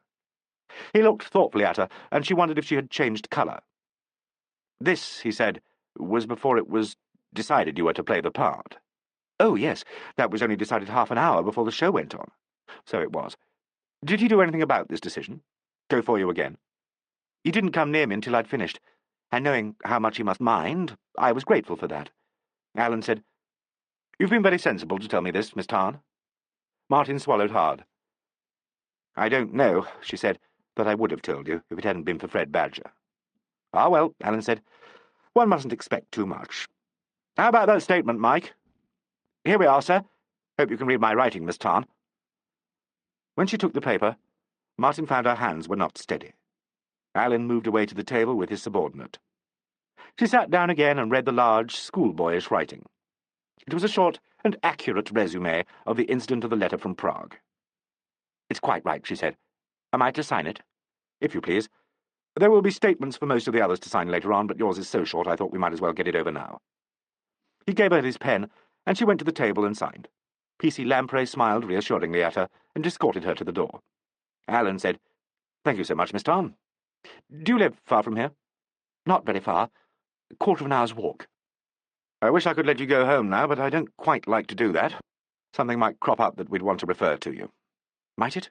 "You never know," he said. "Anyway, you can change now." Lamprey opened the door, and she went to the dressing room. When she had gone, Alleyn said, "What do you make of her, Mike?" "I thought she was rather a sweetie pie, sir," said P.C. Lamprey. Fox, in his disregarded corner, snorted loudly. "That was all too obvious," said Alleyn. "Sweetness apart, did you find her truthful?" "I'd have said so, sir. Yes." "What about you, Brer Fox? Come out of cover and declare yourself." Fox rose, removed his spectacles, and advanced upon them. "There was something," he observed, "about that business of when the deceased went for her." "There was indeed." "Not exactly lying, wouldn't you think, so much as leaving something out? Particularly in respect of whether there was a witness. She had her back to you, but she looked at this portrait of Adam Poole. I'd make a long bet Poole found Bennington slanging that child, and ordered him off." "Very possibly, Mr. Alleyn. He's sweet on the young lady, that's plain to see, and she on him." "Good Lord!" Mike Lamprey ejaculated. "He must be 40. "I'm sorry, sir." Mr. Fox began a stately reproof, but Alleyn said, "Go away, Mike. Go back to the stage. Wake Dr. Rutherford and ask him to come here. I want a change from actors." Dr. Rutherford, on his entry into the green room, was a figure of high fantasy. For his greater ease in sleeping, he had pulled his boiled shirt from its confinement, and it dangled fore and aft like a crumpled tabard. Restrained only by his slackened braces, it formed a mask, Alleyn conjectured, for a free adjustment of the doctor's trouser buttoning. He had removed his jacket and assumed an overcoat. His collar was released, and his tie dangled on his bosom. His hair was tousled, and his face splotched. He paused in the doorway while Lamprey announced him, and then, with a dismissive gesture, addressed himself to Alleyn and Fox. "Calling my officers about me in my branched velvet gown," he shouted. "Having come from a daybed where I left Miss Gainsford sleeping, I present myself as a brand for the constabular burning. What's cooking, me hearties?" He stood there, puffing and blowing, and eyed them with an expression of extreme impertinence. If he had been an actor, Alleyn thought, he would have been cast, and cast ideally, for Falstaff. He fished under his shirt-tail, produced his snuff-box, and helped himself, with a parody of Regency deportment, to a generous pinch. "Speak," he said. "Propound. I'm all ears." End of Disc 5. Disc 6. "I have nothing, I'm afraid, to propound," Alleyn said cheerfully, "and am therefore unable to pronounce. As for speaking, I hope you'll do most of that yourself, Dr. Rutherford. Will you sit down?" Dr. Rutherford, with his usual precipitancy, hurled himself into the nearest armchair. As an afterthought, he spread his shirt-tail with ridiculous finicking movements across his lap. "I'm a thought down jived," he observed. "My points are untrussed. Forgive me." "Tell me," Alleyn said, "do you think Bennington was murdered?" The doctor opened his eyes very wide, folded his hands on his stomach, revolved his thumbs, and said, "No." "No?" "No. We do. Why?" "I'll come to that when I'm quite sure you may be put into the impossible class." "Am I a suspect, by all that's pettifogging?" "Not if you can prove yourself otherwise." "By God," said Dr. Rutherford deeply, "if I'd thought I could get away with it, be damned if I wouldn't have had a shot. He was an unconscionable rogue, was Ben." "In what way?" "In every way, by Janus. A drunkard, a wife terrorist, an exhibitionist, and what's more," he went on with rising intensity, "a damned wrecker of plays. A yea forsooth knavish pander, by heaven. I tell you this, and I tell you plainly, if I, sitting in my O.P. box, could have persuaded the Lord to stoop out of the firmament and drop a tidy thunderbolt on Ben, I would have done it with bells on, joyously." "A thunderbolt," Alleyn said, "is one of the few means of dispatch that we have not seriously considered. Would you mind telling me where you were between the time when he made his last exit and the time when you appeared before the audience?" "Brief let me be. In my box. On the stairs. Off stage, on the stage. Can you tell me exactly when you left your box? While they were making their initial mops and moos at the audience. Did you meet anyone or notice anything at all remarkable during this period? Nothing, and nobody whatever. From which side did you enter for your own call? The OP, which is actor's right. So you merely emerged from the stairs that lead from the box to the stage and found yourself hard by the entrance? Precisely. Have you any witness to all this, sir? To my knowledge, said the doctor, none whatever. They may have been a rude mechanical or so. As far as your presence in the box is concerned, there was the audience. 900 of them. In spite of its mangling at the hands of two of the actors, I believe the attention of the audience to have been upon my play. In any case, the doctor added, helping himself to a particularly large pinch of snuff and holding it poised before his face, I had shrunk in modest confusion behind the curtain. Perhaps someone visited you. Not after the first act. I locked myself in, he added, taking his snuff with uncouth noises. As a precautionary measure, I loathe company.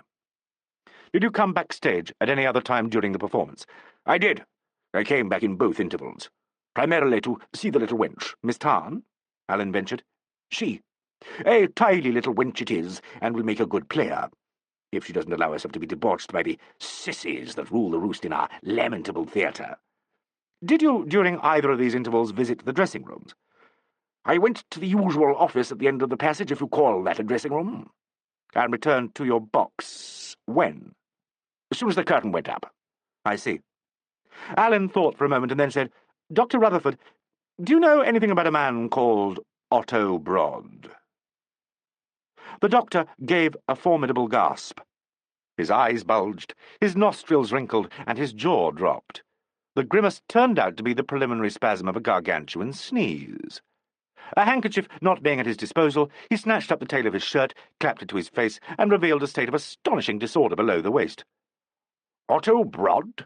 He repeated, looking at Alleyn over his shirt-tail, as if it was an improvised yashmak. Never heard of him.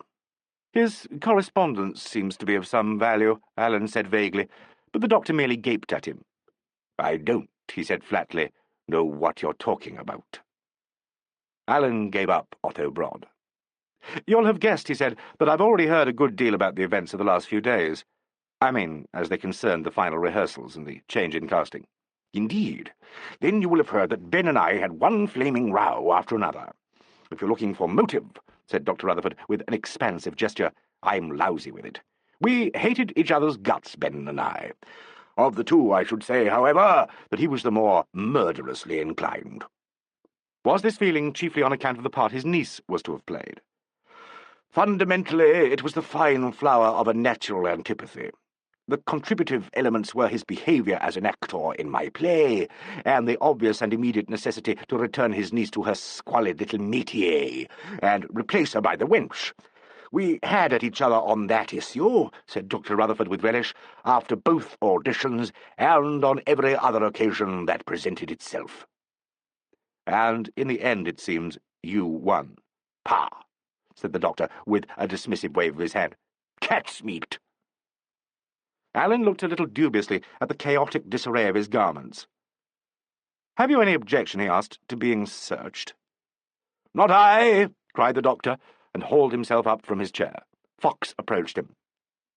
By the way, Alleyn said, as a medical man, would you say that a punch on the jaw, such as Bennington was given, could have been the cause of his fainting some time afterwards, remembering his general condition?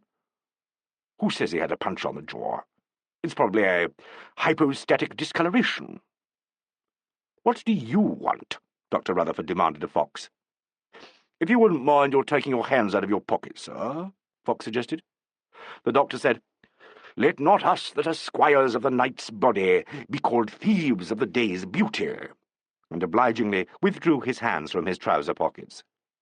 Unfortunately, he pulled the linings out with them. A number of objects fell about his feet. Pencils, his snuff-box, scraps of paper, a pill-box, a programme, a notebook, and a half-eaten cake of chocolate. A small cloud of snuff floated above this collection. Fox bent down and made a clucking sound of disapproval. He began to collect the scattered objects, inhaled snuff, and was seized with a paroxysm of sneezing.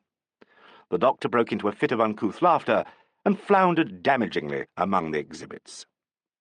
"Dr. Rutherford," Alleyn said with an air of the liveliest exasperation, "I would be immensely obliged to you if you'd have the goodness to stop behaving like a pantaloon. Get off those things, if you please." The doctor backed away into his chair and examined an unlovely mess of chocolate and cardboard on the sole of his boot. "But blast your lights, my good ass," he said. "There goes my spare ration. An ounce of the best rappee, by heaven." Fox began to pick the fragments of the pill-box from his boot. Having collected and laid aside the dropped possessions, he scraped up a heap of snuff. "It's no good now, Dogberry," said the doctor with an air of intense disapproval. Fox tipped the scrapings into an envelope. Alleyn stood over the doctor. "I think," he said, "you had better give this up, you know." The doctor favoured him with an antic grimace, but said nothing. "You're putting on an act, Dr. Rutherford, and I do assure you it's not at all convincing. As a red herring, it stinks to high heaven. Let me tell you this. We now know that Bennington was hit over the jaw. We know when it happened. We know that the bruise was afterwards camouflaged with makeup. I want you to come with me while I remove this makeup. Where's your jacket? "Give me my robe. Put on my crown. I have immortal longings in me." Fox went out and returned with a tailcoat that was in great disorder. "Nothing in the pockets, Mr. Alleyn," he said briefly. Alleyn nodded, and he handed it to Dr. Rutherford, who slung it over his shoulder. Alleyn led the way down the passage where Gibson was still on guard, and round the back of the stage to the dock. P.C. Lamprey came off the set and rolled the doors back. Bennington had stiffened a little since they last looked at him. His face bore the expression of knowledgeable acquiescence that is so often seen in the dead. Using the back of a knife blade, Alleyn scraped away the grease paint from the left jaw. Fox held a piece of card for him, and he laid smears of grease paint on it in the manner of a painter setting his palette. The discoloured mark on the jaw showed clearly. "There it is," Alleyn said, and stood aside for Dr. Rutherford. "A tidy buffet, if buffet it was. Who gave it him?" Alleyn didn't answer. He moved round to the other side and went on cleaning the face. "The notion that it could have contributed to his death," the doctor said, "is preposterous. If, as you say, there was an interval between the blow and the supposed collapse. Preposterous." Fox had brought cream and a towel with which Alleyn now completed his task. The doctor watched him with an air of impatience and unease. "Damned if I know why you keep me hanging about," he grumbled at last. "I wanted your opinion on the bruise. That's all, Fox. Is the mortuary van here?" "On its way, sir," said Fox, who was wrapping his piece of card in paper. Alleyn looked at the doctor. "Do you think," he said, "that his wife will want to see him?" "She won't want to. She may think she ought to. Humbug, in my opinion. Distress herself for nothing. What good does it do anybody?" "I think, however, I should at least ask her." "Why the blazes you can't let her go home passes my comprehension. And where do I go now? I'm getting damn bored with Ben's company." "You may wait either on the stage, or, if you'd rather, in the unoccupied dressing-room. Or the office, I think, is open." "Can I have my snuff back?" Dr. Rutherford asked, with something of the shamefaced air of a small boy wanting a favour. "I think we might let you do that," Alleyn said. "Fox, will you give Dr. Rutherford his snuff-box?" Dr. Rutherford lumbered uncertainly to the door. He stood there with his chin on his chest and his hands in his pockets. "See here, Alleyn," he said, looking from under his eyebrows at him. "Suppose I told you it was I who gave Ben that wallop on his mug. What then?" "Why?" Alleyn said. "I shouldn't believe you, you know." Chapter 10. Summing Up. Alleyn saw Helena Hamilton in her dressing-room. It was an oddly exotic setting. The scent of banked flowers, of tobacco smoke, and of cosmetics was exceedingly heavy, the air hot and exhausted. She had changed into her street clothes and sat in an armchair that had been turned with its back to the door, so that when he entered he saw nothing of her but her right hand trailing near the floor, with a cigarette between her fingers. She called, "Come in, Mr. Alleyn," in a warm voice, as if he was an especially welcome visitor. He would not have guessed from this greeting that when he faced her he would find her looking so desperately tired. As if she read his thoughts, she put her hands to her eyes and said, "My goodness, this is a long night, isn't it?" I hope that for you at least it's nearing its end, he said. I've come to tell you that we're ready to take him away. Does that mean I ought to look at him? Only if you feel you want to. I can see no absolute need at all, if I may say so. I don't want to, she whispered, and added in a stronger voice, It would be a pretence. I have no real sorrow, and I have never seen the dead. I should only be frightened and confused. Alleyn went to the door and looked into the passage where Fox waited with Gibson. He shook his head, and Fox went away. When Alleyn came back to her, she looked up at him and said, What else? A question or two. Have you ever known or heard of a man called Otto Broad? Her eyes widened. But what a strange question, she said. Otto Broad? Yes. He's a Czech or an Austrian, I don't remember which, an intellectual. We met him 3 years ago when we did a tour of the continent. He'd written a play and asked my husband to read it. It was in German, and Ben's German wasn't up to it. The idea was that he should get someone over here to look at it, but he was dreadfully bad at keeping those sorts of promises, and I don't think he ever did anything about it. Have they kept in touch, do you know? Oddly enough, Ben said a few days ago that he'd heard from Otto. I think he'd written from time to time for news of his play, but I don't suppose Ben answered. She pressed her thumb and fingers on her eyes. If you want to see the letter, she said, it's in his coat. Alleyn said carefully, You mean the jacket he wore to the theatre? Or his overcoat? The jacket. He was always taking my cigarette case in mistake for his own. He took it out of his breast pocket when he was leaving for the theatre, and the letter was with it.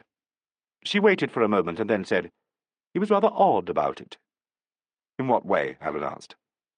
She had used Martin's very phrase, and now, when she spoke again, it was with the uncanny precision of a delayed echo. He was rather strange in his manner. He held the letter out with the cigarette case and drew my attention to it. He said, I think, That's my trump card. He seemed to be pleased in a not very attractive way.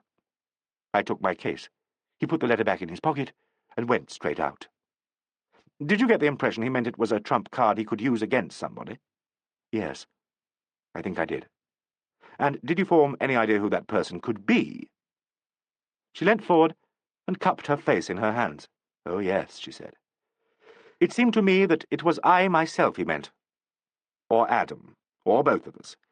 It sounded like a threat. She looked up at Alleyn. We've both got alibis, haven't we? If it was murder. You have, undoubtedly, Alleyn said, and she looked frightened.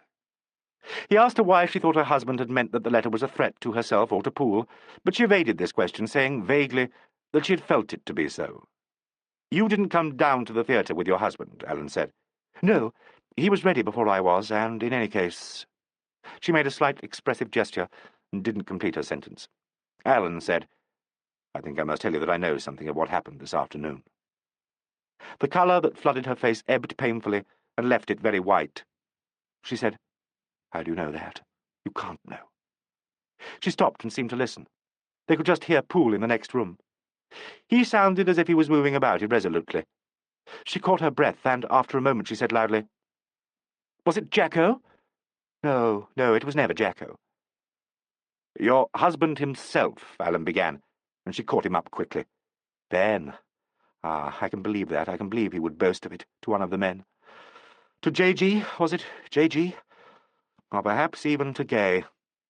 Alleyn said gently, You must know I can't answer questions like these. It was never Jacko, she repeated positively. And he said, I haven't interviewed Mr. Doré yet. Haven't you? Good. Did you like Otto Broad? She smiled slightly and lifted herself in her chair. Her face became secret and brilliant.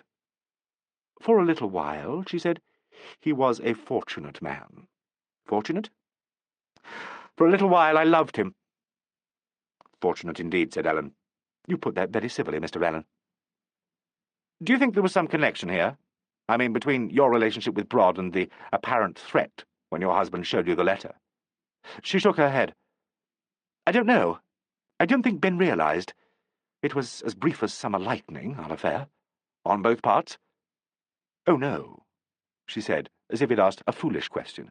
Otto was very young, rather violent, and dreadfully faithful, poor sweet. You are looking at me in an equivocal manner, Mr. Alleyn. Do you disapprove? Alleyn said formally. Let us say that I am quite out of my depth with why do you hesitate? With what? I was going to say with a femme fatale, said Alleyn. Have I been complimented again? He didn't answer, and after a moment she turned away as if she suddenly lost heart in some unguessed-at object she had had in her mind. I suppose, she said, I may not ask you why you believe Ben was murdered. I think you may. For one reason. His last act in the dressing room was not consistent with suicide. He refurbished his make-up. That's penetrating of you, she said. It was an unsympathetic make-up. But I still believe he killed himself. He had much to regret and nothing in the wide world to look forward to, except discomfiture. The performance tonight, among other things to regret. Among all the other things. The change in casting, for one. It may have upset him very much, because yesterday he thought he'd stopped what he called John's nonsense about Gay, and there was his own behaviour, his hopeless degradation. He had given up, Mr. Alleyn. Believe me, he had quite given up. You'll find I'm right, I promise you. I wish I may, Alleyn said. And I think that's all at the moment. If you'll excuse me, I'll get on with my job. Get on with it then, she said, and looked amused. She watched him go, and he wondered after he had shut the door if her expression had changed. Adam Poole greeted Alleyn with a sort of controlled impatience. He had changed and was on his feet. Apparently Alleyn had interrupted an aimless promenade about the room. Well, he said, are you any further on? What am I not supposed to ask? A good deal further, I think, Alleyn said. I want a word with you, if I may have it, and then with Mr. Doré. I shall then have something to say to all of you. After that, I think we shall know where we are. And you're convinced, are you, that Bennington was murdered? Yes, I'm quite convinced of that. Wish to God I knew why. I'll tell you, Alleyn said, before the night is out. Poole faced him. I can't believe it, he said, of any of us. It's quite incredulous. He looked at the wall between his own room and Helena's. I could hear your voices in there, he said. Is she all right? She's perfectly composed. I don't know why you wanted to talk to her at all. I had 3 things to say to Miss Hamilton. I asked her if she wanted to see her husband before he was taken away. She didn't want to do so. Then I told her that I knew about an event of yesterday afternoon. What event? Poole demanded sharply. I mean an encounter between her husband and herself. How the hell did you hear about that? You knew of it yourself, evidently.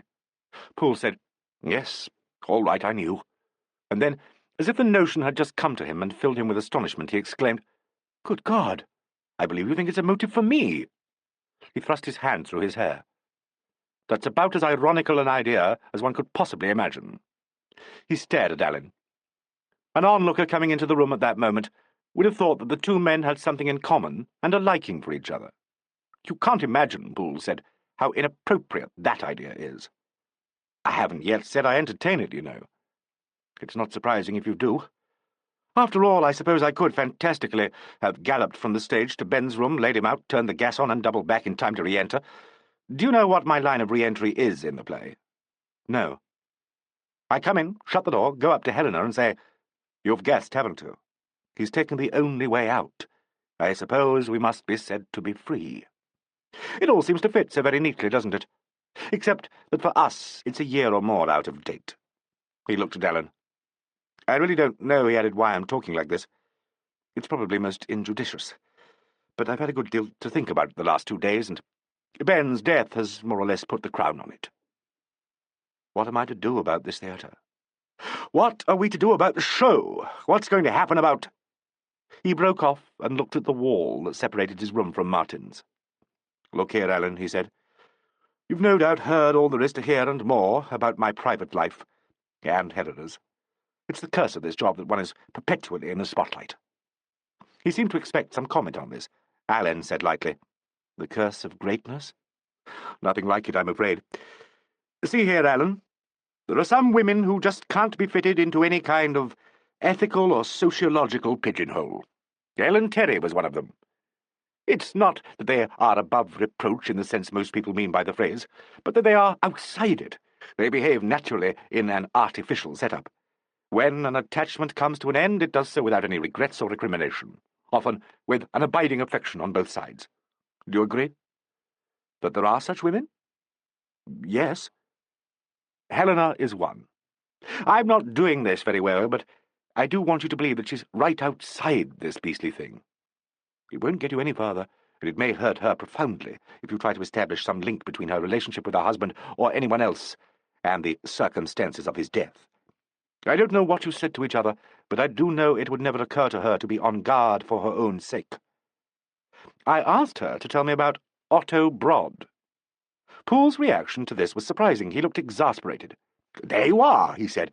"That's exactly what I mean. Otto Broad.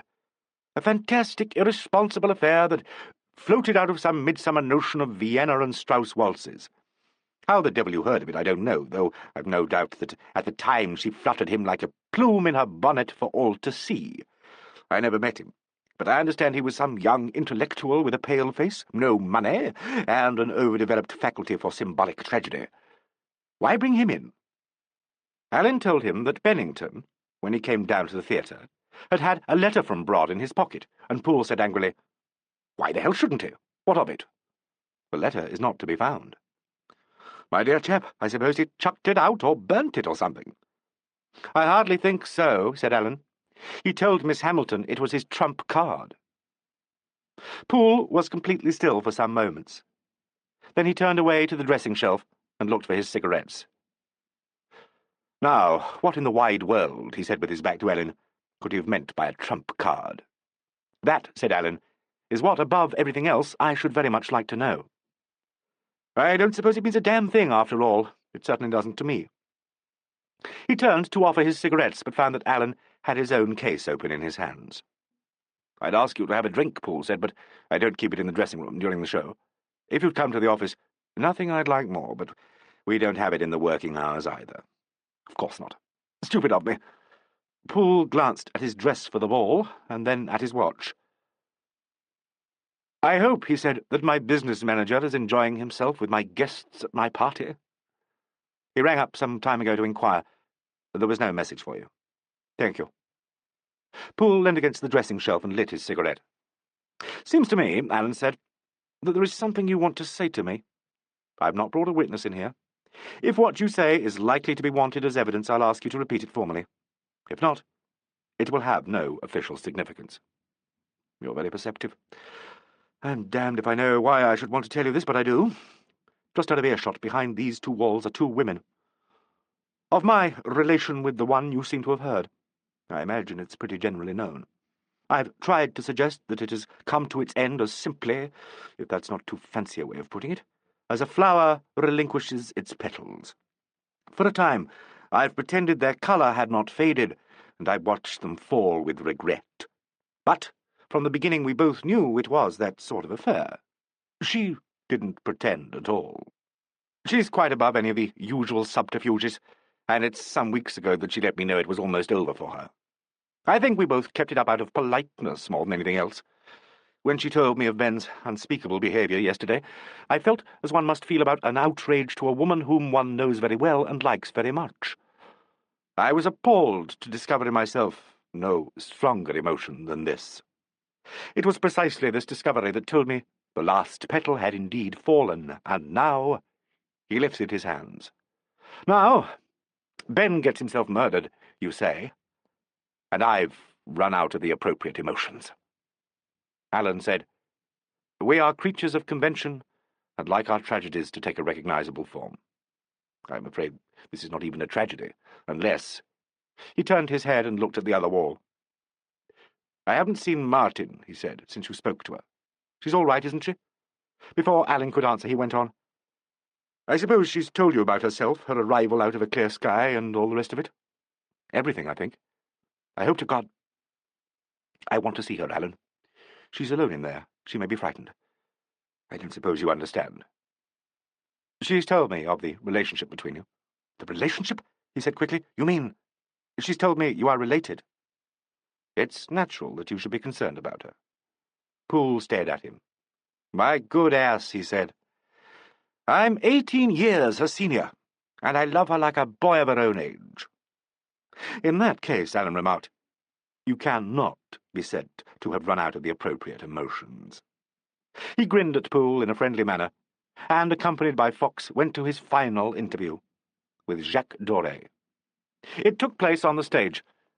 Dr. Rutherford elected to retire into the office to effect, he had told Fox, a few paltry adjustments of his costume. The players, too, were all in their several rooms, and Clem Smith had been wakened, re-examined by Fox, and allowed to go home. So Jacko was alone in the tortured scene he had himself designed. "What do we talk about?" he asked, and began to roll himself a cigarette. "First of all," Alleyn said, "I must tell you that I'm asking for a general search through the clothes that have been worn in the theatre. We've no warrant at this stage, but so far no one's objected. Then, who am I to do so?" Fox went through his pockets and found a number of curious objects: chalk, pencils, a rubber, a surgeon's scalpel, which Jacko said he used for wood carving, and which was protected by a sheath, a pocket-book with money, a photograph of Helena Hamilton, various scraps of paper with drawings on them, pieces of cotton wool, and an empty bottle smelling strongly of ether. This, he told Alleyn, had contained a fluid used for cleaning purposes. "Always they are messing themselves, and always I am removing the mess. My overcoat is in the junk room.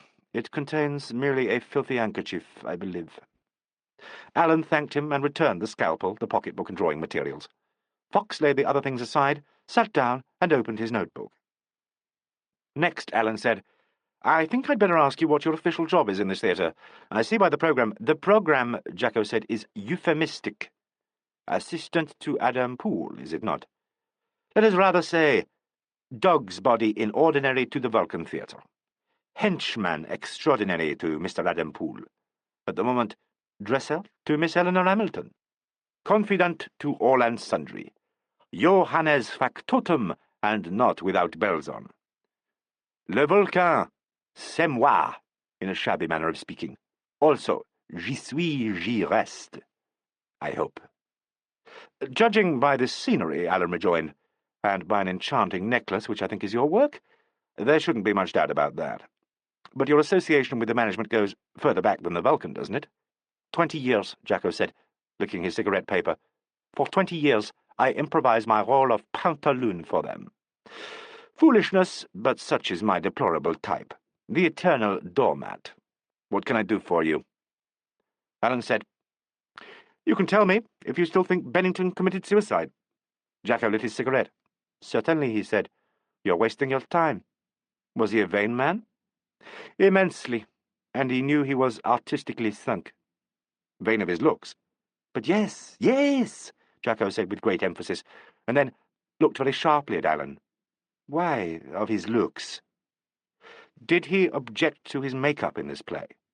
It seemed to me a particularly repulsive one." "He disliked it, yes.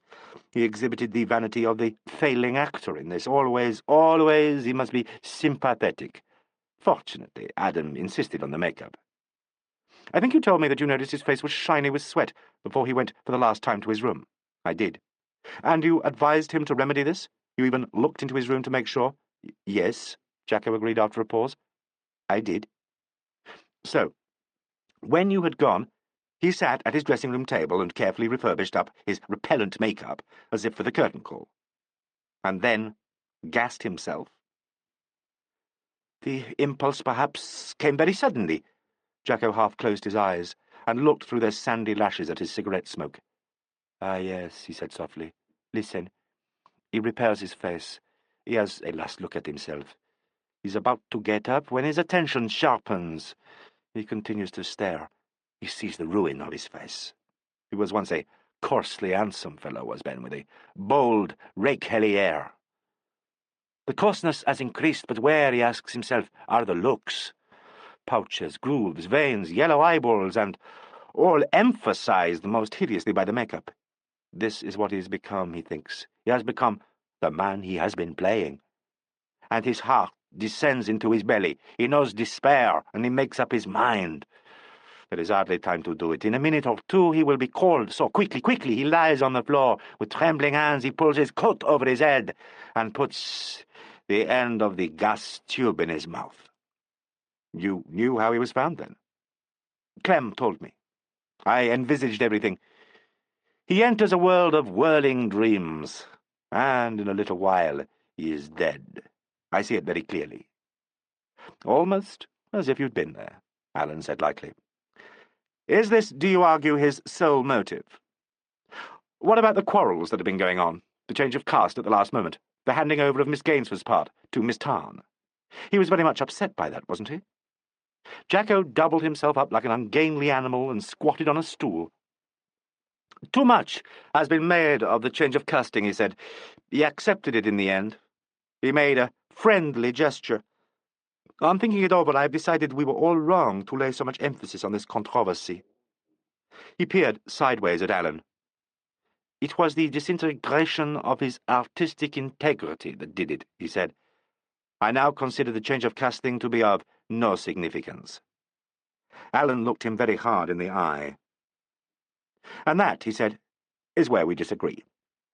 I consider it to be of the most complete significance, the key, in fact, to the whole puzzle of his death." "I cannot agree," said Jacko. "I am sorry." Alleyn waited for a moment and then, and for the last time, asked the now familiar question. "Do you know anything about a man called Otto Broad?" There was a long silence. Jacko's back was bent, and his head almost between his knees. "I have heard of him," he said at last. "Did you know him?" "I have never met him, never." "Perhaps you have seen some of his work?" Jacko was silent. "Können Sie Deutsch lesen?" Fox looked up from his notes with an expression of blank surprise. They heard a car turn in from Carpet Street and come up the side lane with a chime of bells. It stopped, and a door slammed. "Jawohl," Jacko whispered. The outside doors of the dock were rolled back. The sound resembled stage thunder. Then the inner and nearer doors opened heavily, and someone walked round the back of the set. Young Lamprey came through the prompt entrance. "The mortuary van, sir," he said. "All right, they can go ahead." He went out again. There was a sound of voices and of boots on concrete. A cold draught of night air blew in from the dock and set the boarders creaking. A rope tapped against canvas, and a sighing breath wandered about the grid. The doors were rolled together. The engine started up and, to another chime of bells, Bennington made his final exit from the Vulcan. The theatre settled back into its night watch. Jacko's cigarette had burnt his lips. He spat it out and got slowly to his feet. "You have been very clever," he said. He spoke as if his lips were stiff with cold. "Did Bennington tell you how he would, if necessary, play his trump card?" "Not until after he had decided to play it." "But you had recognized the possibility?" "Yes." Alleyn nodded to Fox, who shut his notebook, removed his spectacles, and went out. "What now?" Jacko asked. "All on," Alleyn said. "A company call. This is the curtain speech, Mr. Doré." Lamprey had called them and then retired. They found an empty stage awaiting them. It was from force of habit, Martin supposed, that they took up for the last time their after-rehearsal positions on the stage. Helena lay back in her deep chair with Jacko on the floor at her feet. When he settled himself there, she touched his cheek, and he turned his lips to her hand. Martin wondered if he was ill. He saw that she looked at him and made his clown's grimace. She supposed that, like everybody else, he was merely exhausted. Darcy and Gay Gainsford sat together on the small settee, and Paddy Percival on his upright chair behind them. At the back, Dr. Rutherford lay on the sofa with a newspaper spread over his face. Martin had returned to her old seat near the prompt corner, and Poole to his central chair facing the group. We have come out of our rooms, Martin thought, like rabbits from their burrows. Through the prompt entrance she could see Fred Badger, lurking anxiously in the shadows. Alleyn and his subordinates stood in a group near the dock doors. On the wall close by them was the baize rack with criss-crossed tapes, in which 2 receipts and a number of commercial cards were exhibited. Fox had read them all. He now replaced the last and looked through the prompt corner to the stage. "Are they all on?" Alleyn asked. "All present and correct, sir." "Do you think I'm taking a very risky line, Brer Fox?" "Well, sir," said Fox uneasily, "it's a very unusual sort of procedure, isn't it?" "It's a very unusual case," Alleyn rejoined, and after a moment's reflection he took Fox by the arm. "Come on, old trooper," he said. "Let's get it over. He walked onto the stage almost as if, like Poole, he was going to sum up a rehearsal. Fox went to his old chair near the back entrance. Martin heard the other men move round behind the set. They took up positions, she thought, outside the entrances, and it was unpleasant to think of them waiting there, unseen. Alleyn stood with his back to the curtain, and Poole at once slewed his chair round to face him. With the exception of Jacko, who was rolling a cigarette, they all watched Alleyn. Even the doctor removed his newspaper, sat up, stared, groaned, and returned ostentatiously to his former position. For a moment, Alleyn looked round the group, and to Martin he seemed to have an air of compassion. When he began to speak, his manner was informal but extremely deliberate. "In asking you to come here together," he said, "I've taken an unorthodox line. I don't myself know whether I'm justified in taking it, and I shan't know until those of you who are free to do so have gone home. That will be in a few minutes, I think. I have to tell you that your fellow player has been murdered. All of you must know that we formed this opinion, and I think most of you know that I was first inclined to it by the circumstance of his behaviour on returning to his dressing room. His last conscious act was to repair his stage makeup. While that seemed to me to be inconsistent with suicide, it was, on the other hand, much too slender a thread to tie up a case for homicide. But there is more conclusive evidence, and I'm going to put it before you." He powdered his face. His dresser had already removed the pieces of cotton wool that had been used earlier in the evening and put out a fresh pad. Yet, after his death, there was no used pad of cotton wool anywhere in the room. There is, on the other hand, a fresh stain near the gas fire, which may, on analysis, turn out to have been caused by such a pad having been burnt on the hearth. The box of powder has been overturned on the shelf, and there is a deposit of powder all over that corner of the room. As you know, his head and shoulders were covered, tent-wise, with his overcoat. There was powder on this coat, and over his fingerprints on the top of the gas fire. The coat had hung near the door and would, while it was there, have been out of range of any powder flying about. The powder, it is clear, had been scattered after, and not before, he was gassed. If he was, in fact, gassed. Poole and Darcy made simultaneous ejaculations. Helena and Gay looked bewildered, and Percival incredulous. Jacko stared at the floor, and the doctor groaned under his newspaper. "The post-mortem," Alleyn said, "will of course settle this one way or the other. It will be exhaustive.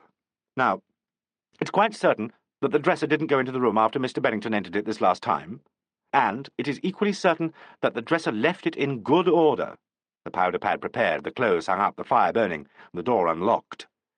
It is also certain that the powder was not overturned by the men who carried Mr. Bennington out. It was spilt by someone who was in the room after he was on the floor with the coat over his head. This person, the police will maintain, was his murderer. Now, the question arises, doesn't it, how it came about that he was in such a condition, comatose or unconscious, that it was possible to get him down on the floor, put out the gas fire, and then disengage the connecting tube, put the rubber end in his mouth and turn the gas on again, get his fingerprints on the wing tap, and cover him with his own overcoat. There is still about 1/6 of brandy left in his flask. He was not too drunk to make up his own face, and he was more or less his own man, though not completely so, when he spoke to Miss Tarn just before he went into his room. During the second interval, Mr. Darcy hit him on the jaw and raised a bruise. I suppose it is possible that his murderer hit him again on the same spot, there is no other bruise, and knocked him out. A close examination of the bruise may show if this was so. In that case, the murderer would need to pay only one visit to the room. He would simply walk in, a few minutes before the final curtain, knock his victim out, and set the stage for apparent suicide. On the other hand, it's possible that he was drugged. He waited for a moment. Helena Hamilton said, "I don't believe in all this. I don't mean, Mr. Alleyn, that I think you're wrong. I mean it just sounds unreal and rather commonplace, like a case reported in a newspaper. One knows that probably it's all happened, but one doesn't actively believe it." I'm sorry I interrupted. "I hope," Alleyn said, "you will all feel perfectly free to interrupt at any point. About this possibility of drugging. If the brandy was drugged, then of course we shall find out. Moreover, it must have been tinkered with after he went on for his final scene.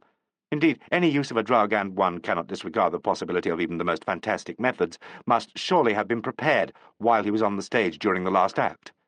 We shall, of course, have a chemical analysis made of everything he used, The brandy, his tumbler, his cigarettes, his makeup, and even the grease paint on his face. I tell you quite frankly that I've no idea at all whether this will get us any further." Fox cleared his throat. This modest sound drew the attention of the company upon him, but he merely looked gravely preoccupied, and they turned back to Alleyn. "Following out this line of thought, it seems clear," he said, "that 2 visits would have to be made to the dressing-room. The first during his scene in the last act, and the second after he had come off and before the smell of gas was first noticed, by Mr. Parry Percival." Percival said in a high voice, "I knew this was coming."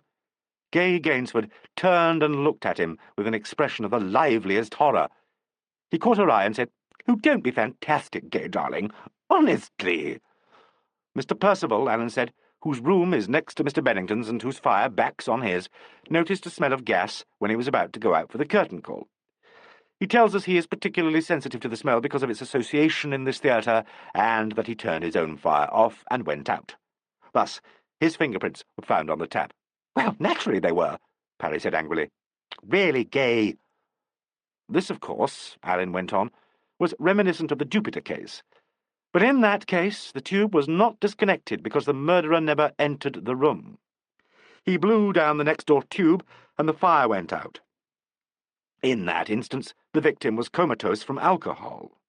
Now, it seems quite clear to us that while this thing was planned with one eye on the Jupiter case, there was no intention to throw the blame upon anyone else, and that Mr. Percival's reaction to the smell was not foreseen by the planner.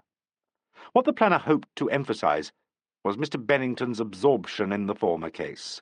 We were to suppose that when he decided to take his own life, he used the method by which he was obsessed. On the other hand, Alleyn said, suppose this hypothetical planner was none other than Bennington himself. Their response to this statement had a delayed action. They behave as actors do when they make what is technically known as a double take. There were a few seconds of blank witlessness, followed by a sudden and violent reaction. Darcy and Percival shouted together that it would be exactly like Ben. Helena cried out inarticulately, and Poole gave a violent ejaculation.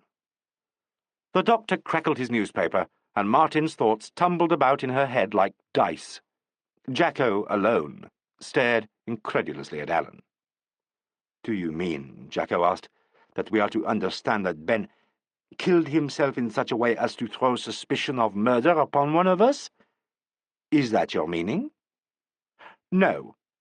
For a time we wondered if this might be so, but the state of the dressing-room, as I'd hoped I'd made clear, flatly contradicts any such theory. No. I believe the planner based the method on Bennington's preoccupation with the other case, and hoped we would be led to some such conclusion. If powder had not been spilt on the overcoat, we might well have done so. So we are still in the dark," Helena said, and gave the commonplace phrase a most sombre colour. "Not altogether. I needn't go over the collection of near motives that have cropped up in the course of our interviews. Some of them sound far-fetched, others at least possible. It's not generally recognized that, given a certain temperament, the motive for homicide can be astonishingly unconvincing. Men have been killed from petty covetousness, out of fright, vanity, jealousy, boredom, or sheer hatred.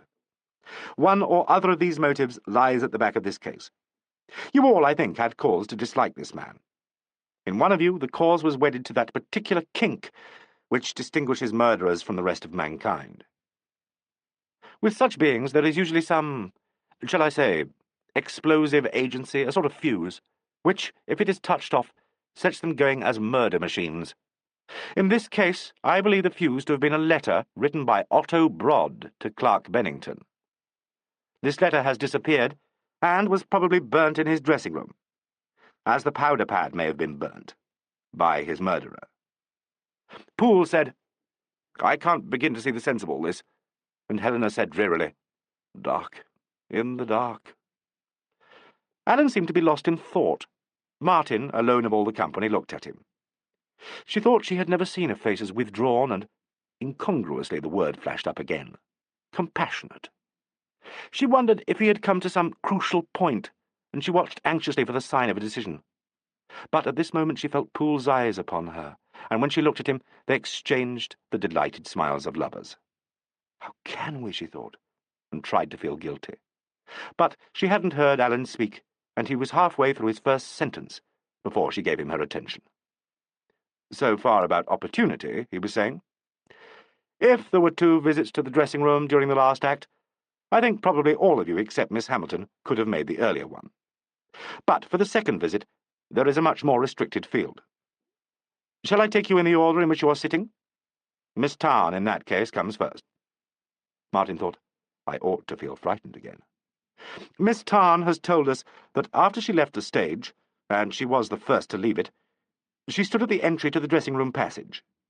She was in a rather bemused state of mind and doesn't remember much about it until Mr. Percival, Mr. Darcy, and Mr. Bennington himself came past. All 3 spoke to her in turn and went on down the passage.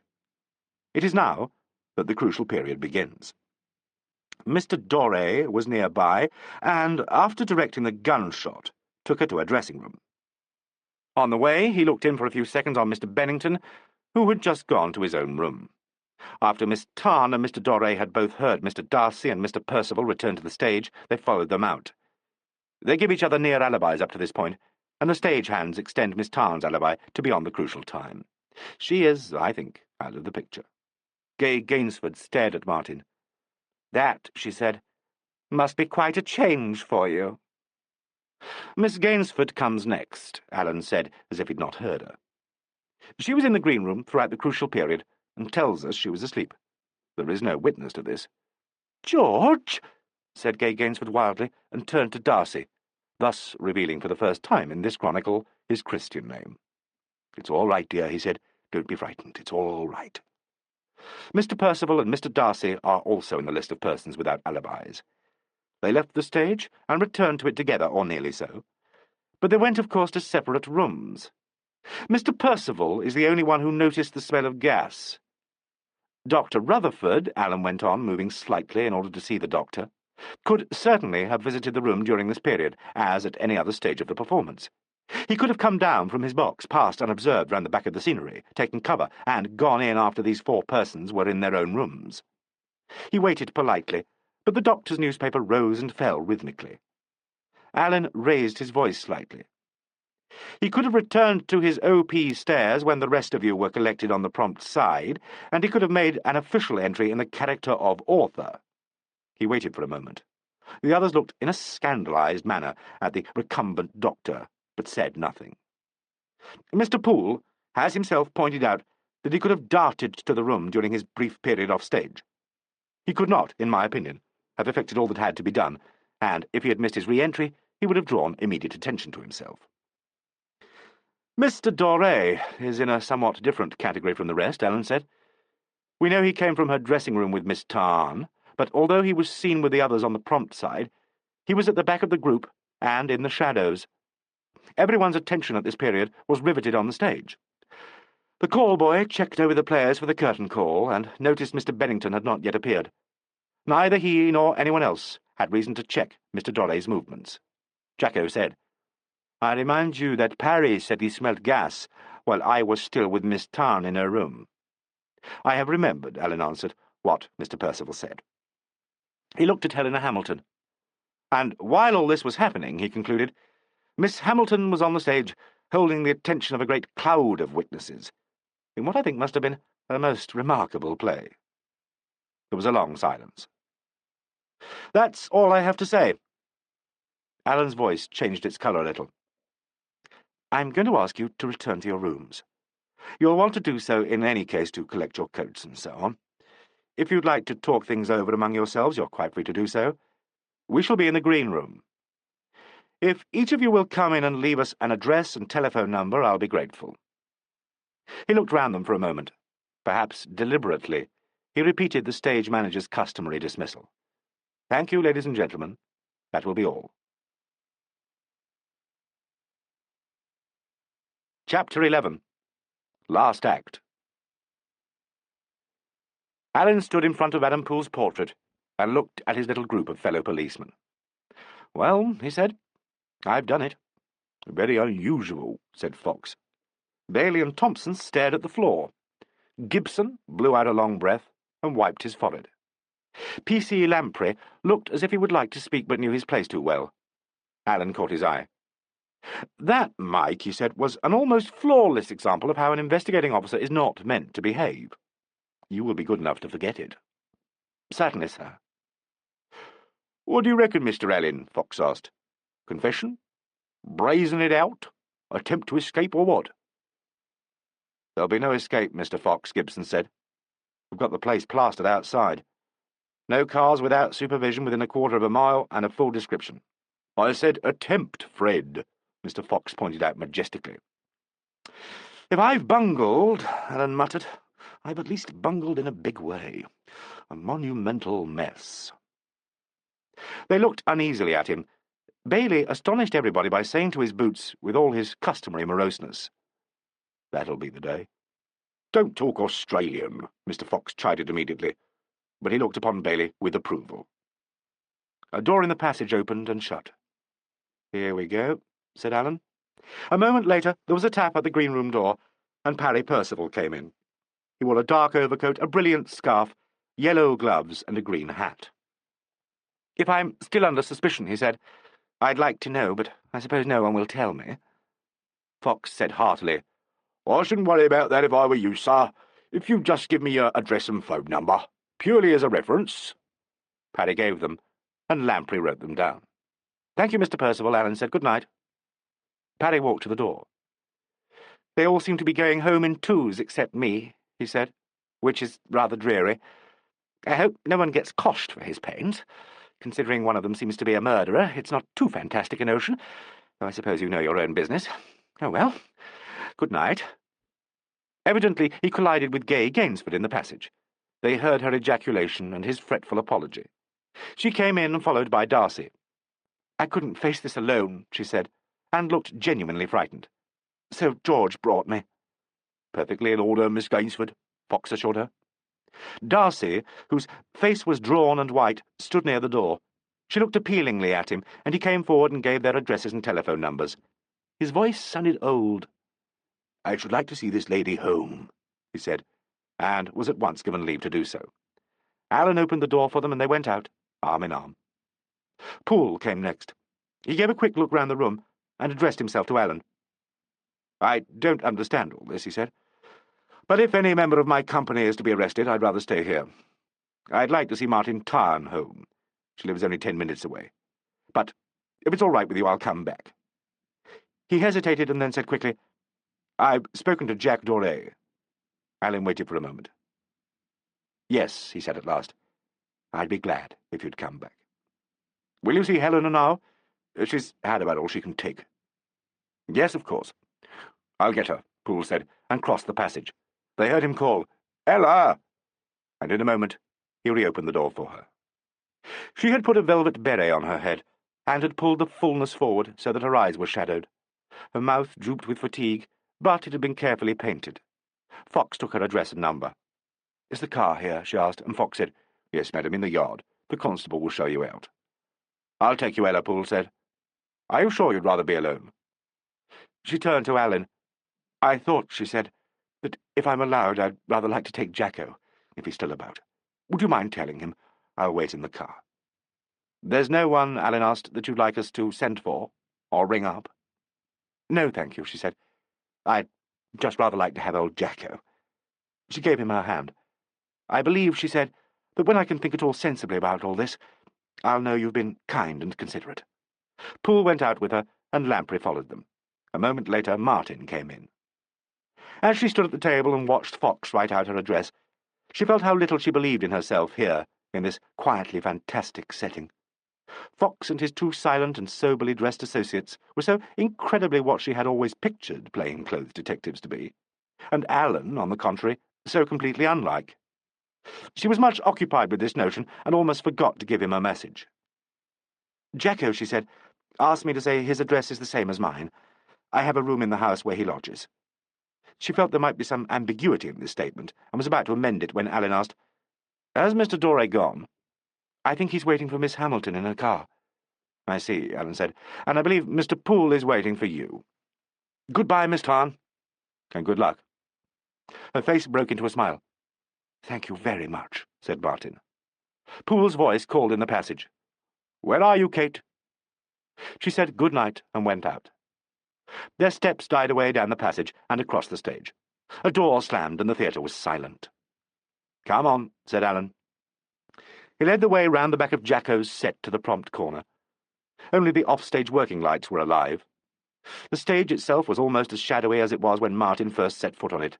A dust-begrimed lamp above the letter rack cast a yellow light over its surface. In the centre, conspicuous in its fresh whiteness, was an envelope that had not been there before. It was addressed in a spidery hand to Chief Detective Inspector Alleyn. He took it from the rack. "So he did it this way," he said, and without another word led them on to the stage. Jacko's twisted stairway rose out of the shadows like a crazy ejaculation. At its base, untenanted chairs faced each other in silent communion. The sofa was in the darkest place of all. Young Lamprey began to climb the iron steps to the switchboard. The rest used their flash lamps. 5 pencils of light, interlaced, hovered, and met at their tips on a crumpled newspaper. They advanced upon the sofa as if it housed an enemy, but when Alleyn lifted the newspaper and the 5 lights enlarged themselves on Dr. Rutherford's face, it was clearly to be seen that he was dead. The little group of men stood together in the now fully lit stage, while Alleyn read the letter. It was written on official theatre paper and headed, "The Office, 1:45 a.m. Dear Alleyn, I cry you patience if this letter is but disjointedly patched together. Time presses, and I seem to hear the clink of constabular bracelets. Otto Brodd wrote a play, which he asked Clerk Bennington to vet. Ben showed it to the 2 persons of his acquaintance who could read German and had some judgment. I refer to Doré and myself. The play we presented last night was my own free adaptation of Brodd's piece, made without his consent or knowledge. Base is the slave that pays. In every way, mine is an improvement. Was it George Moore who said that the difference between his quotation and those of the next man was that he left out the inverted commas? I am in full agreement with this attitude, and so, by the way, was Will Shakespeare.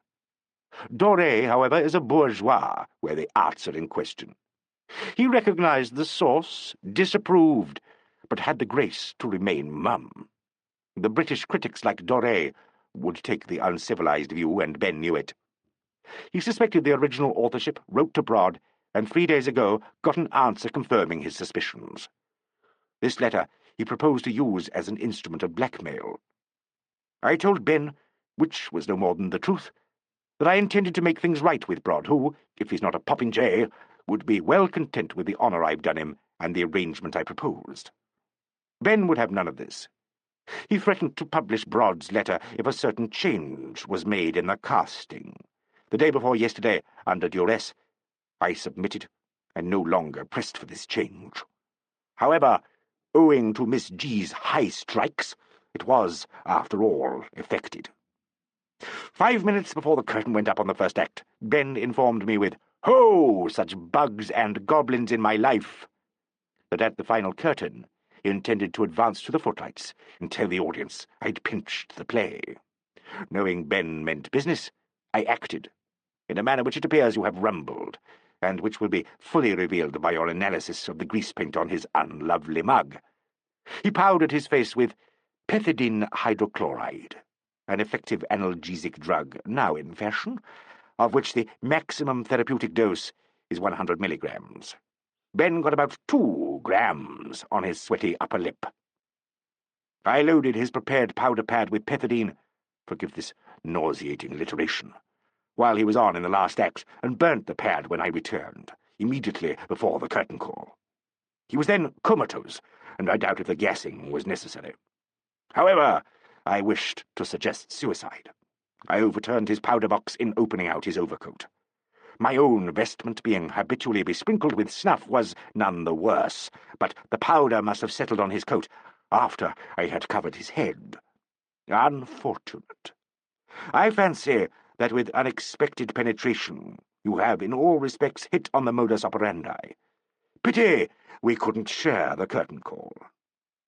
It may interest you to know that I have formed the habit of pepping up my snuff with this admirable drug, and had provided myself with a princely quantity in the powder form used for dispensing purposes. One never knew which way the cat would jump with Ben. I have been equipped for action since he threatened to use his precious letter. By the way, it would amuse me to know if you first dropped to it when I trampled on my pethidine box in the green room. Dogberry, I perceived, collected the pieces. My other spare part is secreted in the groove of the sofa. I shall now return to the sofa, listen to your oration, and, if, as I suspect, it comes close to the facts, will take the necessary and final step. I shall instruct the moronic and repellent badger to place this letter in the rack if I am still asleep when the party breaks up. Pray, do not attempt artificial respiration. I assure you, I shall be as dead as a doornail. While I could triumphantly justify my use of Brod's play, I declined the mortification of inevitable publicity, more particularly as it would reflect upon persons other than myself. If you wish to hang a motive on my closed file, you may make it vanity. Let me conclude with a final quotation from my fellow plagiarist. Sometimes we are devils to ourselves, when we will tempt the frailty of our powers, presuming on their changeful potency. I hear the summons to return. Moriturus, to coin, as Miss G. would say, a phrase, te saluto, Caesar. Your etc., on the edge of the viewless winds, John James Rutherford. Allen folded the letter and gave it to Fox. He walked back to the sofa and stood looking down at its burden for some time. "Well, Fox," he said at last, "he diddled us in the end, didn't he?" "Did he, Mr. Alleyn?" asked Fox woodenly. Bailey and Thompson moved tactfully off stage. Young Lamprey came on with a sheet from one of the dressing rooms. Fox took it and dismissed him with a jerk of his head. When the sheet was decently bestowed, Allen and Fox looked at each other. "Oh, let us still be merciful," Allen said. And it is uncertain whether this quotation from the doctor's favourite source was intended as an epitaph or an observation upon police procedure. Poole switched off his engine outside Jacko's house. Martin stirred, and he said, "Do you want to go in at once? We haven't said a word to each other. You deadly tired?" "No more than everybody else, but yes, aren't you?" "You must," she said drowsily, "be so dreadfully puzzled and worried." "I suppose so." "No, not really, not now. But you must sleep, Martin." "Martin? There now. I've used your Christian name again. Do you know that I called you Kate because I felt it wasn't time yet for the other? That astonished me. In the theatre we be-darling and be-Christian name each other at the drop of a hat. But it wouldn't do with you." He looked down at her. She thought, I really must rouse myself, but bodily inertia, linked with a sort of purification of the spirit, flooded through her, and she was still. "Isn't fair," Poole said, "when your eyelids are so heavy, to ask you if you've made a mistake. Perhaps tomorrow you will think you dreamed this, but Martin, before many days are out, I shall ask you to marry me. I do love you so very much." To Martin his voice seemed to come from an immensely long way, but it brought her a feeling of great content and refreshment. It was as if her spirit burgeoned and flowered into complete happiness. She tried to express something of this, but her voice stumbled over a few disjointed words, and she gave it up. She heard him laugh and felt him move away. In a moment he was standing with the door open. He took her keys from her hand. "Shall I carry you in? I must go back to the theatre." The cold night air joined with this reminder of their ordeal to awaken her completely. She got out and waited anxiously beside him while he opened the house door. "Is it awful to feel so happy?" she asked, "with such a terror waiting? Why must you go to the theatre?" And after a moment, "Do you know?" "It's not awful. The terrors are over. Alleyn said I might return. And I think I do know. There. Good night. Quickly, quickly, my darling heart. Good night, and good morning." He waited until the door shut behind her, and then drove back to the theatre. The pass door into the foyer was open, and the young policeman stood beside it. "Mr. Alleyn is in here, sir," he said. Poole went in and found Alleyn with his hands in his pockets, in front of the great frame of photographs on their easel. "I'm afraid I've got news," he said, "that may be a shock to you." "I don't think so," Poole said. "Jacko spoke to me before I left. He knew about the play. I didn't. And we both thought John's sleep was much too sound."